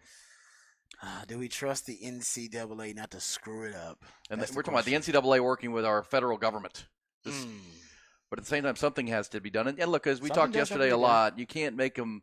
I mean, employment, makes them, everything we talk about, workman's comp and health benefits and everything that comes with that.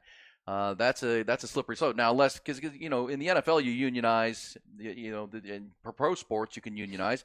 Can you actually unionize that many college football players? But it's not just football players; it's across the board. We're talking about college athletes. Mm-hmm. Texas has over 500. Yeah. On their campus alone, for crying out loud. So, yes, I don't know the easy answer. It probably is something along with Congress and an antitrust exemption to build some safeguards, because when we talk about guardrails, that's really what it is. But at the same time, we're talking about because there are 68 schools now that are in the Power Four with the new, as of July 1st. You'll have 68 schools. I mean, there's talk of those four breaking away and, building their own governing body that they all listen to and apply the rules. And makes sense. And Nick Saban becomes the first commissioner, and we move forward. And then the NCAA can get that blanket from the NCAA or from the Congress to run the rest of the sports with some safeguards in place. Which you can't treat all the sports the same. No, you cannot. We're past that point. You cannot. So that's where we're headed. And yes, will Congress act? I mean, kind of hard to believe they will in an election year. No, that's going to be unpopular. No, you're not getting anything going before the election. No way. No, or would it be seen as a political win to put something in place? No, it's not that. I don't think Americans care about it that much. I don't know if college football fans do, but Alabama fans do. Alabama fans do. You're right. That's a lot of college football fans, but I don't know if it moves the needle that much in American politics. Well, but we'll see. It definitely is going to need federal legislation though to figure this thing out. You're going to need Uncle Sam. Yeah, and what they need is, as they said, a block of litigation, so we can't keep getting sued and lose. Because they're going to lose. We get an exemption, right? We get. Yes, it's against antitrust laws. We know that, but this is the best way forward. The players can make money, but they can't. We got to have some structure to it that doesn't just make it as we talk about the Wild Wild West. Now we'll see. We'll see where that goes. I do think we're going to have the top 68 moving forward, breaking away, and they'll have their own set of rules. Yep. And they will probably have some type of salary cap. Maybe that'll force Notre Dame into a conference. There you go. Well, that's why I say I think they're being boxed in. Maybe that'll be the thing that forces them into a conference. They're like, hey, man, we're actually about to separate, emancipate ourselves from the NCAA. You better pick a side. You better do it quickly. Yeah. We're making rules now just for people that are in the circle of trust in our conference and not outside of our conference. Either with us or against us. We'll see where it lands. This is the two most corrupt organizations in the world, NCAA and the U.S. That's what I'm saying. I don't know if I trust the NCAA doing it. I doubt. I really do. I'd rather them kind of form their own new governing body, a new progressive modern governing body rather than NCAA. Yeah, you're going to have to work with Uncle Sam. You're going to need federal legislation because you're right. At this point, you got states' laws you have to trump. No pun intended there. you got to do something that can provide uniformity with the NIL law, and unless you get a federal law, everybody's just going to respect the state law, and then you're going to lose in the courts every time because they're going to say, well, laws over rules, all right? Laws are more important than laws actually are going to be the end-all, be-all here. Nobody's going to follow your NCAA rules. That's going to be the case. The only law that's going to trump state's law is going to be federal law. Well, and you wonder, is 2024 the year where we start to hear some of this, hey, let's break away talk? Because, again, now we're to 68. That seems like a reasonable number. It does. And then would they actually put rules for the 68, the power teams in the 4 power conferences that say, you know what, we are going to put some teeth into the transfer. I mean, you can transfer out of the power 68 without penalty, but if you're going to transfer within the 68, we're going to have some type of because look, gotcha. I mean, because I think everyone would agree because it helps and hurts. Texas had a great offseason in the portal, but they could have a bad offseason in the portal, and Longhorn fans are going to be all mad about it. They could. It giveth and it taketh away, and it's one of those where, as we said, if you take it to the NFL, you can't have a system that's going to be sustainable where at the end of each season, Patrick Mahomes can go play with whoever he wants to without a salary cap. The whole Chiefs roster could say, hey, I'm going to play for X, Y, and Z. I mean, who's the rich owner in L.A. or whatever? It can pay me a gazillion dollars. I mean, that's essentially what they're dealing with right now with the lack of restrictions on NIL and the lack of restrictions in transfers. We would all look at that and say, even though we were advocates for NIL and letting these players and the student athletes cash in on this pile of money, there's got to be some rules. There really cannot be that completely wide open. Even when schools were just a school offering a kid a scholarship, isn't that a 1-year contract? Isn't it at the school's discretion year by year to roll over? They're roll over 1-year deals. They're 1-year deals. Yeah. So doesn't that? I mean, it kind of goes both ways. Not as that's much, but it does. You're right about that, Ty. Well, that's what Nick Saban has said. Like, look, we're to a point where this isn't recognizable as college football, and there needs to be, because again, it's swung way. This is an overcorrection, as you said yesterday, without a doubt. But it swung way too far back the other way to where what it was before was full control by the coach. He could lock you in, and you couldn't transfer. You couldn't leave, even if you had a really good career if you wanted to. Period. Bury you on the depth chart. Yeah. You could never go anywhere, and and you couldn't make any money. You couldn't even get a job. And we would all agree that is not sustainable, or it wasn't. There were people that argued for it. Well, now here we are the other way. I don't think this is sustainable because it's too wide open. And as Nick Saban has said, at some point, we agree we were probably too harsh before, but you got to have some. The student athlete has to have some commitment to the school that they're going to honor, right? There's got to be. We're committing to you, and you can come here, your platform, to go make NIL dollars and all those things. But we have to have a commitment back towards us. There's got to be, because it's gone too far the other way now. But just to go back to what I just said, the schools have always had the ability to go back on their word. Yeah. So and they have, right. And there's been plenty of occasions where they have. Or school, right. It's not just football either. I have a friend who got a full ride to Denver to play soccer, which in soccer they hardly ever offer full rides. It's usually like a fourth of a scholarship, a half of a scholarship, kind of like baseball. And it got to the point where he was there, and the coaches basically were like, "You need to transfer.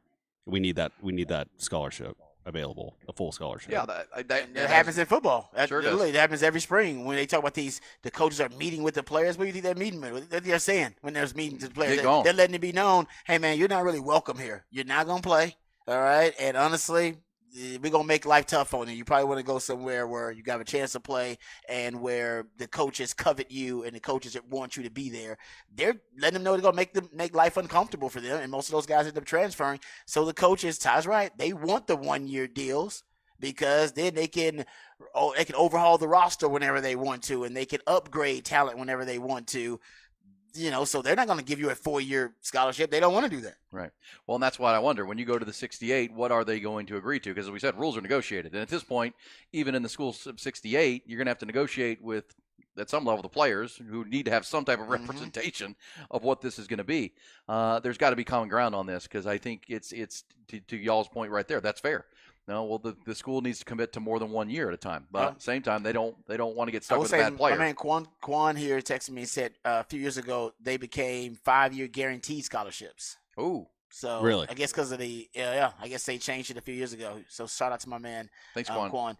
But so if that's the case, then I guess the schools are committing more to the player if they do have that 5-year limit. Well, look, if you're getting NIL dollars, which we know at this point in a lot of cases just coming from the collectives, which we know there are players at Texas who do have name, image, and likeness deals, right? I mean, Quinn Ewers has several where he's actually pitching a product and a spokesperson for a product, but a lot of it is just straight through the collectives, which is fine too. But that's where if you're donating to the one fund, or you're donating to, or you're going to sign up a player, we don't want to just do this for 1 year, man. We want you to be here with us. Is there a commitment you can make through NIL? I don't know. These are the conversations that need to be had, big picture, because I do agree with Nick Saban. It's unhealthy, big picture, just like it was unhealthy before and not fair.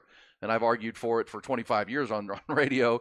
Now I think it's come so far the other way that there has to be some commitment back the other way, where it's just not a good sport. And we're seeing it mostly in basketball, men's basketball, where you're seeing players, whole new rosters year by year.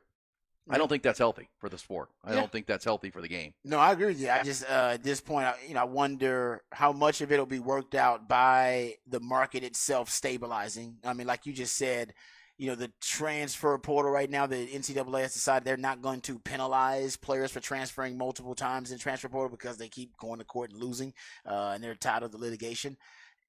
Just like you pointed out, it's possible that these players will be held accountable in terms of being able to leave via the transfer portal through the NIL deals, because they are not with the university. They are with other entities, collectives and directives, and that maybe if they sign there for 2 and 3 years, and maybe it'll cost them more, that keeps them there. And then when they violate that contract, there's a penalty for violating that contract.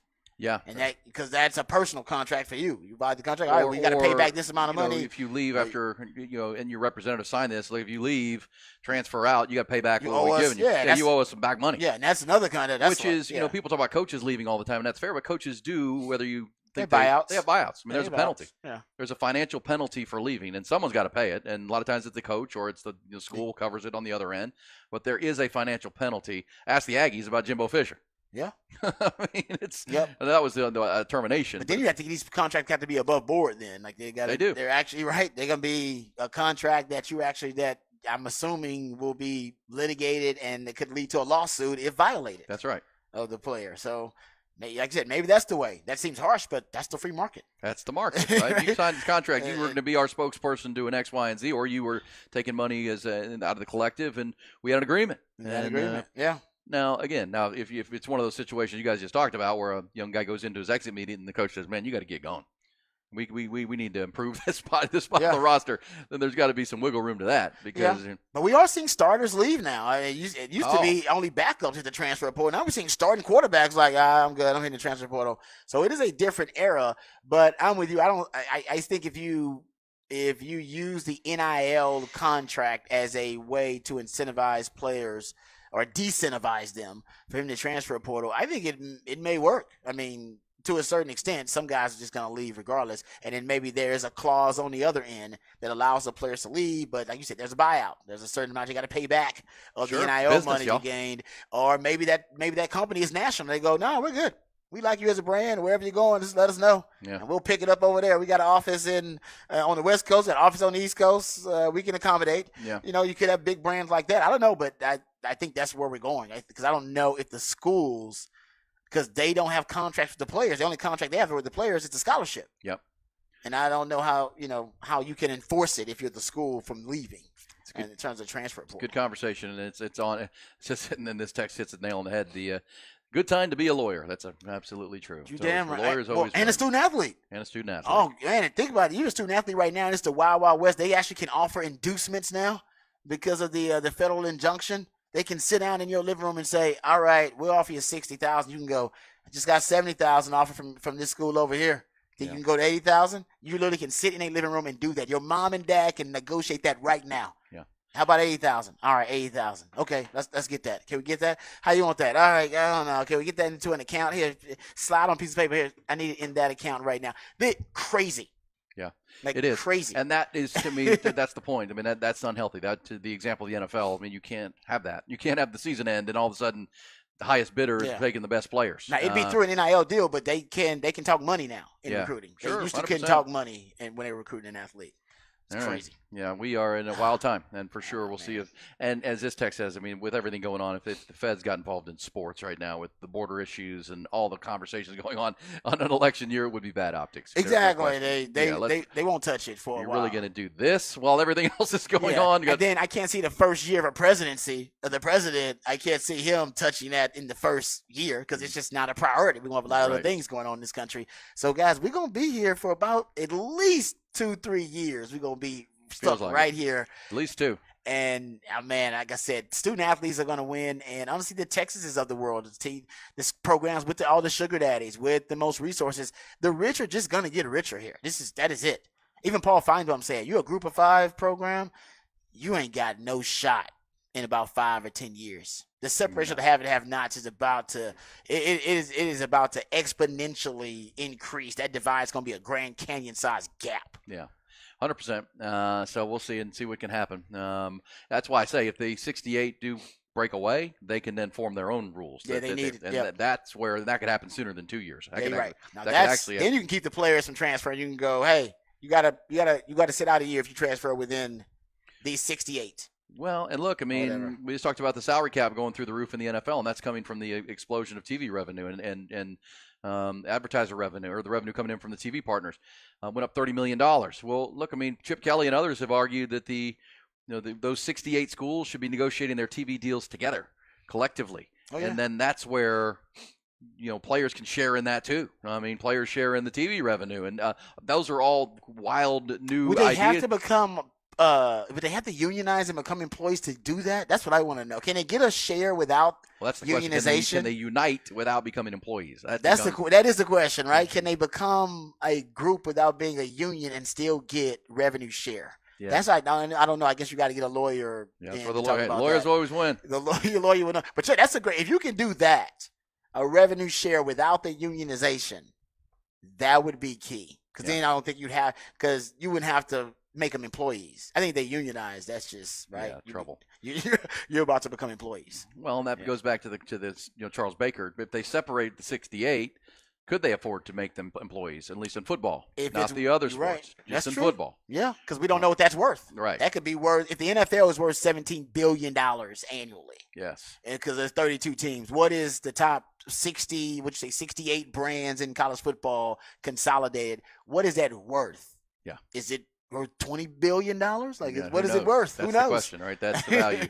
But those are the discussions that will be had. And again, football, and you could say, it's destroying college football, but it's separating. It's minor league football essentially to the NFL. But there's also good to it because that revenue pays for the rest of the athletic department. Yep.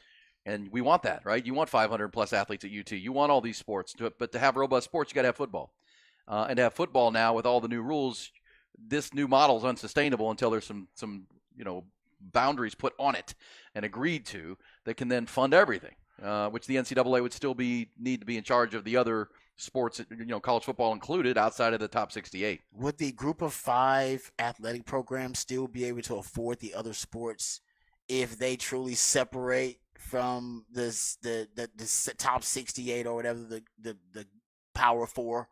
Because their product wouldn't be as valuable. They wouldn't produce as much revenue. They Yeah. probably wouldn't be playing the power schools in those non-conference games anymore when they get those big checks. I do wonder what would happen eventually to their athletic programs and their athletic budget and their business model if they don't have access to the power conferences Yeah. at all, and they basically are, like you said, they've already established that the power schools are going to be kind of the semi-pro league or the minor league for the NFL. Then what's the Group of Five become? That's right. Hey, we'll come back and we will talk running backs because the running back market in the NFL, speaking of markets, is going to be robust. But what are these guys going to be able to demand, and what are the Dallas Cowboys going to do? They've got an issue at running back, without a doubt. We'll give you details coming back on Hook 'em Up with Ian Rodby.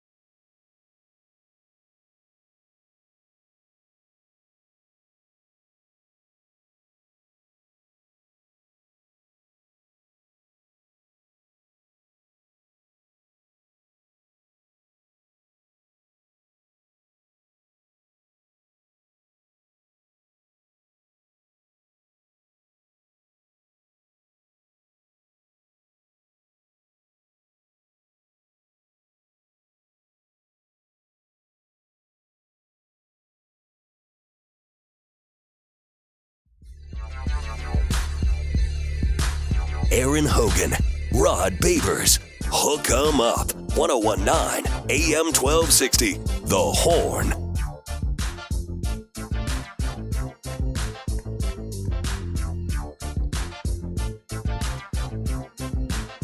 Right, earlier we were talking about price of food, chicken wings at Hooters and things of that nature. Oh, man, it's expensive. Saw this. Cost of living in 1962. Oh. Cost of living. Think about this, where we are right now. Well, that's, 60 years ago. Mm-hmm. Average new house was $12,550. Wow. The average income per year was $5,556. Wow. New car you could get for about $2,900.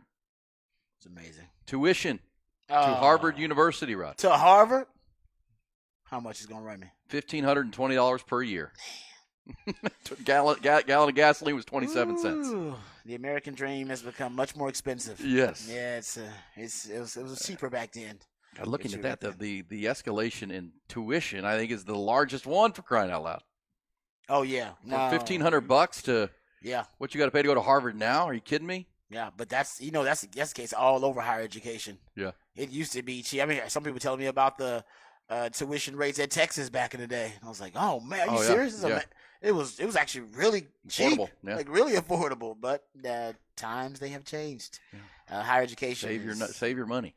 Yeah, that's another thing too. That's another thing. We as a society, we almost overvalue higher education. It is great, but not everybody needs to go to college. Not everybody wants to go to college. You can learn skills that can make you just as much money as going to college, and it won't put 100%. you in debt. You can learn skills throughout your life and develop those. So that's I think sometimes we overvalue. Oh, you got to go to college to learn what you want to do, but you can go other places to learn a skill and learn what you want to do. It's not always college. If you're going to go be a doctor, you need to go to med school. You got to go to be a lawyer. You got to go to law school. Yeah. But if you're just getting an undergrad, come on, man. You don't have to do that. Yeah, you don't necessarily have to do it, but it's a fun experience though. But I'm just saying, I know a lot of people were making good money. They didn't go to college. They went to learn a trade. Before we go behind the burnt orange curtain with RB here, we need to ask the question: what the hell are the Cowboys going to do at running back? Not only is Tony Pollard going to become a free agent in March, they're not going to tag him according to Adam Schefter like they did last year. They don't want to pay him the $12 million plus that it would be, which is a smart move. Yeah. Rico Dowdle is also a free agent run. I didn't realize Rico Dowdle was too. That's according to Clarence Hill. Rico Dowdle's at the end of his contract. Cowboys, they got some work to do at that position because Deuce Vaughn can't be your running back. No, they need a bell cow. They need a workhorse and a kind of a main course running back. And Tony Pollard, I think in that role really just, I think for him it was uncomfortable. I think he was used to being a complementary piece in the running game, and they tried to turn him into a workhorse running back. And I think, for him, that was a little bit too much of a burden. You need multiple backs. I think you do need a stable of running backs. You need 2-3 guys, and I think you should have a rotation of at least 2. So essentially, you're talking about the Cowboys rebuilding their offensive backfield. Yeah, for sure.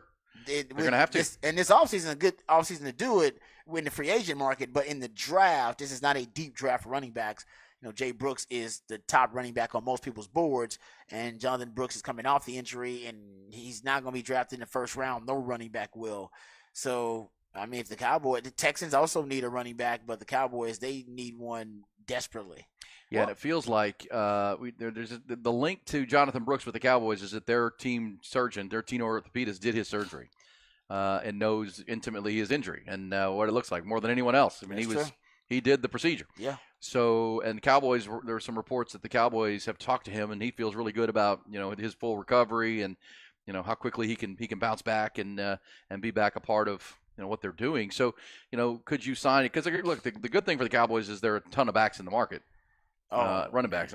It's a deep free agency. Gosh, you're talking about some of the most productive backs the last half decade, and Derrick Henry included. Saquon Barkley, for crying out loud. Austin Eckler will go onto some radar. Josh Jacobs, a real good player. Yeah. But and that the reason that could be good is that many good running backs on the market will repress the market and depress the market. Yep.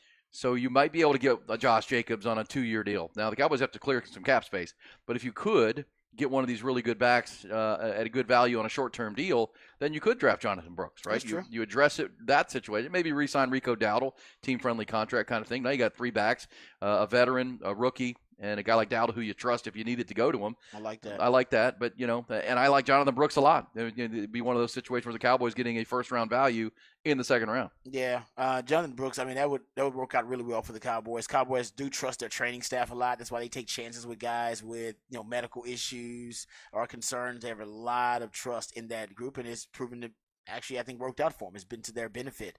They've gotten great value from players who a lot of teams have passed over. Jonathan Brooks can be one of those examples. And as you pointed out, they do it in the second round. That's kind of where they take a lot of their chances in the draft on guys with character issues, guys with evaluation questions, things that they may not be uncertain about. They want to roll the dice. The second round is where they roll the dice, and that's right where Jay Brooks is being projected. So I'm with you. I think get one in free agency, draft one, and then, like you said, maybe think about bringing back Rico Dowdle. That should be relatively cheap. And, for the Cowboys, that should put you at least in a good place to have enough depth to start the season. You're always going to have injuries, but you get a veteran out of this free agency market, I think you'll be doing pretty good. If you get that and Jonathan Brooks, I think the future will look pretty bright for the Cowboys at the running back position. Agreed. And by reports, they like the player. The Cowboys, Cowboy fans will tell you all the time, man, they don't like Longhorns. They don't like Longhorn players. Well, they took Marvin Overshown. Yeah. They took Overshown. They loved him. And they loved him. And that's, Overshown will be coming back. That's like, adding another draft pick for them next year, a guy that. I know. I wonder in that Zimmer system how he's going to work, though. It is a very different system than Dan Quinn's hybrid system. So I'm not saying they don't, but they loved him for Dan Quinn's system. Do they love him for Zimmer's system? It's a fair question. Fair question. That's my concern. All right. Well, we'll certainly follow with the Cowboys and obviously the running backs at the combine. I don't know who's going to be running at the combine. Anybody's want to see. Blake Corum is a name to watch because he was so productive at Michigan. He's one of those. Big injury too. Had an injury a couple years ago. Yeah. The kid Estime from Notre Dame is a guy that people like at the running back position. The kid at Tennessee. running back there, people like. But we'll see how these things emerge. But those are your top guys after Jonathan Brooks at that spot in the National Football League. So the running backs run Saturday. Saturday's quarterbacks, wide receivers, running backs. Okay. Saturday is all the skill guys. Thursday becomes defensive line, linebackers. Offensive line is Sunday. And so then you got your edge rushers and, actually, what do you have on Friday? Friday will be the corners. Oh, so DBs. yeah, they want to divide up the speed. You get Speed. your wide receivers and your running backs early on. It'll be your speed showcase, your main event early, and then you get the DBs. I think the wide receivers are going to be faster than the DBs. Not all of them are going to run. Hell, Marvin Harrison Jr. ain't even going to the combine. He decided, no, y'all come see me at my pro day. And the truth is, more and more, you're starting to see, coaches not go to the combine. I mean, I don't think Sean McVay's not going this year. I don't think Mike McDonald's going. I don't think Shanahan's not going to the combine. You're starting to see. I think Robert Saleh's going to pass on the combine. I think it's like a Belichick thing. I think it's a Shanahan coaching tree thing too. Because Sean McVay hadn't been going for a while, and Shanahan has passed on it a few times because those coaches are realizing more and more the more it becomes a show, the less and less relevant it is to talent evaluation overall. Now, there are some really good drills that you need to pay attention to, but they're all being filmed. They're all being laser timed. You can watch it. You can watch it. You literally can watch your scouts it live. are there, right? And you have your scouts there. The people you pay to do this are there. So your GM will be there. Yeah, you don't need as a coach show up just to go watch it. It's like, actually, I could be, better. My time can be better spent here doing other things. Because like you said, you got a scouting department. So you get more and more that, hey, it's a TV show, and I don't need to show up. I can actually watch the TV show if I really want to see a player. And remember, the NFL changed the rule where you get the top 30. You get your visits with your guys. Like you can make a list of guys, your top 30 or whatever players, and you can get to visit with the top 30 players that you compile. Yeah, you get to every team does go eye to eye to them, but you and also can do that at your individual. Bring them on campus. But you bring them to your facilities. Yeah. But those are important because those at the combine you only get, I believe, 15 minutes max with a player. With a player, and then after that, they literally cut you off. Like I think they sound like a buzzer or something. It's like, no, you gotta be done. But you get way more than that when the individual top 30 workouts. They don't work them out all the time. The interviews like that. So. So if the coaches are going these days, is to go to St. Elmo's and get some of that shrimp cocktail. Socializing. Get you a steak. Yep. St. Elmo's damn good. It's a social I had event. some of that, man. That shrimp cocktail is on point. Oh, is it got really? The horseradish and the sauce. It's spicy, man. It'll clear your sinuses up. Then you get a good steak there at St. Elmo's. That's the good time. But you're going there to hang with the fellas. You're going there to kick it a little bit, which a lot of coaches like to do. I mean, that's how you get to know. Listen, coaching is a good old boys network. So you got to the whole point. You better network. Make sure a lot of coaches know you. Make sure a lot of coaches like you, because inevitably you're gonna lose your job. Yeah, it's just the way coaching is, right? You're gonna lose your job, and when you lose your job, you're gonna have to reach out, and that's gonna be somebody out there that you met, that you know, that has the power to hire you. And honestly, that's coaching in a nutshell. That's your life as a coach. So that's why you go socialize that event. I got to get to know all these damn coaches. So when I lose my job, I can just text somebody, hey man, I'm out of the job. Or they'll see I lost my job and go, hey, I like that guy. He's a damn good coach too. You know what? Let's hire him. Good idea. Yeah. All right, let's get to Behind the BOC with RB. And they were all asking themselves the same question. What is behind that curtain? All right, let's look at Daniel Jeremiah's top 50. He made his big board, or he updated it, because he's going to update this thing every couple of weeks or so through the silly season up until the draft. And the reason I like Daniel Jeremiah's updated top 50 is because, it's based on new information. It's got new information about prospects coming out in the draft.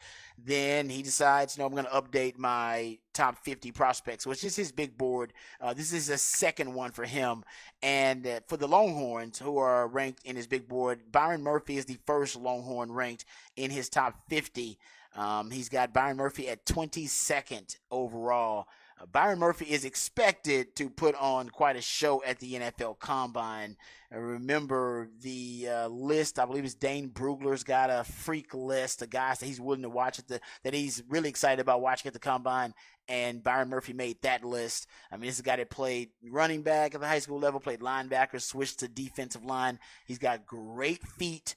Bruce Feldman said he was the strongest player on the Texas team, whether it be squat or bench. He said he's the strongest player on the team. Also, at one point, GPS trackers had him tracked at 18 miles per hour at over 300-some pounds, so he can move. So he's supposed to really impress in things like the 3-cone drill with his lateral quickness and agility and his pure strength. So he's got him at 22nd, and that's pretty much a consensus. I mean, I haven't seen a big board or a top 50 ranking of players that doesn't have Byron Murphy as the top Longhorn off the board overall.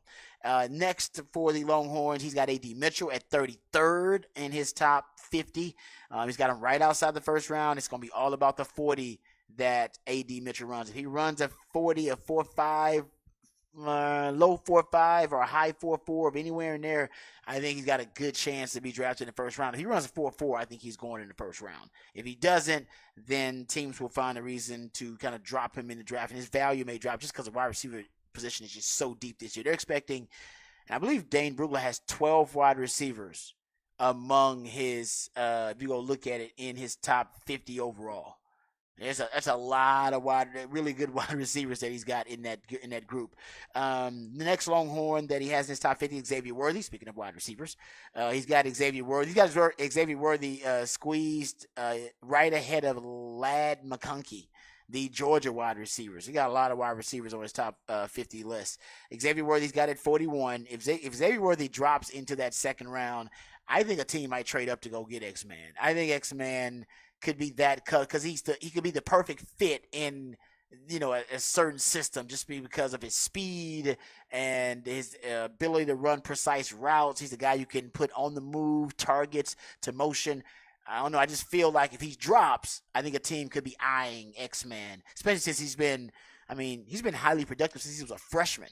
So he's been on the radar of scouts for a long time. And he was the fastest player in college football this year in terms of what he was clocked on the field with GPS trackers. So I don't know. I just got that feeling about him. JT Sanders at 46. Also got a feeling that if JT starts to drop, I think a team could trade up to go get JT Sanders. There's going to be a big gap between Brock Bowers and JT, but an even bigger gap between JT and the rest of the tight ends coming out in this draft. If JT Sanders can prove athletically, his athletic profile is anywhere in the neighborhood of Brock Bowers, I think that'll close that gap between he and Brock Bowers a little bit. And if he runs well and shows, his straightaway speed, I think a team will fall in love with JT Sanders. Not a lot of good tight ends in this draft, and more, look at the Final Four of the NFL this season, right? Whether you're talking about Sam Laporta, you're talking about Kittle, whether you're talking about Kelsey, whether you're talking about Mark Andrews, they all had elite tight end play. I think more and more teams are starting to recognize that. So JT Sanders at 46 on this top 50 board. And no T'Vondre Sweat. I'm very surprised that Daniel Jeremiah, who's one of the more respected draft analysts, doesn't have T'Vondre Sweat on his initial top 50. He had T'Vondre Sweat at number 48. And I guess recently with his latest top 50, he has dropped him out of the top 50 ranking. I think that's a mistake. I heard Mel Kiper talking this past weekend about T'Vondre Sweat, saying he may be ascending to be his top D tackle on the board, on the big board. Jim Nagy, the executive director of the Senior Bowl, is a big fan of T'Vondre Sweat, says he shouldn't drop out of the first round. So I don't know. Everybody's got their own opinion. I don't know why T'Vondre Sweat will be dropping that much to drop out of the top 50. Still puts him in the second round, but I was pretty damn sure he's a top 50 prospect. I will say that Pro Football Focus had him really low too. Remember we did the Pro Football Focus big board yesterday, and I was surprised that they had T'Vondre Sweat, and so they had him as the 90th overall prospect for Pro Football Focus. And they had him as the highest graded interior defensive lineman, but they had him as the 90th prospect. So maybe it's the weight. Maybe people are just concerned that he can't be an every down player. He's going to be an early down player, first and second down, and he's going to be a run stuffer, but not a pass rusher. I think he can be a pass rusher as well as a run stuffer.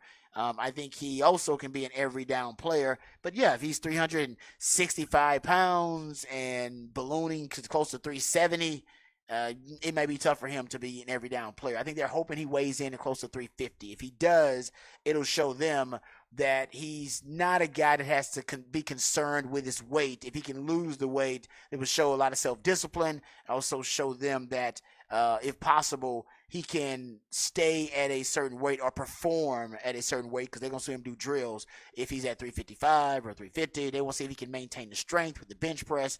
So the question for him really is, what does he weigh in, and then how does he perform at that weight? We know he can play at 360. Can he perform and still keep the strength at 355 or 350, whatever they want to see him at? So that would be the question for them. Yeah, and there's a great, and that's, by the way, that's all. He's got basically, that's it in his top 50 for Daniel Jeremiah. No more Longhorns in his top 50. My man CJ Vogel's got a great article over at On Texas Football that I would encourage you guys to go check out too. He's just talking about what drills are going to mean the most to help increase the draft stock of these Longhorns that are coming out. And I think hit the nail on the head with almost all of them. Talks about Jonathan Brooks. It's going to be his interviews. I think also his medical evaluations. Keelan Robinson, 40-yard dash for Keelan Robinson, because, you know, any other evaluation from him, they're going to want to know what's his max speed, right? That's what they want to know about a guy like Keelan Robinson, who's a boutique player, a complimentary player on offense. But as a kick returner, if a team is going to value that, I mean, he could be a lethal kick returner for a team. A.D. Mitchell, we talked about him, 40-yard dash. Xavier Worthy says the wide receiver gauntlet. That's when wide receiver is running across the field, and on both sides there are multiple quarterbacks and multiple coaches throwing the football, and you got to turn from one side to the other and catch the football, adjusting at the last minute to the angle of the football. They want to test his hands. Matt Miller pointed out people believe that X-Man has bad hands based on his 2022 season, but we all know he just had a broken hand. That was the reason for it. I think he remedied that in 2023. For Jordan Whittington, he talks about the 20-yard shuttle, because you want to show that with all the injuries, these soft tissue injuries that Jordan Whittington has had, his ability to change direction, short area quickness, burst, and agility, 20-yard shuttle will show that. Does he still have that? JT Sanders, he says here, bench press. I don't know if I agree with that. I think for JT Sanders, he's got to show athletically he's close to Brock Bowers in terms of the athletic profile. And I think he can do that, but that's your 5'10", that's going to be your 40, that's going to be your vertical, all those things, because Brock Bowers is going to test like a freak whenever he does. I'm not sure if it's a combine or at a pro day. Christian Jones, he says bench press, which I agree.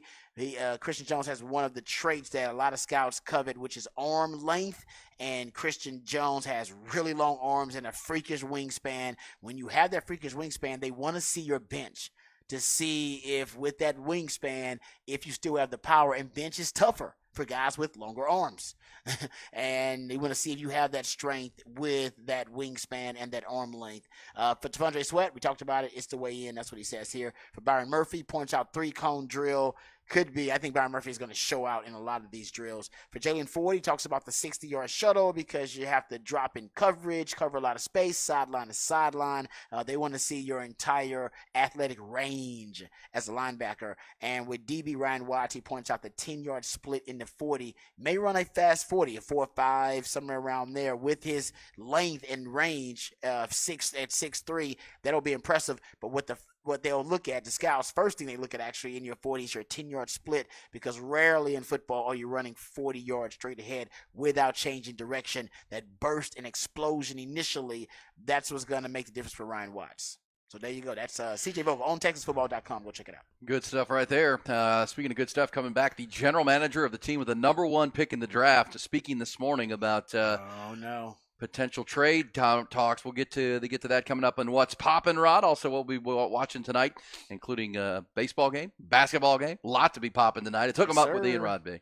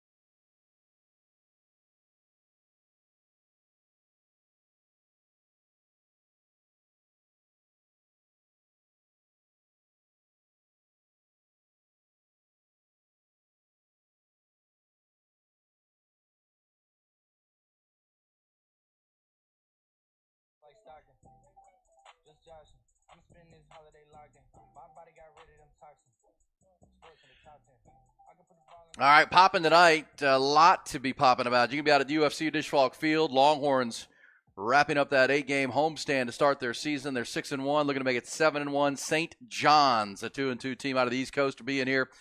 Might be in shock with the weather. This St. John's team, for crying out loud. I'll be like, what is this, 87 in February? What are we talking about? Might want to move to Texas, but don't do it. Stay where you are, St. Johnny's. But yes, that'll be the ball game tonight. Longhorns running a 28-inning scoreless streak by their pitching staff. LeBaron Johnson Jr. LBJ was dealing last Friday night. He was the Big 12's conference pitcher of the week. Also, congratulations to Peyton Powell. He was raking last week and was the Big 12's player of the week. Yeah, their pitching is like gangbusters right now. Looks good. So far, so good. So far, and they're throwing strikes. That's the one thing. I mean, they're going to see better competition, but to shut out, you got a team in Cal Poly that's full roster, full of California players. Those are good ball players, and to hold them without a run, with the wind blowing out all weekend, you have to add that to the fact that was a hitter-friendly wind this weekend, and they did not give up a gopher ball. They only walked 7 batters all weekend long, which means they weren't given the free passes, and we'll see if that continues tonight with Max Grubbs on the mound for Texas. It'll be a lot. You'll see a lot of arms tonight. That game's 6:30. Yeah, I mean, that's impressive. I don't care who you should know. That's right. 3 straight games? Yeah, 3 straight games. I mean, you can say what you want. That's impressive. Well, and the competition. The donuts are one thing, but really the quality of pitches. And because, look, if the wind's blowing out at Disch-Falk Field, we saw Jared Thomas, we saw a couple guys just get the ball up in the air into that jet stream, and it blew out to left on Saturday and Sunday. St. John's didn't even get that. Excuse me. Cal Poly didn't get that. Yeah. The other part, that's a California team, so they've been practicing. Like St. John's will come in here. They haven't gotten a lot of bats yet. I mean, that's why they're coming down here, probably taking their spring break down here, trying to get some games in. And they played Florida in Florida last week, and they only got 1 game in. 2 of their games got canceled. Then they went down to U of H and lost to Houston, so they come in at 2-2. Actually, they come in at they're 2-2 overall. They've played Florida and the University of Houston Cougars so far. So they'll be rolling in here to Austin tonight. That game's 6:30 with the Johnnies. Oh, yeah. Got that Yeti Yard. The Yeti Yard going to be hype. I like that. I would also, but several people pointed this out and they're right. When it gets to like late April, June, that Yeti Yard's going to be hot. Yeah, but young people don't mind being hot and sweaty. Because normally the wind's going to, I guess you get a breeze. But can you bring umbrellas into the Yeti Yard? There's no shade in the Yeti Yard at all. No shade in the Yeti Yard. Yeah, I guess. Bring your sunscreen. Bring your sunscreen. Well, look, I'm not advertising for this, but you could get some bikinis out there. Let's get some sunbathers in the Yeti Yard. You know what? Now that would be a distraction. You want to distract the opposing team? Oh, yeah. Bikinis in the Yeti Yard. Sorority night. I popped my top at the game this weekend. Got a nice tan. You went shirtless? I didn't go shirtless, but I took my shirt off. Popped my top. I like that. You took your shirt off in the stands? Yeah. Nice. You can sunny. just do that? Yeah, you can do that. Yeah, I mean, I'm not too good to look at, but I was doing it more just I mean, if you can't tone it, tan it. You didn't. This was at the game? Yeah. You didn't have like a letter painted on your chest or something, or no, like a symbol? I was just trying to took get your shirt off. I don't think I've ever seen people just take their shirts off at sporting events. Come on, Cubs games, baseball's where this happens. Baseball's where you take your shirt off and just hang out. Sit there for 3 hours. I will say, just take your shirt. This is as soon as I took my shirt off, I always forget that I have a giant brand on my back. And that you got branded by a coat hanger. Yes, and it was pointed out by several random people asking what it was. The fact that I have to say what it is not a good sign that it's done very well, but. No. Quality not. That's such a weird custom at baseball games. You can just take your shirt off. Not being face paint guy or paint my chest guy. I understand that. But just take your shirt off because you want to relax? You can take your shirt off at football games. Who does? Nobody does it at football games. At football games, it's more because it's like you're like the intense guy that's like getting too hyped. Yeah. For me, I was just chilling, sitting down, just trying to get my football, base on.